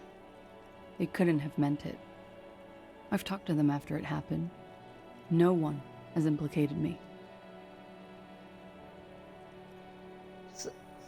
Desires drive people loco.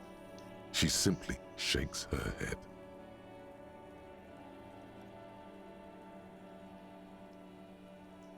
You must have had a weapon nearby. Did you use that? No.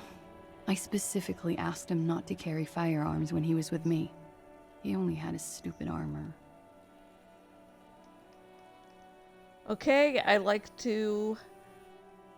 God damn it. I'd like to answer some questions. I'll just ask myself for about 2 hours now. Hey. Okay, I'd like you to answer some other questions, miss. Like what? She waits, her light brown eyes wandering over the floor over your face. Could the people after you have killed him? That's the first thing that went through my head when I heard the glass break. And? I thought they'd found me. They've killed him to punish me. All last week, I've tried not to talk to anyone or be seen with anyone. She looks at her cigarette. So they wouldn't be hurt. I've come to understand, however, this is paranoia.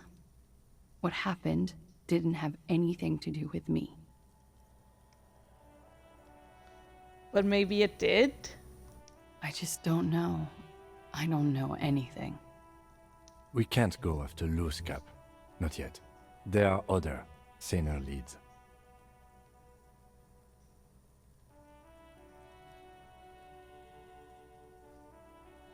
I don't ask you to, Lieutenant. If there's one thing I know, it's that you'll get nothing from there. Okay.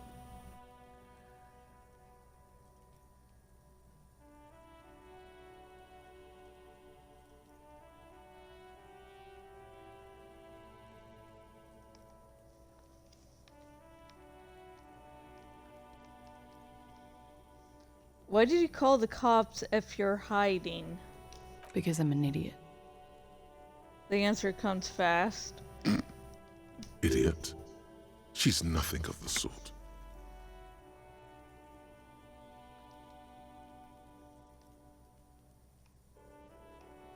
So you would have us believe, but you're not.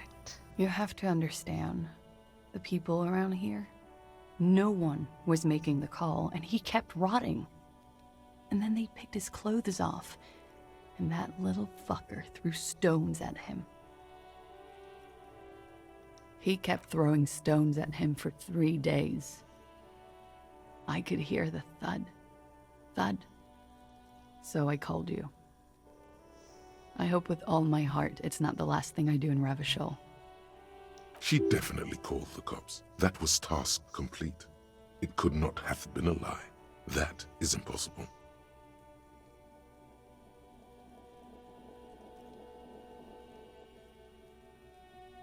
Oh God, that was a lie too. Who made the call then?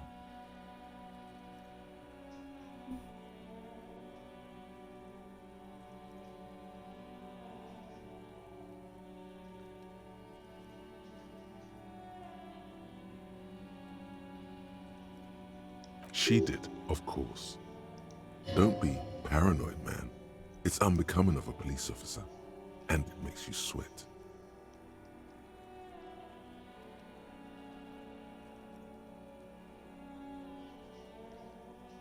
When was the window changed? Point to it. Last week. Angus and Titus's brother, I think he's called Tibbs, took care of it.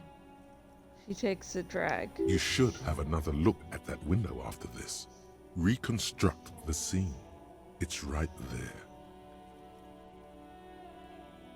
And her bedroom inside?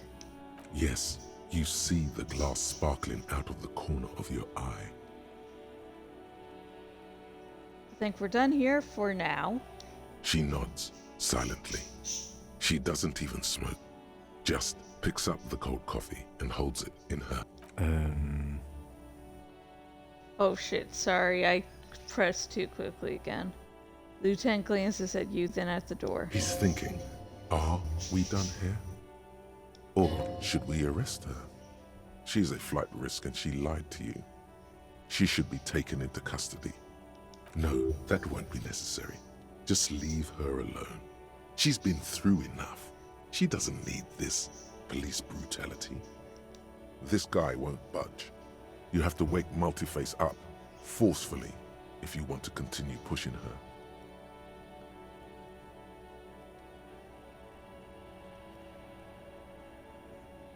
In God's name, wake up! Who? What? Dear God, you've been lied to. She could have killed her lover and lied to everyone. She's not candid at all.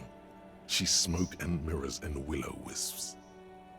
She probably didn't give you her real name either. Why would she? Arrest her immediately before she further entangles you in her web of lies. Take it easy. Don't overcompensate with this course correction. Ask questions first. Yes, start at the top. Choose at the bottom. It's how we've always done it. No rush. See?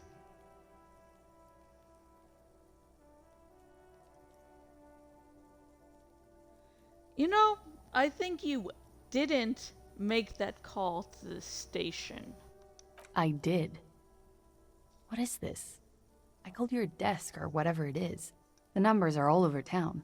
Call 8-100-2 for emergencies. There was an older woman on the other end. It sounded like she was smoking. She took my complaint. She coughed. That is the emergency's desk number. Anyone could know that, sire, by looking around and calling the desk. I don't believe a single word she says. What time did you make the call? Thursday night. It was late, sometime after 12. It checks out. Anyone could have the number, and that someone coughed. It means nothing. But I know the time of the call, too. I know I have not been 100% truthful with you, officers, but I am now. You sense a little hesitation there, or maybe even fear. The stress was on the wrong syllable. Welcome to the wake-up club, brother. Your real name isn't Claude Amadou. I agree. You wouldn't give us your real name, not when people are after you. Okay. Okay, what? Okay, it's not. You admit to it? You log your work every week. It's all transmitted to Common, sir. I couldn't just beg you not to enter my name. So I lied. Like I lied before. Like I did at LCSB. I have to lie all the time. I'm so tired of it.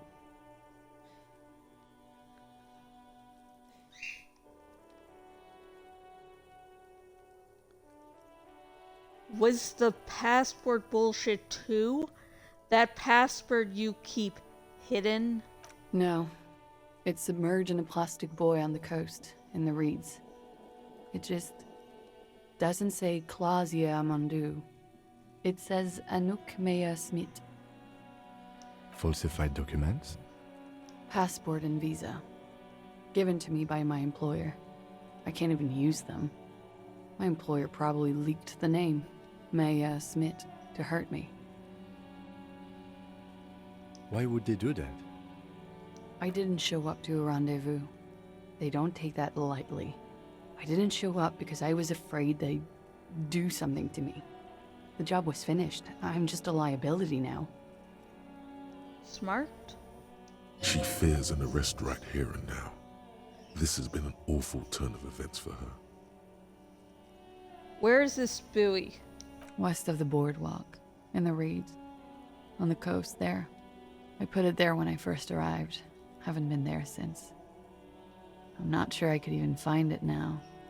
It's useless.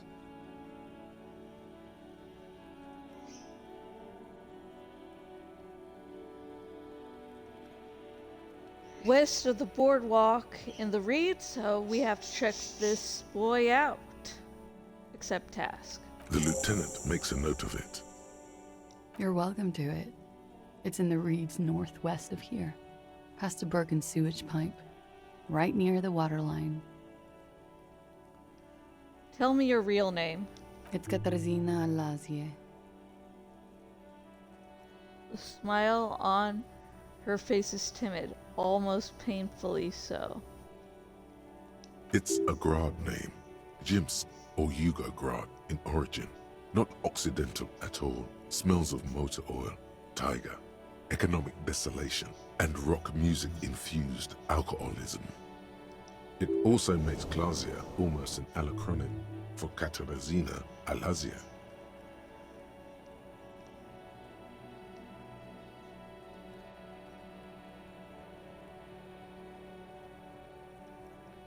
Wait, Klaj is a abbreviation of Kateri's allergies? It was a sentimental thing.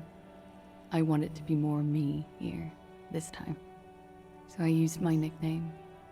A nickname? Who gave you this nickname, Clausia? Who gave it to you? A teenage boy. 1,000,000 years ago. Hold on. Katerina Alazis is not an Ornage name, is it? It's not even Mundi, it's Grod.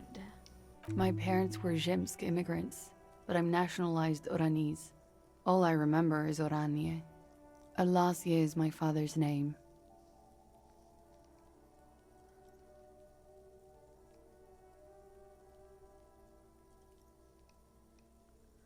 Finally we meet, Katerina Alges.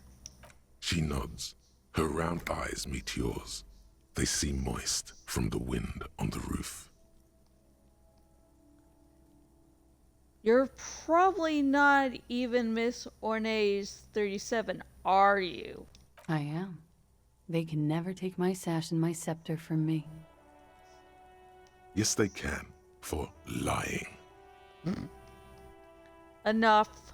She nods, her back straight, ready for whatever is next.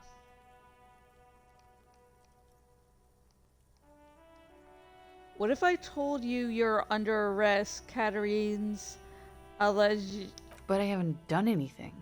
Anything illegal. Failure to aid a police investigation. She purposefully misrepresented information crucial to the case. Fucking mind games. Enough. That's right, gang. Stern and merciless now.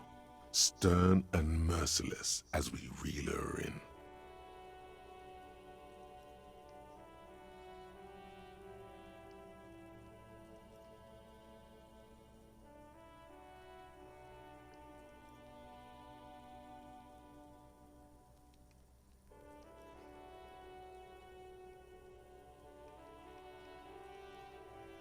Failure to aid a police officer.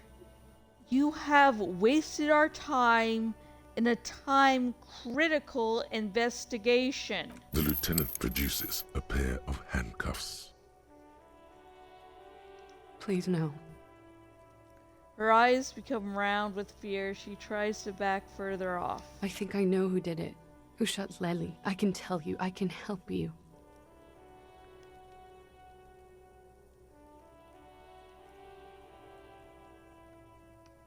What do you know? Who shot him? She's silent for a second, as if looking into herself for certainty.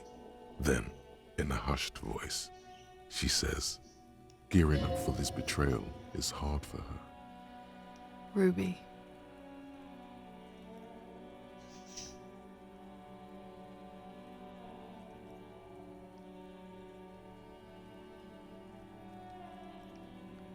Why do you think it was her? Or she's gearing up because she knows you've seen through her and she's just hoping you won't see through her again. Lies and truth. Why do you think it was her? She has this thing for me ever since I met her and the boys downstairs. She's been pretty frank about what she wants. And what is that? Sex. And more. I made the mistake of confiding in her. I told her I was on the run. She started protecting me. It became an unhealthy relationship. I think Claude does regret what her life turned her into, but she can't fucking stop. She knows she can never change, that's why she parties so much. Because she knows she can never change and she's just stuck in an endless cycle, an endless goddamn loop. God, I love her, but yeah. When I started spending time with Lely, she told me to end it. Said there would be shit if I didn't. It was not a good meeting. We stopped talking after that, but... So not only is she throwing Ruby under the bus for this, she's saying Ruby is the real leader of the Hardy Boys. Putting more weight into her lie. I don't understand. What exactly in your relationship made you think she is romantically interested in you? She said she's in love with me. She even asked me to run away with her when I told her I'm a fugitive. She started developing notions about our relationship. And you led her on? Lieutenant narrows his eyes. A little. I was flattered, you know? But then I had to let her off, and it was not easy. I came to regret being friendly with her. We maybe kissed, nothing more.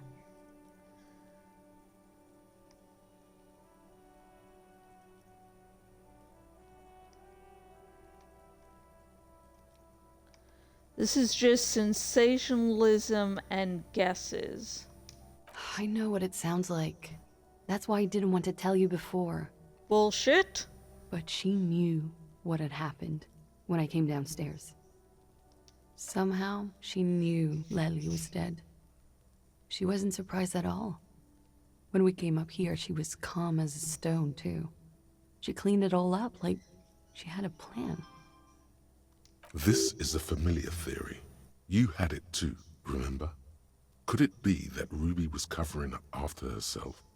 The lynching? Yet again, you're coming up with this. The worst thing is, it may be true. When Ruby said there would be shit happening if you didn't end your relationship with the deceased, was she threatening you? She came over one night, drunk, said she'd turn my life into a living hell. I've been threatened before, so I can tell when someone knows how to do it. And she's a pro. She must be. To keep the Hardys in line. I tried severing ties with her after that. I thought it had worked, but... She looks through the window of her room. Some of that fear is still with her. She exhales sharply. What are you talking about? She's afraid you'll arrest her. And how could she have killed him? You said there was a secret route there, right? She points to the door that leads to the pinball workshop. She could have come up through there, then taken this shot. Right here, where I stand. It was too dark outside. I wouldn't have seen her. Interesting theory. Did she know that door exists? Had you been out there with her? Yes. She's been up here many times. She used to come to drink on the roof when, The young woman falls silent. Her mouth moves without a sound. The peephole.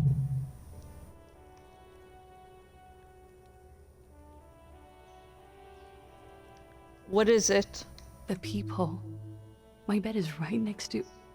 She would have seen us. You mean to suggest she made it? No. No. Why would she do that to herself? No, I just remembered you told me about it, and... Yeah, she's like, I'm lying, but just in case you don't believe me, I don't know. It's just like someone saying something extremely offensive, and then when people don't laugh, they're like, you're just like, it was just a joke. She's not really sure. It was right above the bed. She could have seen all sorts of things from there. Don't let your imagination run wild here, sire. Keep it on track. Okay, that's it for Ruby. Okay, and what? Arrest the liar now. Don't arrest her. Push her a bit more, but then let her off. That Ruby theory was solid, and she's beautiful.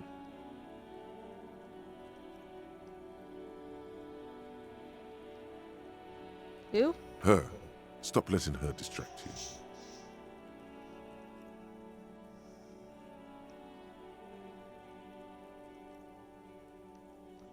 That's all good, but I think we should still take you in, just in case. Step a little bit closer. Still? After all this, sir, please. It's a shitty world, and I know I'm shitty too. I know. Her hand turns into a fist, slowly crushing the cigarette she's still holding. But I don't deserve to be sent to the moral intern and ground into paste just because I disturbed the sanctity of accounting. That's some multinational... She's gearing up for a last stand. This is it.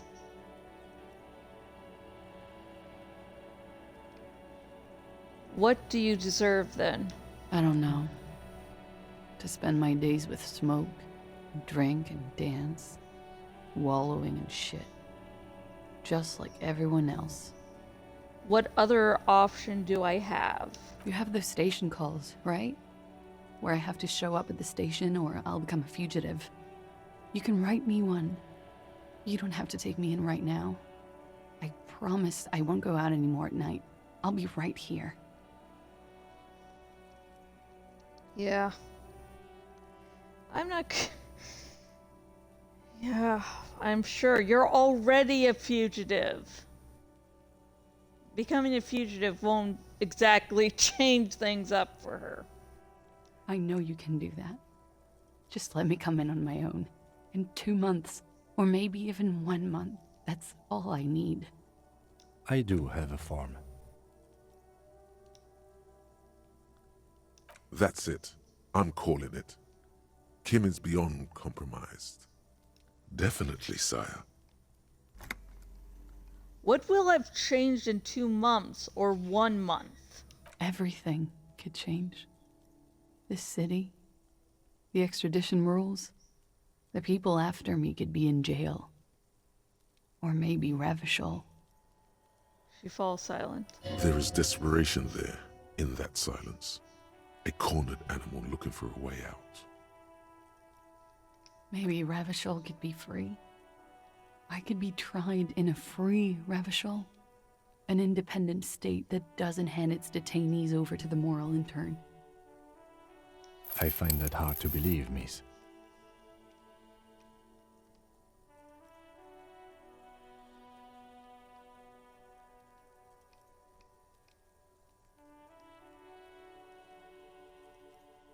I do like the sound of that. Another Revachol, free, independent. The world can change. It's changed before. Round, light brown eyes shining with tears. Her political overture has succeeded, we see. This was her last card. There is nothing more she can say. The final decision is yours. You alone stand on the throne of your mind. I've made my choice. She looks at you in silence, her face filled with fear, lips parted. Wait. If you arrest her, Kim will have to transport her. You'd be without your partner for the rest of the day. Shut up. He's making a decision, and it's his to make.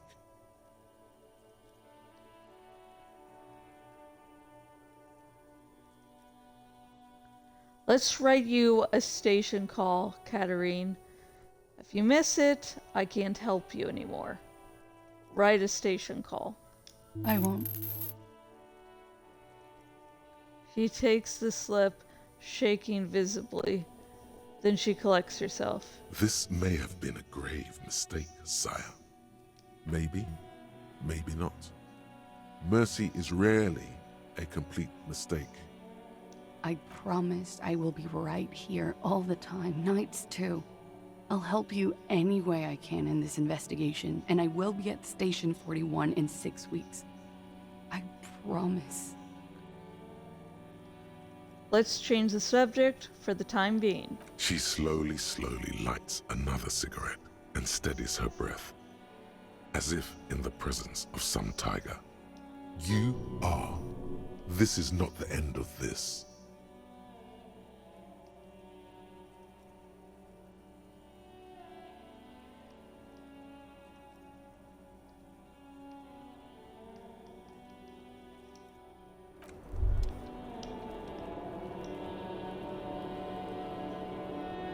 As you look back, you think, so love did do him in, after all.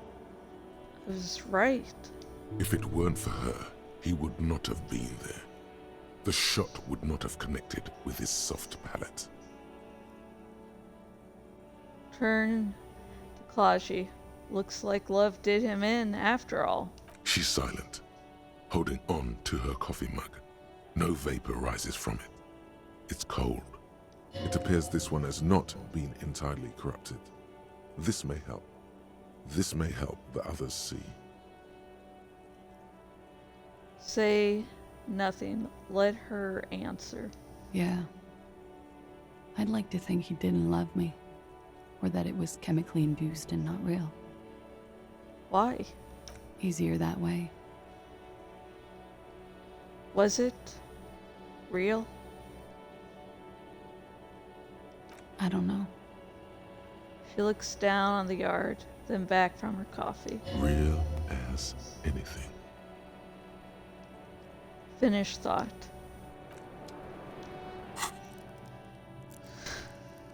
Okay, rhetoric.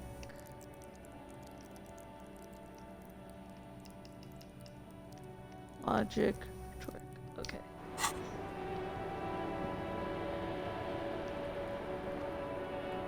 I was just thinking, what a nice evening it is for taking part in a murder investigation. Look up to the gray sky. Oh, it shivers. Nothing happens. There is a mass of droplets above the sky is low and cold.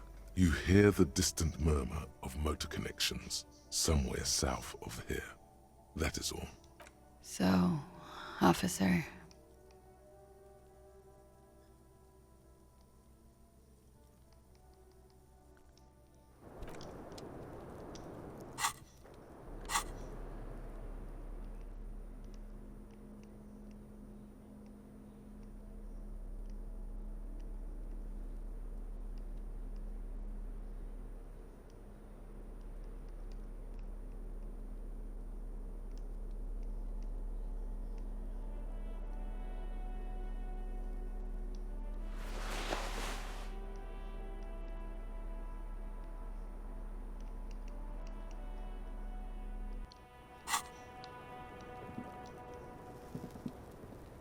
I was just thinking what a nice evening it is for taking part in a murder investigation. God, I forgot to put more shivers.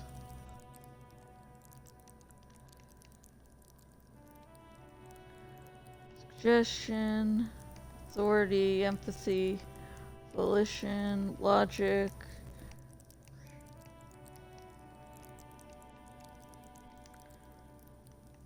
Pain threshold. Ah, shivers.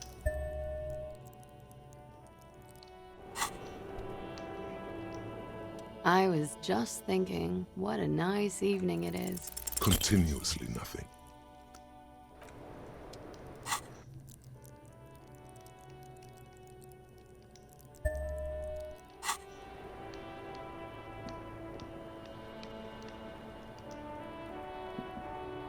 I was just thinking what a... Continuously nothing.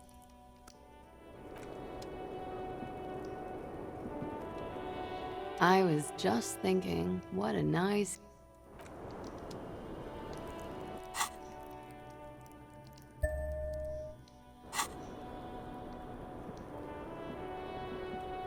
I was just thinking what a nice... Continuously nothing. God, I can't level up. Now what I'm going to do is... This window is pristine on the inside. A vague sense of disappointment fills you. You get the feeling this room would tell you something crucial if you only knew how to listen. This is bullshit window. Tell me again, what are we looking for? I'm not exactly sure either, to be honest. My imagination has a way of failing me. It's a weakness. Visual calculus. Do we still have stuff we can put in visual?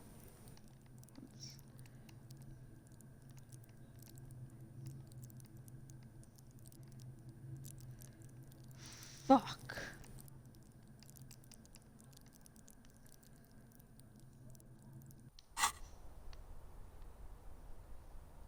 This window is pristine on the inside. Visual calculus.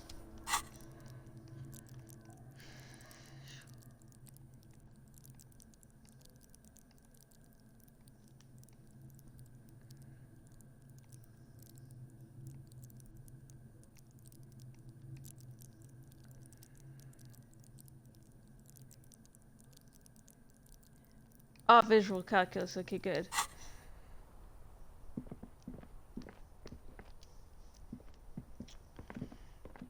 Okay, I'm actually, you won't believe this, going to get my room for the night for free. Actually, shut the door, come on.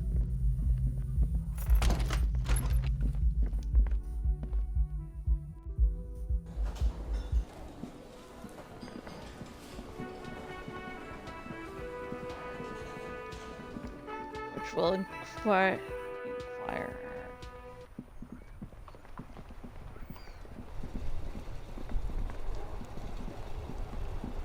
Okay, we're going to be very straight and ooh, something to click on. There I go. I'm going to do something really quick. Just hang on 5 hours. Scribbled between the things. Lions de Disco.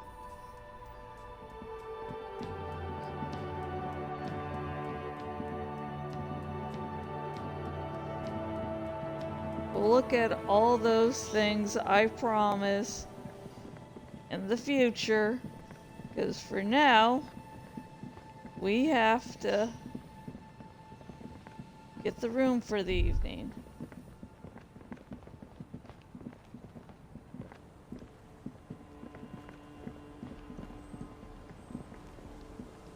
Oh yeah, definitely gonna. Let's check.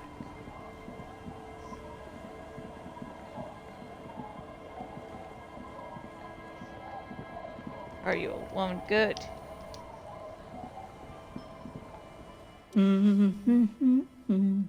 The woman next to a bunch of clothes hums an old melody. Her eyes are You're closed. not sure about the melody, but it might be South Samaran, possibly Sigayan, also known as the Apricot Sujunti.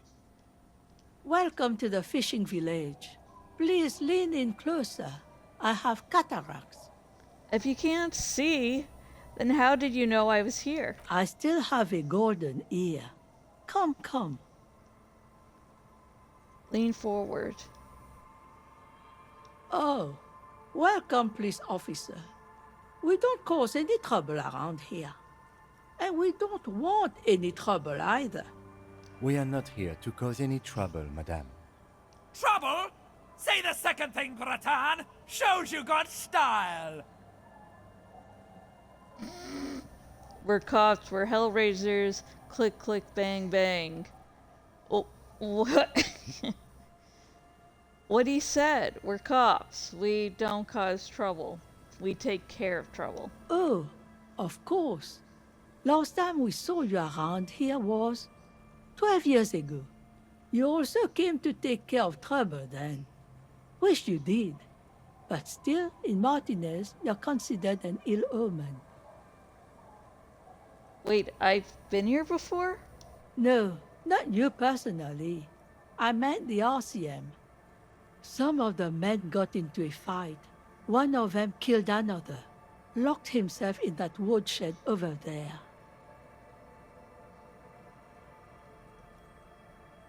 He was brooding, needed some help opening the door. You got it open for him and took him to think about what he'd done in a more secluded place, somewhere more quiet. She says it as if he was on some kind of spiritual retreat.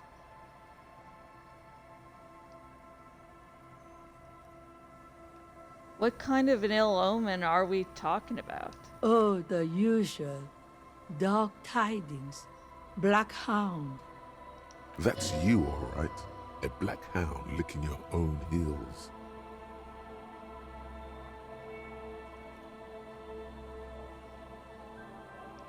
I am totally an ill omen. It's exactly what I've been telling everyone. The end is here! I nearly knocked over the lamp, oh dear lord. You're not. No one around here considers us an ill omen. People would have told us.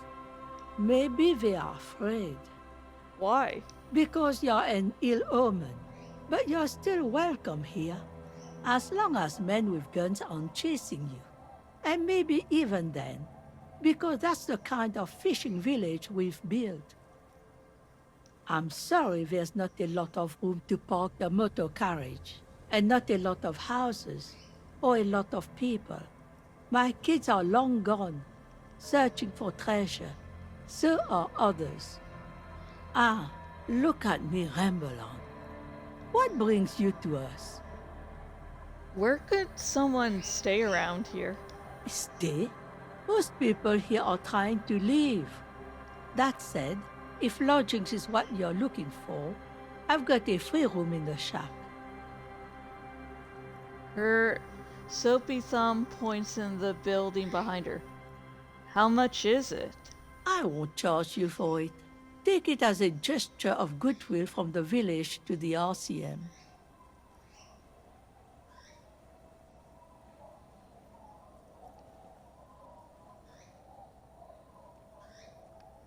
I'm not sure it's appropriate for the RCM to accept free accommodations. Oh, don't. It's your choice. No skin off my teeth. Wait, why isn't anyone using the room? My kids grew up and left like they do. The house is long empty now. I live in the small side attachment. It's easier and cheaper to keep warm. One more time. I can just have the room? Aye. The room is pretty bare bones, but it's got a bed and roof over it. That's more than some folks have around here. When Varson communist revolutionary Ignace Nielsen was in hiding, he stayed in a hut on the Boreal Plateau for 10 months.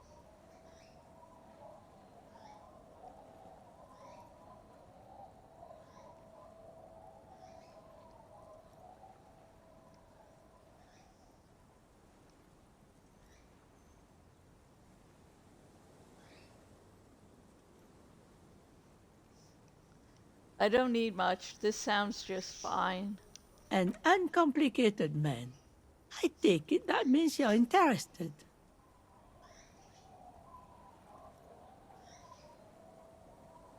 You got yourself a tenant. Get keys to your new home. Don't make an old woman regret opening her house to the police. A key appears from under the apron. She hands it to you. Well, if you are not in the hostel in the morning, I'll know where to find you. Here, in a shack. He's a little relieved you're no longer in that room. Should he? This environment encourages one thing, and one thing only. Drinking. Finally, you have those lamos of matinees off your back, Bratan. This looks like a great place to bring chicks. Goodbye, I'm off.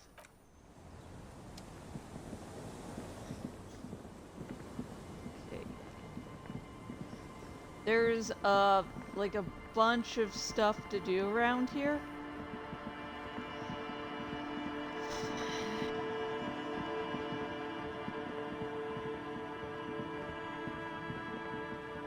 But, you know, a lot more stuff than I can get into for today's video. Just for, you know, my sake, I'm going to go back to Claude's room.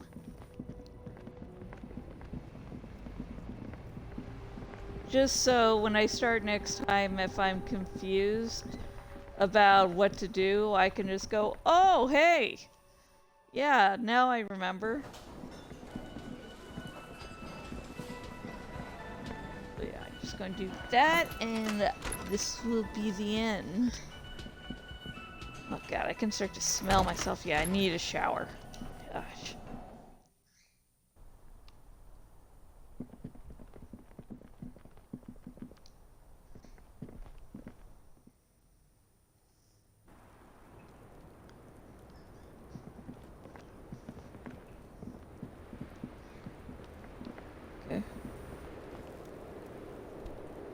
So, that'll be it for this stream.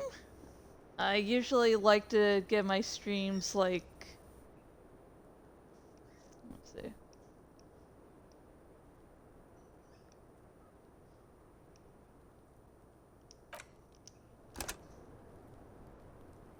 I usually like to get my streams like around 6 hours. At a little under 30 minutes. I guess that would have been 6 hours. But anyways, I meant to get this done sooner, but you know, things happen. But anyways, thank you so much for watching. Whether you watched a little bit, whether you watched this whole monstrosity, thank you so much. I really love this game, and I love sharing this game with you and sharing my ever-evolving opinions on it with you. Like, there's so much to this game. You really can't experience everything one time around. As you've noticed, I've probably made mention again and again, like, oh my god, I didn't notice you could do that. I didn't... Well, in my first playthrough, so there is so much stuff you can't get all of it in one go round. And if you would like to contact me and or support me, links in the about section. Links to my Twitter, we can talk about whatever. I would love to talk day and night about Disco Elysium or the Animorphs series. Like, I could talk about those two things endlessly. And also, if you've watched Succession, let's talk about that series finale, dude. And there's a link to my Patreon, which helps me do these long ass streams where a lot of happens. I'm also writing books. I'm doing a bunch of stuff. I nearly dropped the not remote, the controller. And I am working on a new design for my merch shop.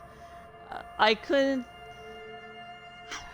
think I might get finished with it tonight or tomorrow, one or the other.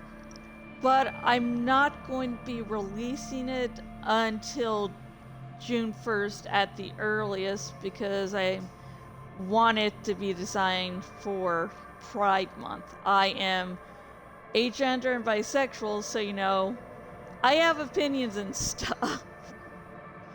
So, yeah. And finally, I do not know when I'll be able to stream more Disco Elysium. So, if you only watch my Disco Elysium streams, you know, I will see you when I see you. I'm going to complete another run of this game. I love it! And I also do nightly Minecraft streams, you know, done every night, so why am I pointing when you can't see? So I'll see you tonight if you watch my nightly Minecraft streams. So, in any case, either if you're only Disco Elysium stream, I'll see you when I see you. And if you also watch my nightly Minecraft streams, I'm going to see you in a few hours. I think tonight I might really talk about Succession tonight. I have so many opinions. So many.